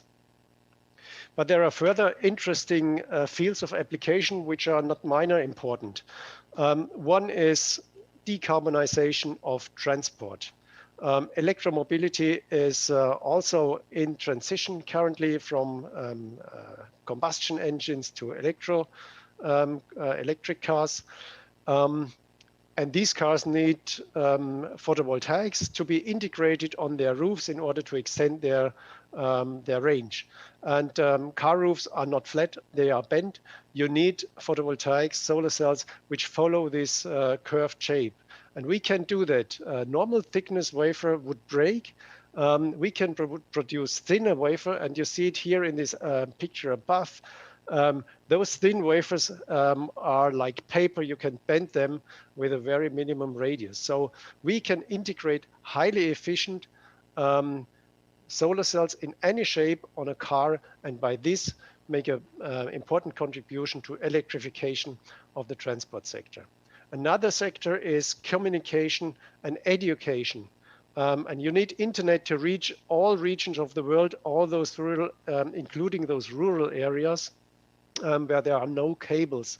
And SpaceX and Amazon, they are announcing that they will build a satellite-based internet of the future with thousands and 10,000s of satellite. Each of them needs power, solar power. It's impossible to provide this solar power with the current technology. It's far too expensive. But we can provide this energy by using lightweight, thin wafers to power up these satellites at reasonable cost. And by this, again, enabling another sector, communication and education over the world. So what is our roadmap? We start soon with providing and producing 120 micron so-called drop-in wafers, which are enabling a 24-cell efficiency in average.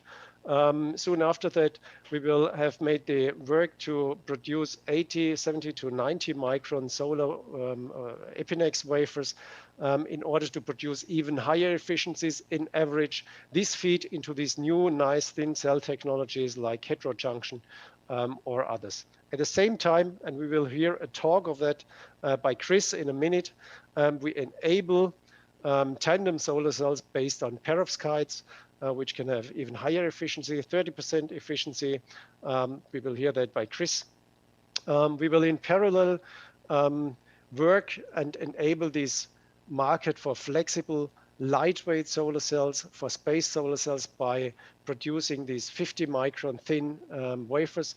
And it's important to keep in mind, we can do 26% cell efficiency for flexible solar cells. Usually it's half or even less. And the ultimate goal, which we also will access, is tandem solar cells based on gallium arsenide. Our core competence is providing technology which is able to produce high quality semiconductor layers. Gallium arsenide is a high quality semiconductor layers. We can do that with our technology, and by this enable ultra high efficiencies in square kilometer area, and by this enable the transition which we need in the world. With this, I thank you very much for your attendance. Open for any questions later on. Thank you so much, Stefan. This was a very interesting insight into innovations on the wafer level. And now we proceed, and it was actually already announced by Stefan Reber, even one step further on the innovation scale, going to a complete different materials technology. Chris Case from Oxford Solar will introduce perovskites-based solar cells. Thank you so much, Chris, for joining us today. All right. Thank you, Minister. Eike, thank you. Welcome to all. No one managed to keep to their 8 minutes, but I have 8 minutes scheduled here. So anyway, the story has not changed. We need to decarbonize, and even the large oil companies agree. This is from Shell's Sky scenario, predicting the energy mix of the future will be 50% PV. And that's great, right? Wrong. It's still not fast enough to meet the 2-degree climate change. So, but today, even with 119 gigawatts of new PV capacity installed last year, PV is still only 2% of the energy mix. Now, it's always about cost, and cost reductions in PV have been driven by 3 factors: efficiency improvements, manufacturing and productivity enhancements, and reduced material costs. But let me remind you of a not so obvious fact. In reality, the cost of the PV solar cell is only about 15% of the cost of a system. So reducing the cost of that cell by, let's say, 20% has only a small, maybe 3% impact on reducing the cost of the energy produced by that system. However, raising the efficiency of the solar cell by 20% is a nearly direct reduction on the cost of energy produced. So what's the problem? And we've heard a lot about that already. Silicon, with 95% of the market, is reaching its practical efficiency limit, and we can call it 26%. And however you deliver it, the heterojunction, TOPCon, or whatever, you're still going to hit that limit.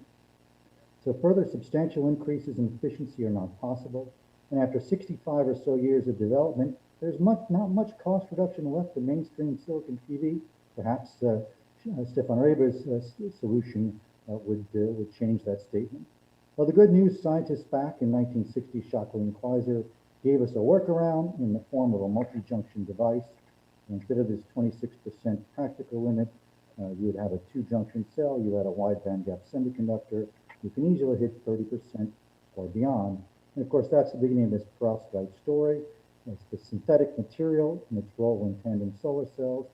It's such a good absorber, it takes only 35 kilograms of perovskite to make a megawatt of PV compared to 7 tons of ordinary thickness silicon. With over 15,000 publications to date in the last decade, it's the most researched solar topic in the world. So Oxford PV is a 2010 spin-out of the University of Oxford. We're celebrating our 10th anniversary this year. And since 2014, we've focused exclusively on the development of perovskite materials for high-efficiency tandem solar cells. We've raised over 110 million pounds to date, and we'll be raising more. And again, we're trying to disrupt an industry with an annual turnover in excess of $200 billion.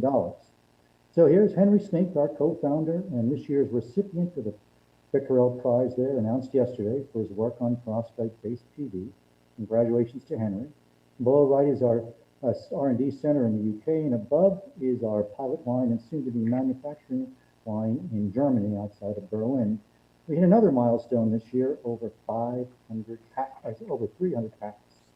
So we deposit our perovskite directly, the thin film technique, on top of standard silicon heterojunction solar cells, so thank you, to create a monolithic or 2-terminal solar cell when finished.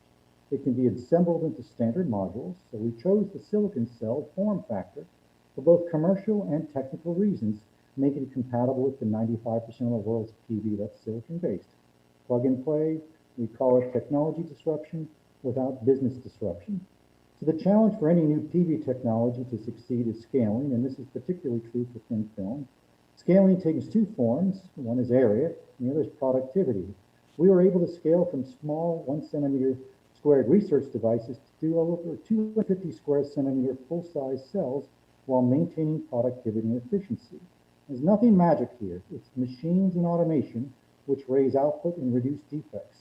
These are strong competencies that exist in many markets, including India. So we've, since our last funding, we are building a complete tandem solar cell manufacturing line, the first of its kind, in our German facility with production equipment provided by our partner there, Meyer Burger, beginning next year. So cells by themselves are not interesting. We need modules, and standard 60-cell modules top out around 360 watts, might reach 400 watts in a few years, maybe a little bit more. But with the tandem solar cell approach, the first generation modules start at 400 and can go beyond 500 and even beyond 700 watts in bifaciality form in the same size and form factor. So we say where silicon ends, perovskite begins. Here are some examples of panels. On the left, assembled with a technique using electrically conductive adhesive. On the right, assembled with a technology called SmartWire from our partner Meyer Burger there on the panel. Some early field test data comparing PERC modules to perovskite tandem modules show stable performance, but the tandem panels performing particularly well as the temperature goes up, a benefit of the lower temperature coefficient performance. Again, good for hot climates. Now, some comments on sustainability and the supply chain. Perovskite, completely synthesized from earth-abundant materials, all low cost, nothing rare. It contains lead, but the good news is there's plenty of lead available in the world. Of course, to comply with directives such as WEEE, all PV panels must be recyclable, and perovskite panels can be recycled also.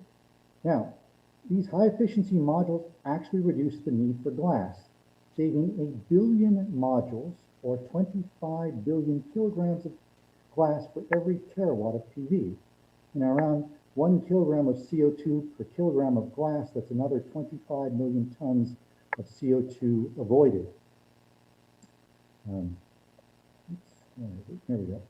Speaking of lead, with less than 0.3 grams of lead per square meter, perovskite technology actually will generate lower lead emissions than conventional fossil fuels, reducing emissions by a factor of 2 over 20 years.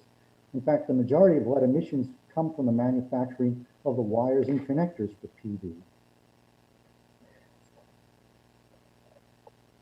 So far so good. If you're wondering about our roadmap, well, it takes us to 33% and beyond, with improvements expected to average around 1% absolute efficiency improvements per year. We've already demonstrated the necessary voltage, current, and fill factors separately for a 33% device. Now, the rest is integration engineering, and we have a great team in the UK to do that. So VSB has performed some energy yield calculations for us on a hypothetical 20 megawatt array in some various locations in Europe. And with these tandem modules, they generate more than 30% more energy in hot and sunny places such as Spain. Well, we have a plan on expanding to the gigawatt scale to further reduce the levelized cost of energy. And I hope you will help us join this quest. The world needs 2,000 gigawatt scale PV factories of any type, any material, to meet the projected demand for PV, 50% by 2050. And it's not just Spain. All climates will realize lower energy costs with this technology. So Bloomberg New Energy Finance has said solar is the cheapest form of energy in the world, cheaper than coal, and will be the lowest cost of energy, period. Right? What does that mean? Well, lower costs will drive faster adoption. Imagine reaching 50% PV by 2030 instead of 2050.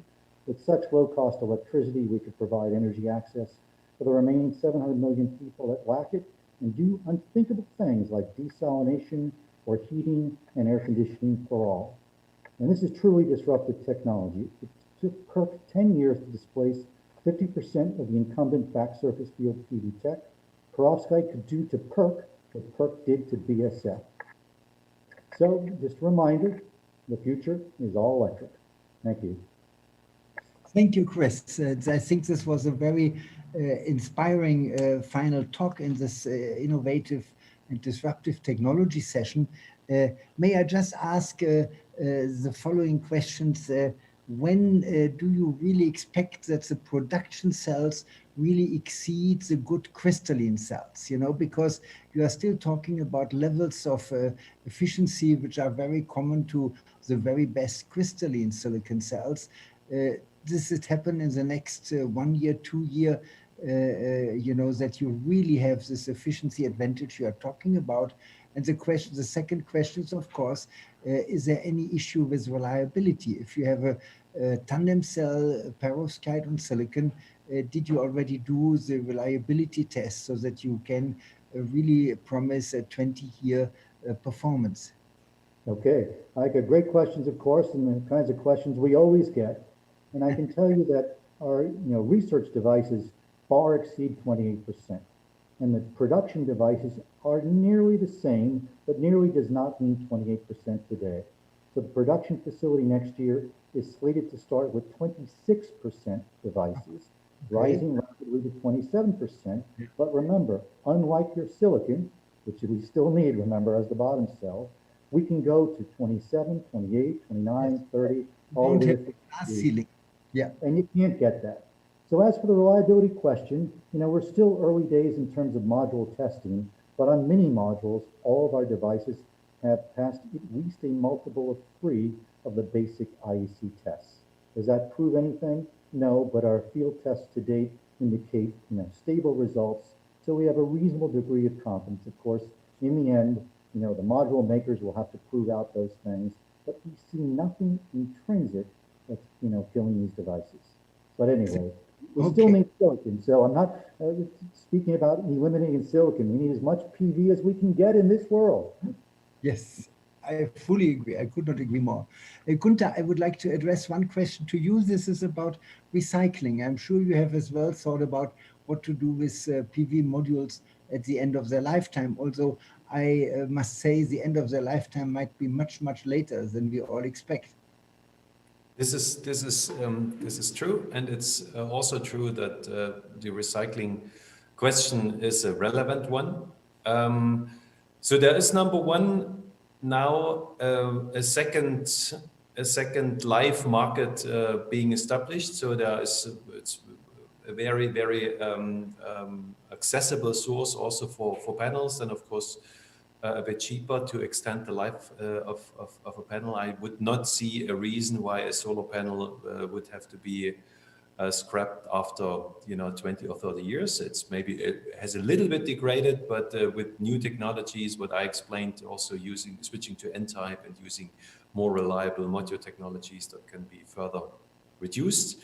For the recycling purposes, there have technologies been developed that can pretty much completely recycle a module to put the glass back into glass garbage and recycle it, aluminum, the cables, and there are even technologies available where solar cells are being stripped back to wafers, where the silver can be reused. It is a costly sequence, this I have to admit.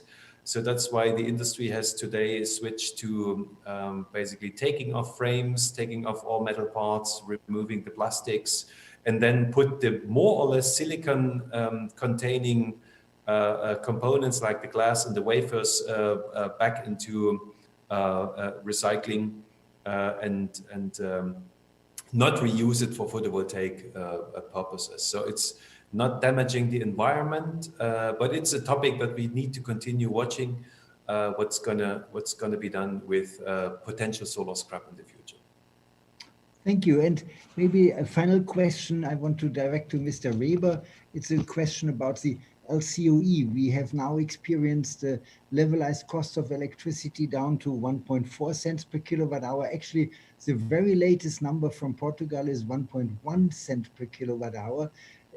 Do you want to say something where we are heading if we really employ all these technology innovations we have been talking about? Yeah, thanks for this question. I think this is the most important question. Where are we heading with LCOE? And albeit the Portugal numbers are really impressive with 11 euros per megawatt hour, I think we can go much further. Together with these technologies, we heard today, let's say, over 30% efficiency. We are comparing that with a 22.5% efficiency, which is in average, maybe in production. So in average, we don't have this nice 24%, we have much lower values. So we are able to nearly add 50% of this efficiency in future. So, and this directly converts to lower LCOE. I think we will see a marginalization of the electricity cost by photovoltaics far below 1 cent per kilowatt hour in these sunny markets and around 1 cent per kilowatt hour in regions like Germany. Yes, and I think what we can expect is completely new economies based on the almost zero electricity costs, thinking about creating green hydrogen, power to gas, creating green ammonia and other materials. So I think it has not yet sunk into the brains of politicians and in the economic sector that we will have completely new economies which only make sense based on the low cost of electricity provided by solar electricity. And I think the announcement that soon solar electricity will become the lowest kind of making electricity on Earth is already achieved today in sun-rich countries, and then year by year the number of countries where we have these prices below 2 cents per kilowatt hour will increase. So I think what we hear today from our very distinguished speakers is really very encouraging, but the main message is photovoltaics is not a commodity. It is a very active, innovative field. We will expect further developments which leads to higher efficiencies at lower costs. So a lot will happen, and a lot will happen during this decade. So with this encouraging message, I would like to give back to the organizers. I see Rajiv Shah is on, who wants to conclude the session. Otherwise, I will do this myself. And I would like to thank all the speakers. I would like to thank all the participants who supplied their questions. Not all of them, of course, I could address here. And I would like to really congratulate the organizers for this excellent meeting. Bye-bye. Thank you. Yep, thank you.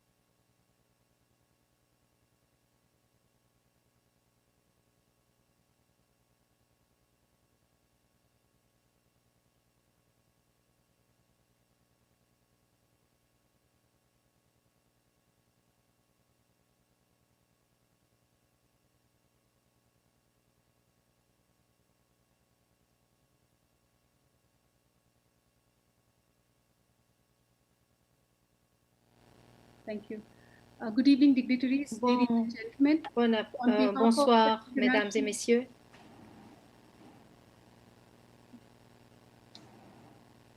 I'll start again. Good evening, dignitaries, ladies and gentlemen. Bonsoir, mesdames et messieurs. The translators are over here. I may request the translator.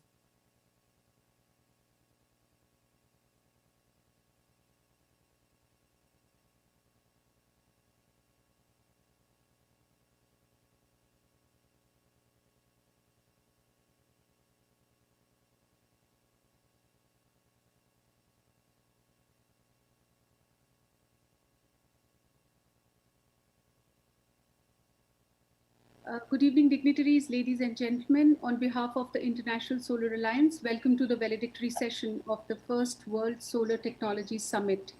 After the deliberations during the different sessions of this summit, it is time to present a roadmap for the way forward in promoting solar applications and the larger integration of solar energy in ISA member countries. We begin with the welcome address by His Excellency Mr. Upendra Tripathi, Director General, International Solar Alliance. Over to DG ISA, please. Well, it has been a tremendous day, long enough, but it was worth it. The interesting things of seeing a car entirely made up of PV, or I mean, so many new things came up, new insights that actually tells about where the technology is heading for. It is, we didn't have enough time to cover the new horizons they pointed out about hybridization of not only photons in the sun rays, but also the heat component. There is tremendous possibilities, and the way things were put together, it really gives not only direction, but the magnitude of changes that are going to come. And valedictory, as usual, there's a little bit of nostalgia in this because we had the inaugurals where we were lucky enough to get the message from the Honorable Prime Minister of India. And we had got a video message from the co-president of the ISA Assembly. We had several ministerial participation. And then, of course, we had the CEO session, which was tremendous. And in fact, it was very interesting to see how diversity of CEOs view the things that we used to look at. And then we had 4 technical sessions. In fact, I must appreciate my colleague Philippe Malebranche, who put those sessions together in terms of, except in one case, which requires a lot more time. And we must give them time in the summit. Some of the companies, they really deserve to come back again. And today, of course, the Honorable Minister, Mr. Pradhan, who spoke in the morning and was kind enough to give us $5 million towards 5 corporate partners. We are very happy to welcome him second time here again. And Minister Piyush Goyal had some engagement. Hopefully, he will join us. And Minister PM Thay, that is from Honorable Minister from Tonga, one of the most dedicated persons I have seen for renewable energy, and the sincerity he displays is tremendous. Once you meet him, you fall in love with him. And Honorable Minister K.A. Ahmed, Minister of Energy and Mining, Republic of Sudan, one of the most progressive personalities I have seen, and he wants to do so much for Sudan. And we are very lucky to have him here.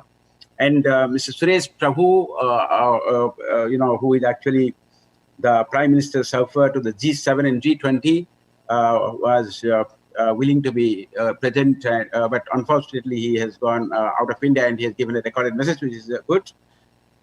Then, of course, we have the honorable secretaries here. Sanjeev Nandan Sai, he's the Secretary Power, who is one of the heads one of the great ministries that help us a lot.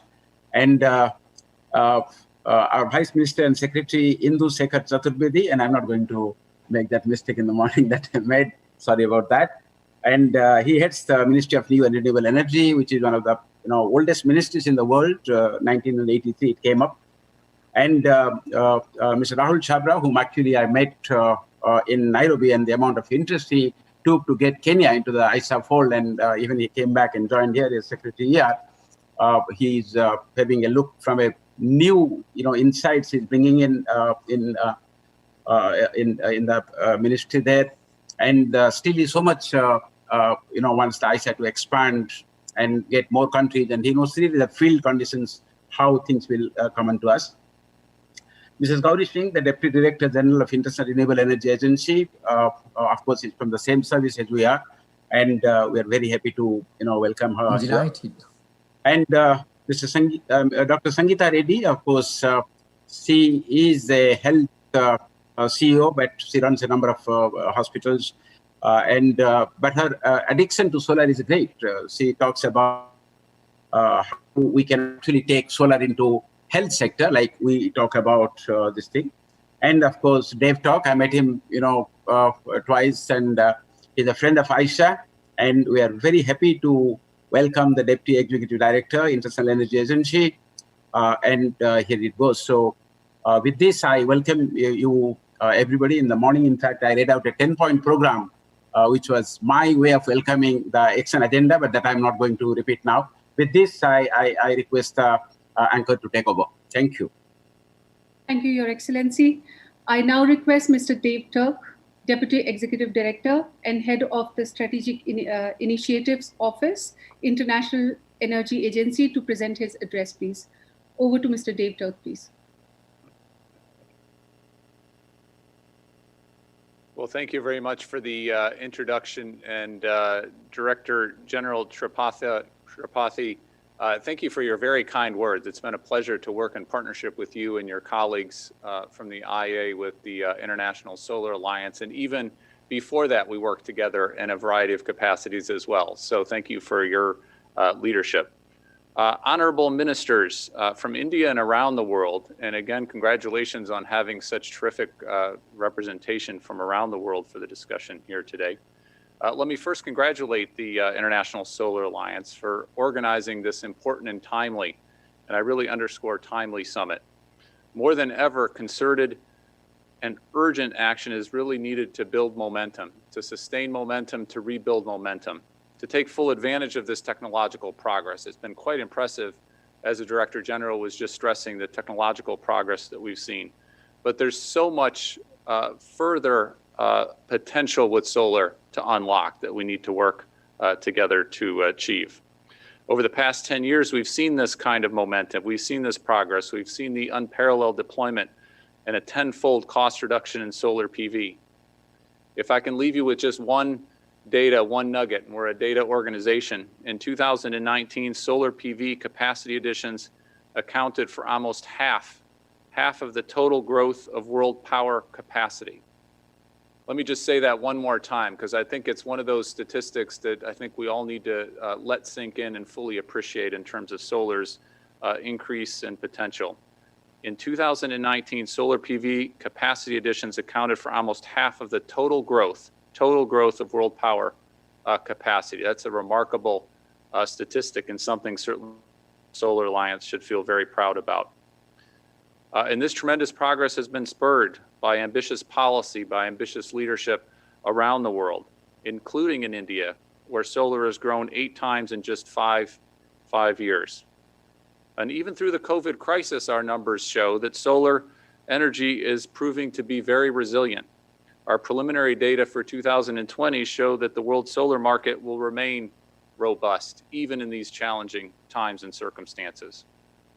And our IA analysis also shows huge further potentials for solar, continued technology progress, increased efficiency, economies of scale, further decreasing costs, making PV the cheapest source of electricity and the fastest growing technology in many, many countries around the world, including in India.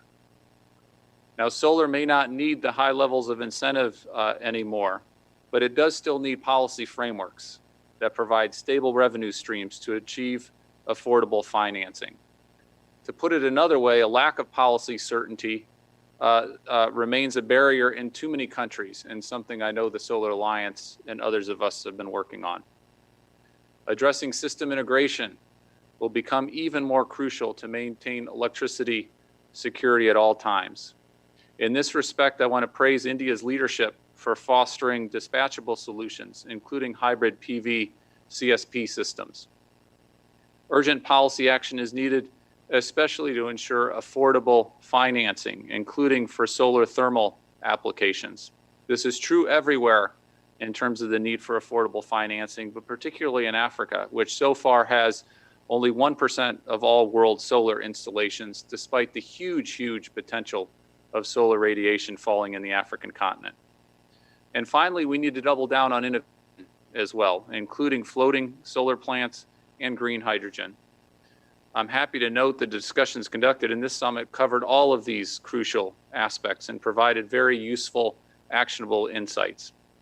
In 2 days from now, on Thursday, the IEA will publish our flagship Energy Technology Perspectives report, which will underscore the critical role of innovation, innovative solar technologies in combination with other key technologies, batteries, low carbon fuels, bioenergy.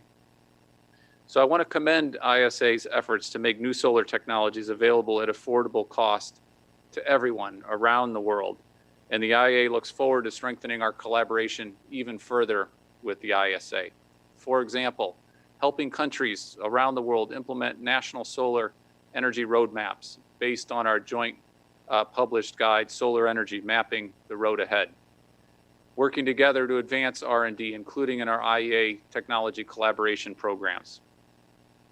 Let me just conclude again by underscoring the importance of this particular moment that we're all living in.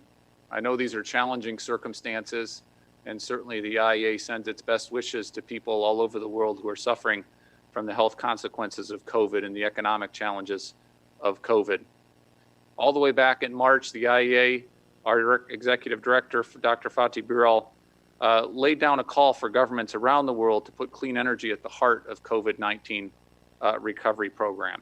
We then released a rigorous sustainable recovery plan working with the IMF and others, and convened ministers at our IEA Clean Energy Transitions Summit, including, of course, from India, ministers representing 80% of global energy consumption at this first ever meeting focused on clean energy transitions at that level at the IEA.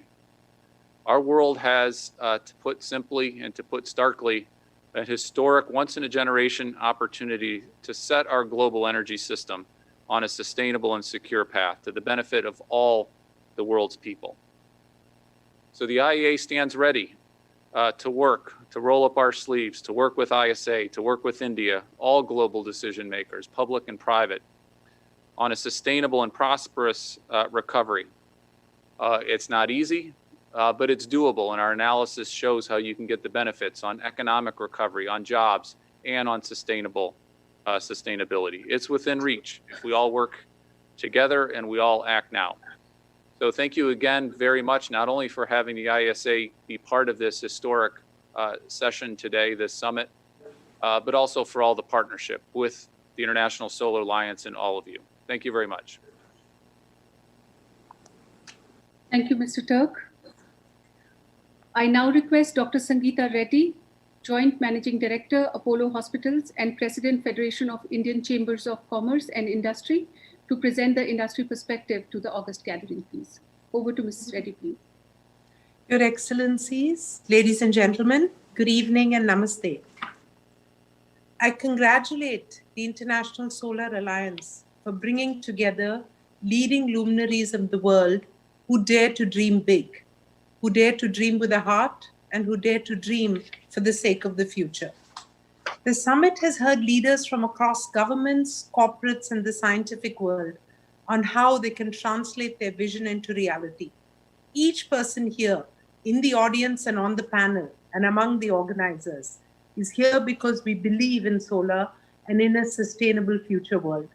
It has indeed been a great pleasure and a wonderful experience to interact and listen to all the eminent dignitaries and esteemed guests from across the world, especially the scientific community, whose hard work has made it possible to use solar energy in many ways and in many forms. India is a country of 1.3 billion sun worshippers, and solar energy is set to transform the way we work, the way we look at solar itself, including residential, public, agriculture, commercial, industrial uses, and of course, the one closest to my heart, which is healthcare. We can now witness increasing contribution of solar energy in multiple sectors, including transport, cooling, heating, lighting, irrigation, and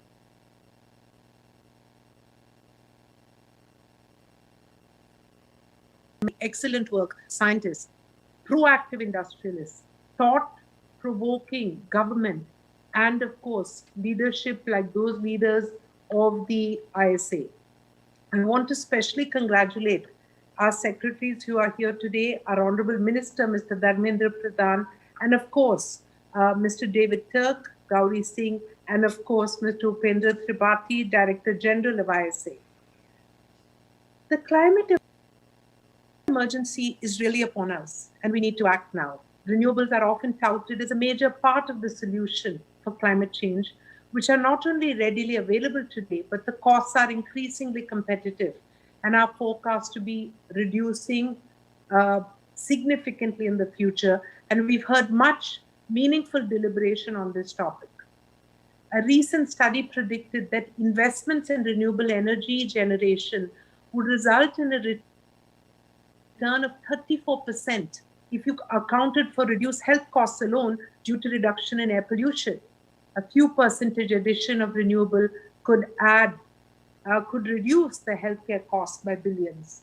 These economic benefits to healthcare come from the transition to renewable generation, which are in addition to the known economic benefits of the energy industry and the value to the planet. Not so long ago, solar power was the dream of a few who were ahead of the curve in terms of the environmental movement. It appeared to be an option for the wealthy and for those who had committed themselves to environmentalism. Solar power has been steadily on the rise around the world, and fossil fuel has become increasingly scarce. We can now see the adoption of solar power increasingly not just for its benefits to the environment, but also because it is sustainable and it is cost effective. Expectations of solar energy are high, and in 2019, the world witnessed an increase of over 160 gigawatts in renewables, and while the coal, gas, and power plants have been moving steadily downwards. It was in that significant year that India and our Honorable Prime Minister signed the EPIC agreement in Paris, and today, India is firmly set on that path. The tremendous increase in the use of solar power due to the combination of simple economics on one side and global policy change on the other. The use of non-renewables in the form of fossil fuel has grown expensive and the renewable price has come down. This is where this tremendous dynamic shift and revolution is happening. Initially, the climate change migration was the primary rationale, and years of policy were there to support renewable energy development. But now we see a multitude of technological marvels, from the adoption of solar panels to generate electricity, to becoming an important catalyst for mass adoption of green energy. And we see solar technological exchange as agreements and changes which will build better infrastructure for renewable energy. Technology can increase the efficiency of solar energy, which in turn will bring down the cost. And technology is not the only area where we need innovation, but we also need to establish better financial support and solutions for solar financing and better policy. The global private sector has shown an interest to invest in solar R&D in India. However, flexible and innovative financing will help enhance the commitments in this field. Strategies are being adopted by solar-rich countries, which can help lead the way for other countries. And I look forward to ISA playing an even larger role in facilitating innovation in technology and financing and the evolution of policy as a decisive step in the direction becoming a game changer in the field of solar energy. ISA can help countries to reap the benefit by developing these innovative policies, deploying business models, catalyzing innovative financing, and creating collaboration between countries and companies, between the scientific world and the corporate world, in which ISA can help to forge these relationships and become a pivot in achieving universal energy access and making solar central to an inclusive, sustainable, cleaner, and safer society and future. The faster solar can be applied, the better it will be. Let me conclude by thanking ISA once again for giving FICCI an opportunity to work together in this historic summit. I must congratulate ISA, all its members across the world for this remarkable feat of moving through and having this outstanding conference despite COVID. We remain committed as a country. I remain committed as an individual, and my company and the organization FICCI and our multitude of members are committed to this as well. We will work closely with ISA to bring innovation to the forefront and access to solar energy to all for a safer, greener, and more sustainable future for everyone. Thank you very much, and all the very best to everyone who has committed themselves to this wonderful cause. Namaste. Thank you, Dr. Reddy. I now request Ms. Gauri Singh, Deputy Director General, International Renewable Energy Agency, UAE, to set the context for this session, please. Over to Ms. Singh, please. Thank you so much. And at the outset, I'm sorry, there seems to be some technical glitch wherein I can't share the video. But let me start by addressing the honorable ministers who are here in the session. Director General ISA, Shri Upen Tripathi ji, Excellencies, ladies and gentlemen. The global pandemic and the economic crisis it has triggered has given us a trailer of what the climate crisis could be like. The health crisis allowed the world to hit a pause button and reimagine the future. The energy system we need is within our grasp. And yet, in response to the current health and economic crisis where governments across the world have announced in excess of $8 trillion in stimulus packages, we see that energy is not often prioritized. IRENA's recent cost report shows that in many countries, new capacity added in renewable power in 2019 costs less than the cheapest new thermal plant. This may very well be the critical tipping point in the energy transition. Let me put this in perspective. If we were to retire 500 gigawatts of the least competitive existing thermal plants and replace them with solar PV and wind, we may end up not just reducing cost of power, but it would yield a stimulus of 940 billion over and above past year's solar PV and onshore wind deployment, which is an equivalent of about 1.1% of the global GDP. The capital needed to invest in the future we need is available. IRENA analysis shows that around $10 trillion of unsustainable energy-related investments are planned between now and 2030. The challenge is to ensure that it's channeled into building a more sustainable and prosperous future and not into bailing out the past. We are all aware that government funds can leverage private investments by a factor of 3 to 4 and should be used strategically to nudge investment decisions and financing in the right direction into renewable power broadly, solar PV specifically, grid infrastructure, electrification of end-use sectors, and energy efficiency. And in this context, let me congratulate the Ministry of New and Renewable Energy, India, and the ISA for the very transformative initiative of One Sun, One World, and One Grid. Initiatives like this can truly fuel energy transformation.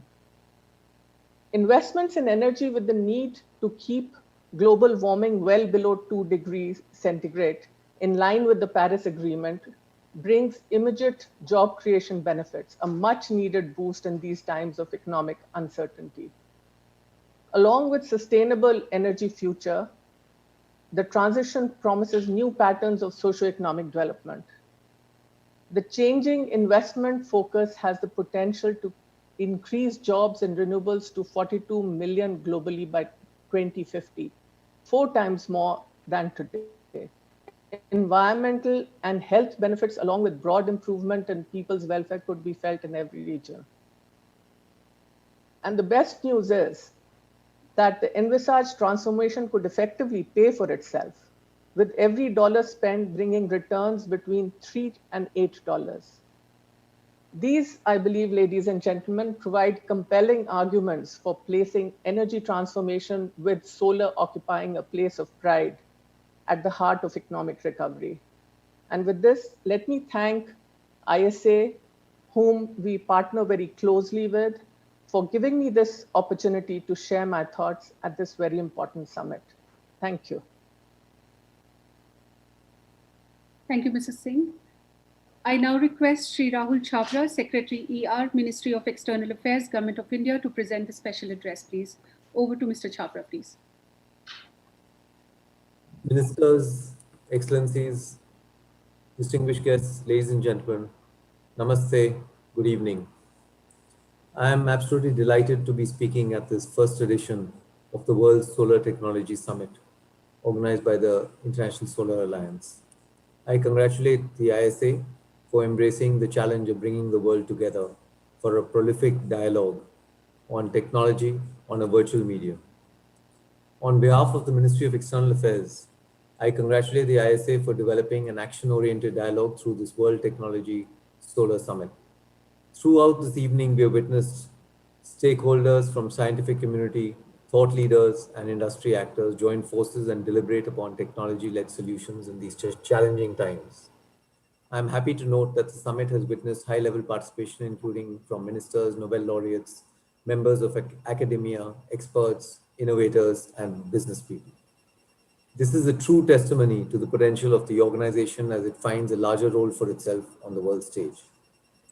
I am also happy to note that the task of universalization of the membership of the ISA has been successfully accomplished.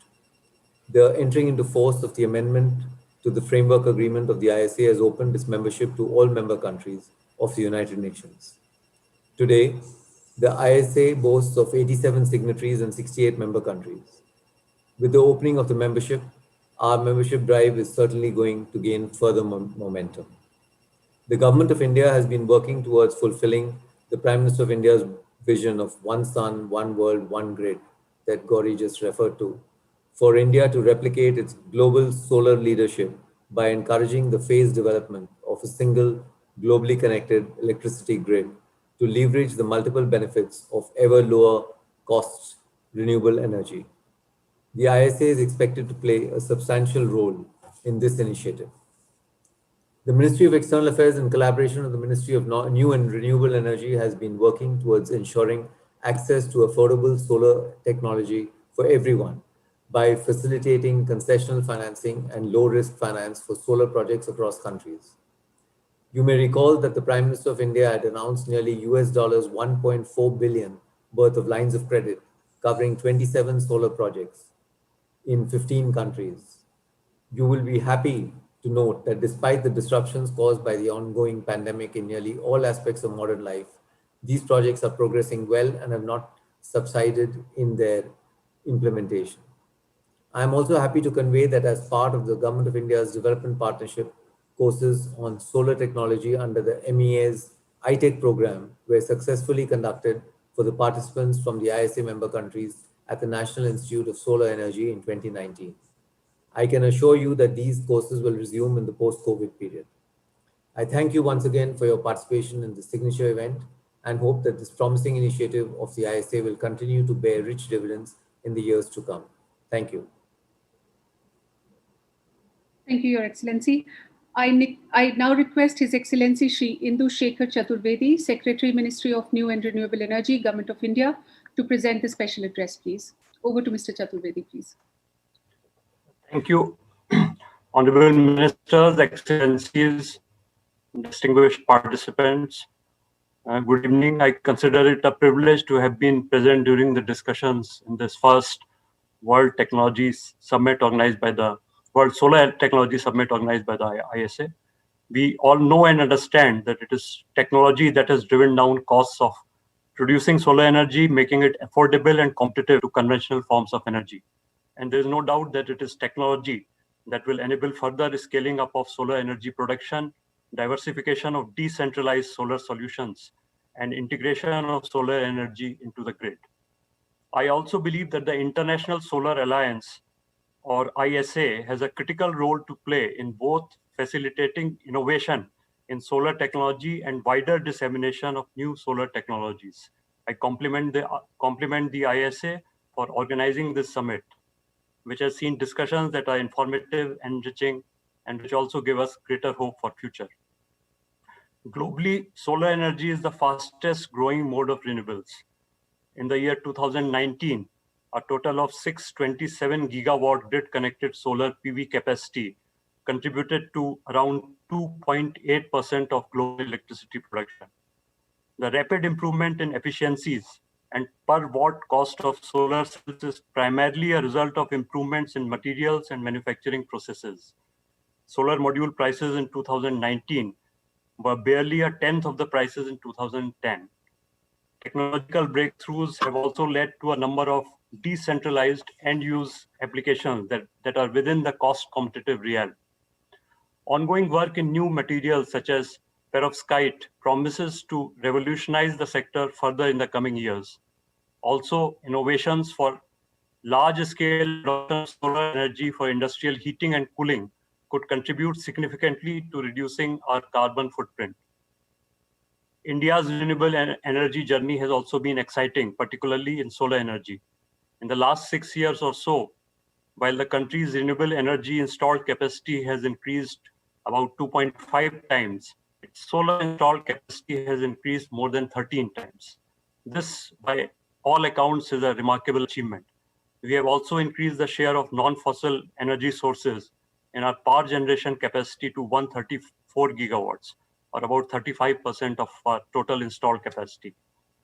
Greater deployment of solar energy hinges on making it more stable and dispatchable. Breakthroughs in energy storage technologies could be a key to realizing this. There is great expectation in this regard. Many storage technologies, including lithium-ion battery technologies, have shown promise as affordable and efficient means to achieving uninterrupted dispatchable solar power. Many countries are also exploring means to convert solar energy to green hydrogen, use it for a variety of clean energy and industrial applications. We in India have been adopting graded approach and focusing on partial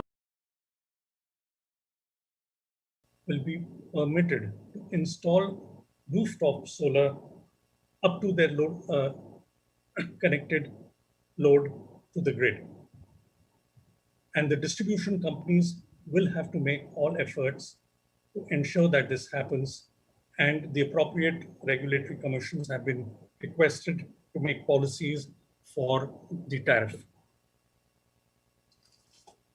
The Ministry of Power has been continuously supporting the Ministry of MNRE and the ISA through its various parastatals.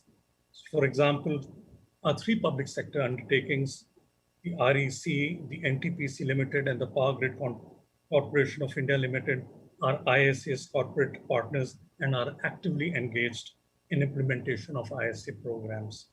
Projects and activities of NTPC has been selected as the project management consultant for implementation of solar parks program for implementation of solar demonstration projects in 47 LDCs and SIDs, member countries of ISA.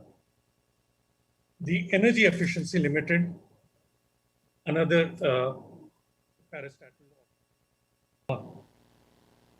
has successfully experimented with the aggregation model of procuring LED bulbs in India, and ESL has assisted ISA Secretariat in undertaking demand aggregation and inviting international competitive bids for price discovery of solar water pumping systems and solar home systems. We are really happy that ISA, through its corporate partners, is facilitating reduction in cost of solar technology in ISA member countries. In the end, I would like to congratulate the ISA for successfully organizing the first World Solar Technology Summit. The summit provided some very valuable insights into latest happenings in the solar sector across the world and the way ahead for solar sector and power sector in general. I'm also happy to note the impetus laid by various global CEOs on going green, with solar complemented by other technological innovations such as storage, etc. I congratulate the entire team of ISA and others who have made this summit a success. Thank you.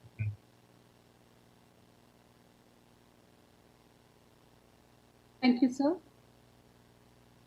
I now request the team to play the video address by Shri Suresh Prabhu, Prime Minister of India Sherpa, to the G7 and G20. It's a very important event that is taking place. Solar energy, if harnessed properly, can meet each and every person's demand globally. Each and every segment of society can be fully satisfied with energy demand only from solar source. But to harness that energy from shining sun to bringing it to homes and factories and other places needs technology. And technology can transform not just solar energy scene but the entire energy scene of the world. Some facets of that: how to improve the solar panel efficiency, how to make sure that concentrated solar power can be harnessed more, how can we use more solar thermal, and that too probably without using too much of water. How can we make sure that solar energy can be stored in a very significant quantity for a longer period in a cost-effective manner? How can we use solar energy can be used on a handhold like this? Can we not use energy and keep it here so that whenever I need, I can use it? These are the kind of new challenges which are going to be addressed by the technology. To make it affordable, to make it universal, to make it reach every home, not to have any climate change related issues, no carbon footprint. These are the kind of technological solutions we need. And thanks to Prime Minister Narendra Modi, we now have an International Solar Alliance, which is an intergovernmental body. Many countries are joining from all parts of the world. That makes it a truly global platform to bring in best technological minds together to address twin challenges of energy and environment at the same time. This one technological breakthrough that we will make is going to change the face of the world. The sun is a real source of energy. Sun rises every day. Sun is the primary source of energy which really created other sources of secondary energies. Therefore, I wish you all the best. International Solar Alliance is a very vibrant and a very forward-looking body which I am sure is going to transform the world. But to do that, the most important contribution will come from the technologies like you. This is the first summit of its kind, and I offer you my best wishes. I can clearly see that with only one your intervention, you are going to save the human race for future. You are going to save the biological life from extinction. You are going to reduce the cost of adaptation, which is going to run into billions of dollars. You are going to save the world from natural catastrophes, because if the climate change can be reversed, the catastrophes will still happen, but not at the same magnitude, at the same scale. So let me offer you my best wishes. I'm very happy as a champion of solar energy for all my life. I'm very happy to see all of you working on it. As a former power minister, I'm very happy to see that what you're doing. As a former environment minister, I'm happy that you're going to save the environment. Thank you very much.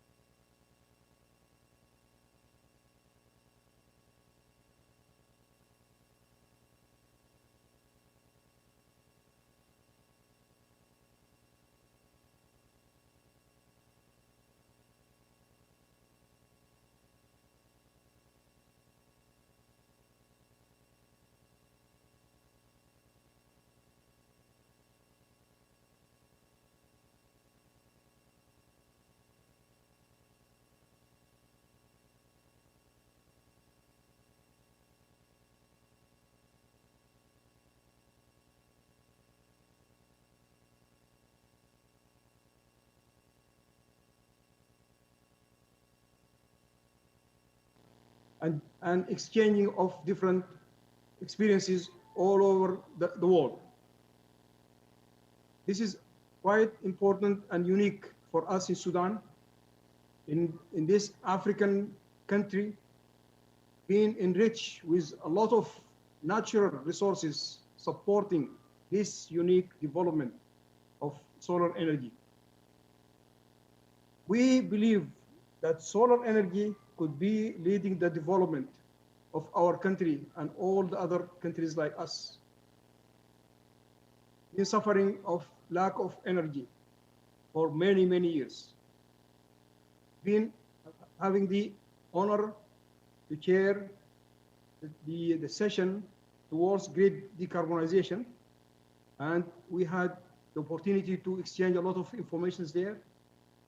And as I said, it is quite essential and important for us to keep following and always, make use of all the technology that we are learned today. In our recent master plan for renewable, we have updated the renewable energy plan. And we had to focus on renewable and especially solar, where we have, in our country, the big, potential for that. We had a lot of studies being made, and we have now included in our master plan the confirmed, recognized 2,500 megawatt solar energy in our what do you call plan for the coming 15 years. And we would like to go ahead to try to change the life of our people. We have only 37% access to energy at this time. And we have the challenge in order to change that one. I noticed that Mr. Rajiv Shah said when he was introducing me that, yes, I have a lot to do in solar energy, and I would like to do that as consistently as possible in order to change the life of our people. Thank you very much again. And I would sincerely hope that with the support of the ISA All the members we have seen here, like important and strong support of the International Energy Agency, for example, and others, we can expect more such unique and important events in the future as well. Thank you very much. Thank you, Your Excellency. I now request His Excellency Dr. Amani Abu Zaid, Commissioner for Infrastructure and Energy, the African Union Commission, to present the special address, please. Over to Mr. Abu Zaid, please.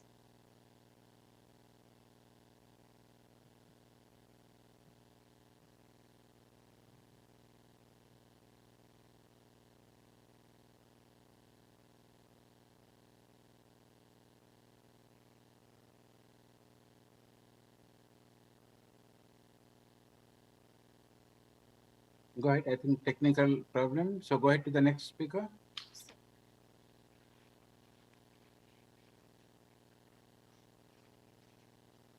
I now request His Excellency Mr.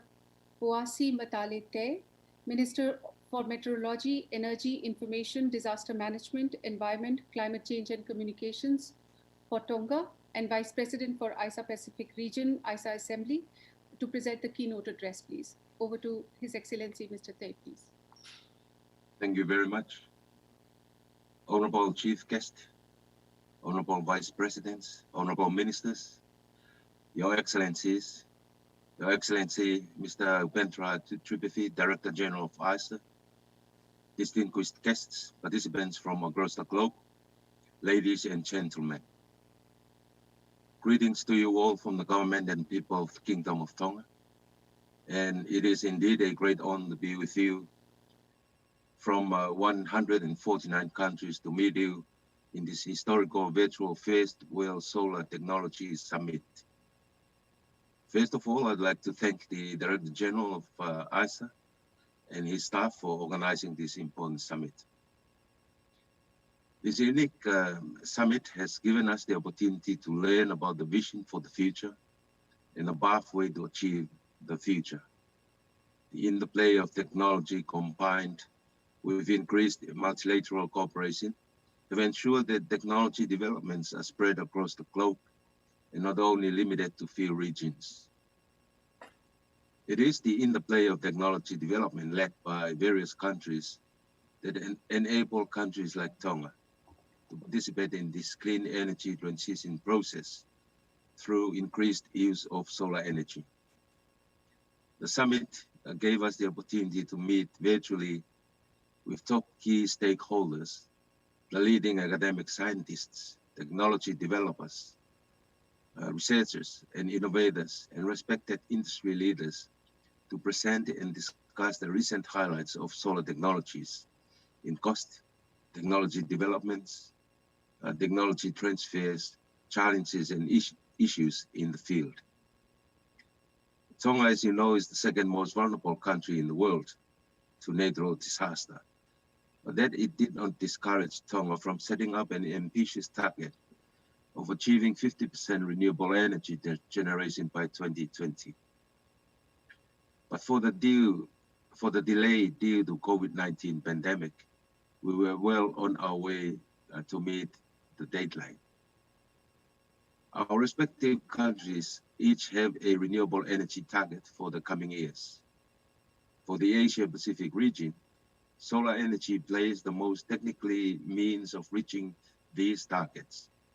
And if we continue to reduce the cost and improve the efficiency of this technology, then potentially solar energy will replace many other sources of energy.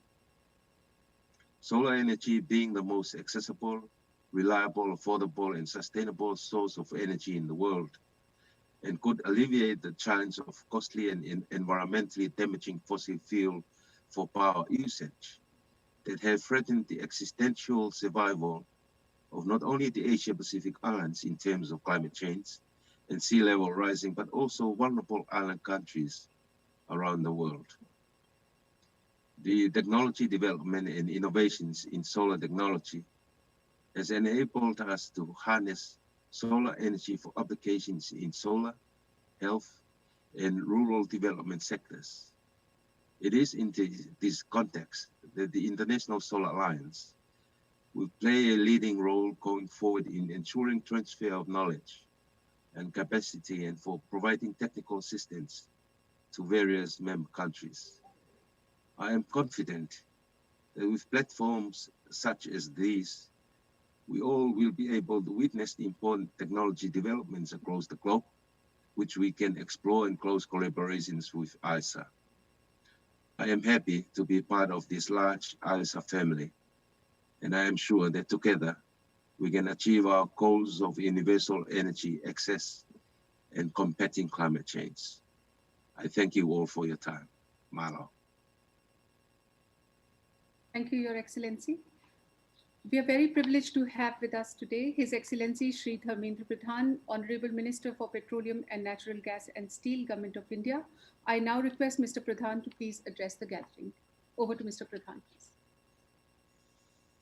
Honorable Ministers from various ISA member countries, my ministerial colleagues Sri Piyush Goyal ji, Sri Suresh Prabhu, TM Sherpa to G7 and G20, Director General ISA Sri Upendra Tripathi ji, distinguished speakers, friends from the media, ladies and gentlemen, good evening.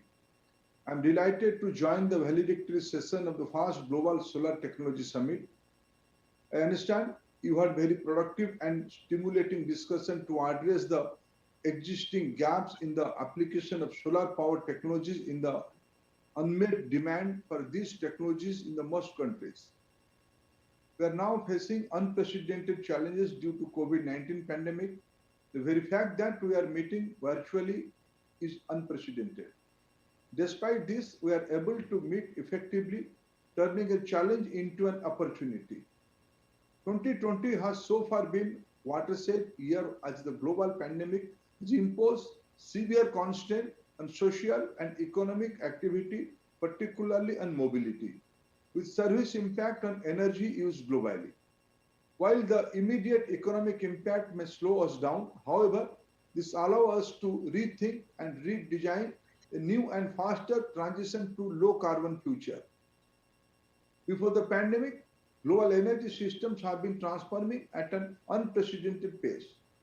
Two global agreements of 2015 on sustainable development and climate change had initiated a new energy paradigm, bring the renewable to the center of the energy discourse.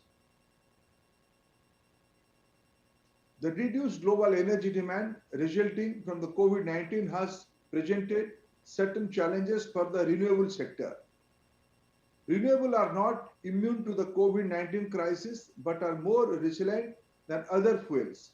The share of renewable in global electricity supply reached nearly 28% in the first quarter of 2020, up from the 26% during the same period in 2019. I believe that we are in the midst of the global renewable energy revolution, and solar is central to it. Excellency and distinguished delegates, before I touch on how Indian oil and gas companies are gradually transforming themselves into energy companies with a clear vision to transition to cleaner energy, including solar power, allow me to cite several initiatives that are promoted actively by our government. Let me assure you that India is fully committed to reducing the emission intensity of its GDP by 33 to 35% from 2005 levels. We in India are in the midst of the major transformative shift in our energy sector, both in scale and complexity, and also the interdependence across the different systems.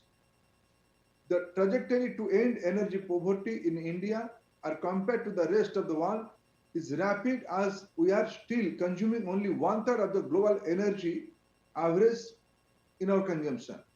Honorable Prime Minister Modi has envisioned a clear roadmap for India's energy future, which rests on 5 key enablers: energy availability, accessibility to all, energy affordability to the poorest of the poor, efficiency in energy use, energy sustainability to combating climate change as a responsible global citizen, and energy security for mitigating the global uncertainties. Our government is committed towards a clean energy which extends beyond just electricity. We have focused on improving the ease of living of the common people by enhancing access to clean cooking fuel, which we have called the Blue Flame Revolution. LPG has served as a catalyst for the social change and an instrument for ending energy poverty among the most deserving among our people. Throughout the COVID-19 pandemic, India was clear on one thing: the poor have to be protected. The Pradhan Mantri Garib Kalyan Yojana, Prime Minister's welfare scheme for the poor, is among the largest support systems seen anywhere globally. Free cooking gas is being provided for around 80 million families. We have planned to achieve 40% electricity generation from non-fossil fuel-based energy resource by 2030. One of the pillars of this plan is to ambitious target of 175 gigawatt of renewable capacity by 2022 and aim to achieve 450 gigawatt by 2030. Technological advance from your fraternity have dramatically pulled down the per unit cost of the power. New technologies like floating solar, offshore wind, wind solar hybrid and storage will play a crucial role in India attaining this target. We made significant progress towards meeting the UN Sustainable Development Goal 7 on delivering energy access. Excellency and distinguished delegates, energy transition by way of decarbonizing the economies is drawing mixed reaction globally. I firmly believe the energy transition is irreversible and it will move with renewed vigor during the COVID and beyond. The biggest game changer in our drive to bring about greater environmental sustainability and flexibility in the energy system in India is through the rapid development of natural gas in our energy mix, by increasing its share in our energy mix from current 6% to 15% by 2030. India's move to transform into a gas-based economy is in the line with the commitment made at the Paris meeting on the climate change, which aims to reduce the country's carbon emission by up to 35% from 2005 levels by 2030 and producing 40% of the power from non-fossil fuel source by 2030. One nation, one gas grid, as envisioned by Prime Minister Modi, is being developed. LNG terminal capacity is being augmented to increase to 50 million metric ton. As an estimated $60 billion investment is lined up in the developing gas infrastructure, covering pipeline, city gas distribution, and LNG regasification terminals. As part of National Gas Grid, another 17,000 kilometer pipeline network has been approved, authorized by PNGRB. The city gas distribution network is also expanding rapidly, with over 70% of the country's population spread across 28 states and union territories to cover soon. Our 14 million PNG connections are envisaged and 10,000 CNG stations will be put up. LNG is being promoted as a transport fuel by long-haul trucking along expressway, industrial corridors, and inside mining areas. We have digitally launched the Indian Gas Exchange, which is country's first nationwide online delivery-based gas trading platform, to enable the nation to move towards pre-market pricing of natural gas. Our oil and gas companies are investing in renewable energy projects for the self-consumption and supplying to the grid. They are promoting biofuels on a mass scale with target of 20% ethanol blending in petrol and 5% of biodiesel by 2030. We have a target to create 15 million metric ton of compressed biogas per annum by 2023 under Sustainable Alternative Towards Affordable Transportation SATAT program. With assured price for entrepreneurs and offtake guarantee by oil marketing companies, these plans will help to tackle renewable agricultural waste burning. I see prospect of development of solar technology to drive these projects. Excellency and distinguished delegates, allow me to touch a few key announcements made by oil and gas industry of India earlier in the day to firmly support the solar energy sector. 5 public sector undertakings under my Petroleum and Natural Gas Ministry have agreed to join ISS Coalition of Sustainable Climate Action as a corporate partners and also contribute to ISS Corpus Fund.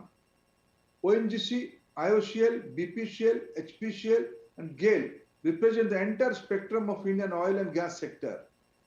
In addition, the Indian oil and gas companies would increase their current installed solar power capacity of 275 megawatt by an additional 60 megawatt during the year. We have taken up mission of solarizing about 50% of fuel stations owned by PSU companies in the next 5 years.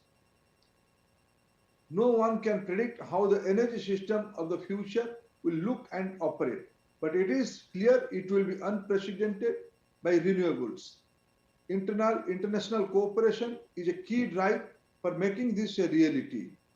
COVID-19 challenges the fundamental assumption of our life. The urgency of a revolution in green energy continues to gain in greater importance. COVID-19 presents yet another opportunity to design a new and faster transition to a low carbon future. ISA is eminently placed to drive this process. I am confident that the deliberation held today would advance the perspectives, facilitate effective partnership, and develop innovative solutions to the many challenges we are facing in solar technology. Thank you, friends. Thank you, Your Excellency. It is an honor to have with us today His Excellency Shri Piyush Goyal, Honorable Minister for Railways, Commerce and Industry, Government of India. I request Mr. Goyal to deliver the valedictory address and share his vision. Over to Mr. Goyal, please. Thank you, Madam. All the distinguished ministers from different countries, my very good friend and brother, P. Dharmendra Pradhanji, Honorable Minister for Petroleum, Natural Gas and Steel, Mr. Upendra Tripathi, the Director General of the International Solar Alliance, and all the distinguished participants at this very important first World Solar Technology Summit 2020, being held amidst COVID and all the challenges associated with it virtually. It's indeed a pleasure to see a lot of old friends, though only on the screen today.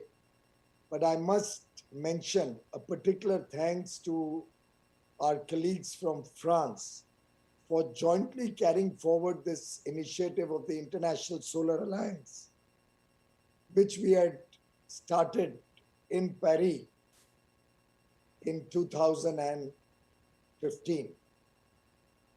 I still remember the COP21 summit when over 190 nations from across the world had got together and agreed upon what I believe is the most important collective decision taken in several years to work towards a cleaner and better future for our world,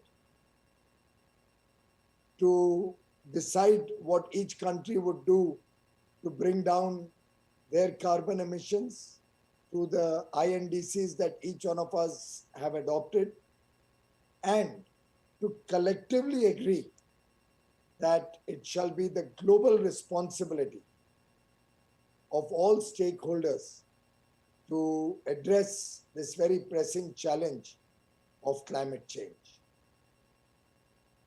France and India are both democratic nations sharing a strategic partnership in several areas, be it defense, energy, space, security. But I think our partnership on renewable energy and the Solar Alliance has a special place for the leaders of the two countries and for the people of the two countries.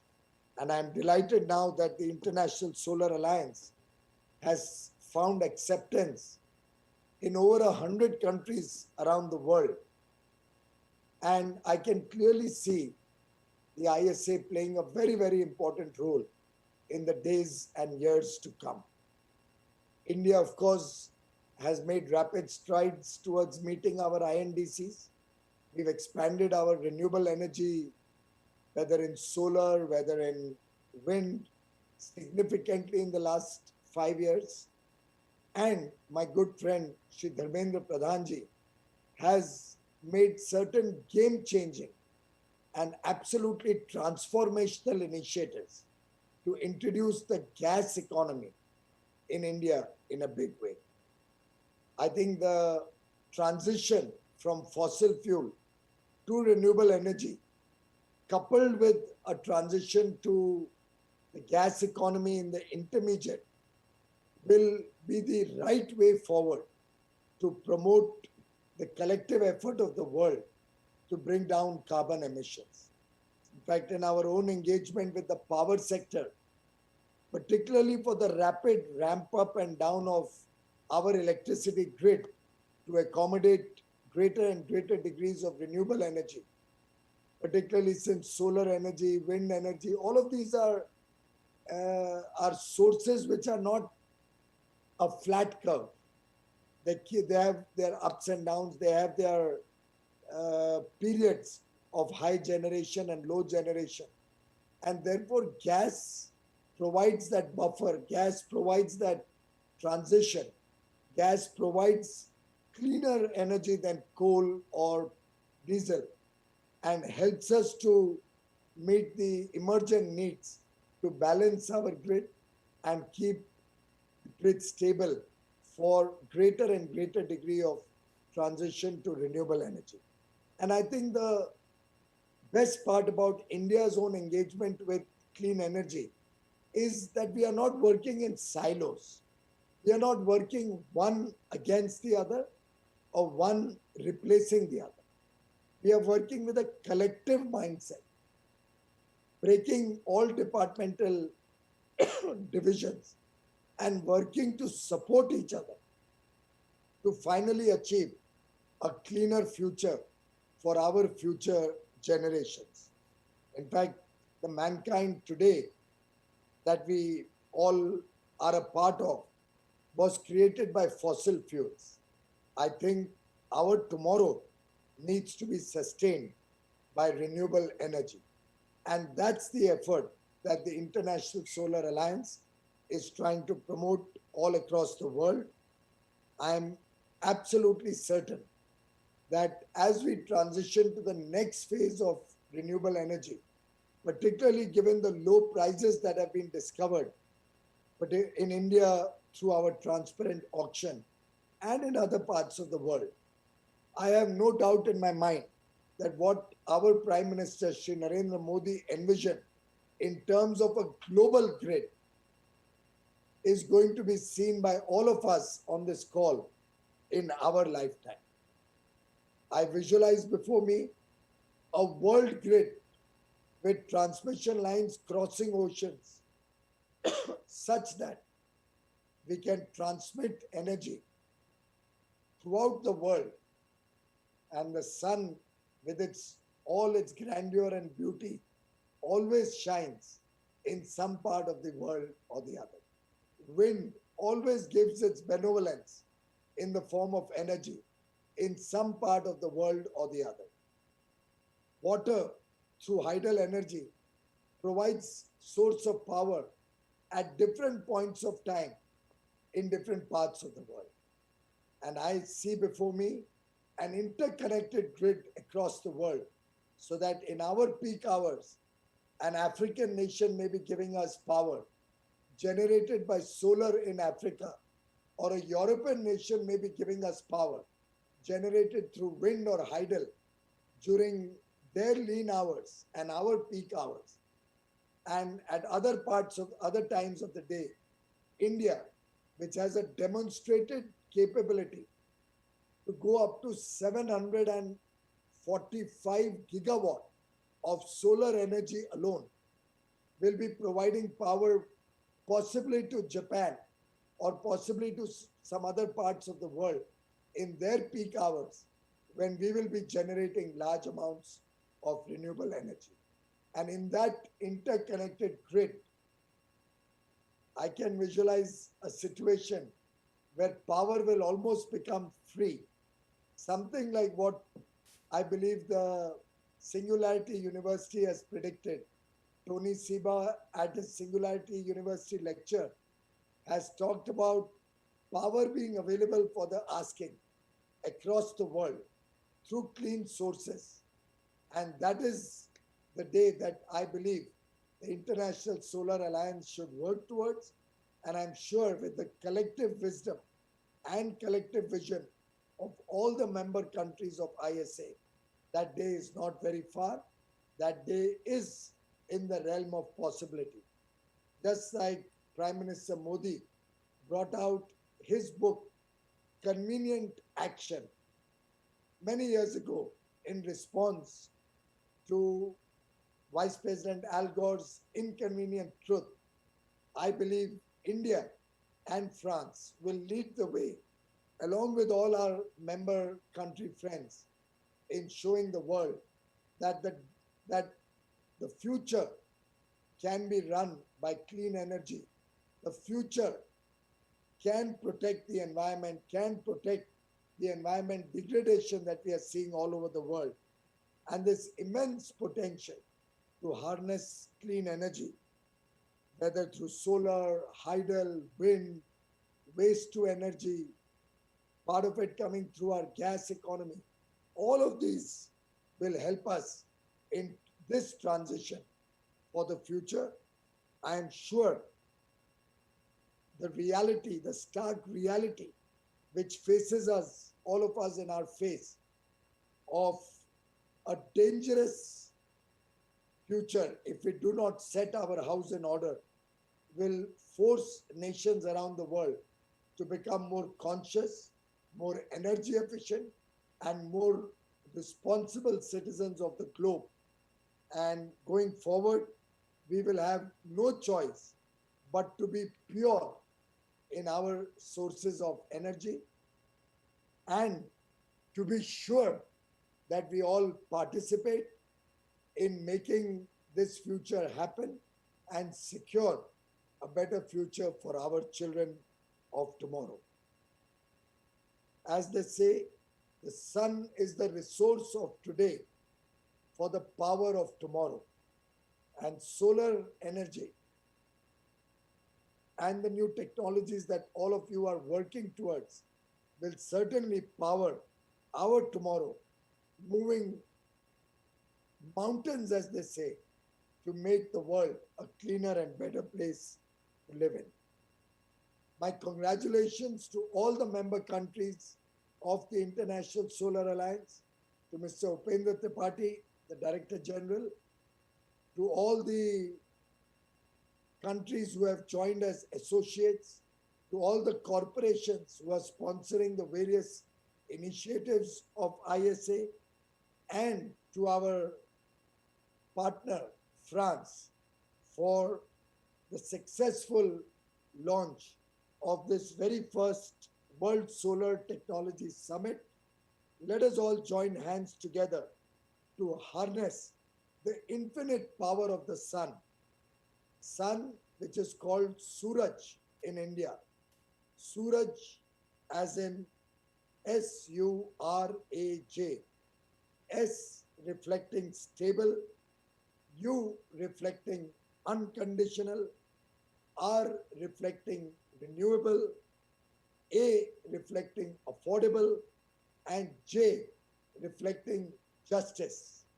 Suraj, the sun, which stands for stable and unconditional renewable source of energy at affordable prices to ensure a just future for the world. Thank you very much, ladies and gentlemen. My best wishes to all of you. Stay safe, stay healthy. Let us all work together in the same spirit of partnership that we are demonstrating in our fight against COVID. Let us continue this spirit of partnership, of collaboration, of cooperation in our fight against climate change, in our collective effort to promote solar energy, clean energy. Thank you very much, ladies and gentlemen. Namaskar. Thank you, Your Excellency. I now request Mr. Philippe Malebranche, Director Program Implementation, International Solar Alliance, to present a vote of thanks on behalf of the ISA Secretariat. Over to Mr. Malebranche, please. Yes, I would like to be able to start my video, please.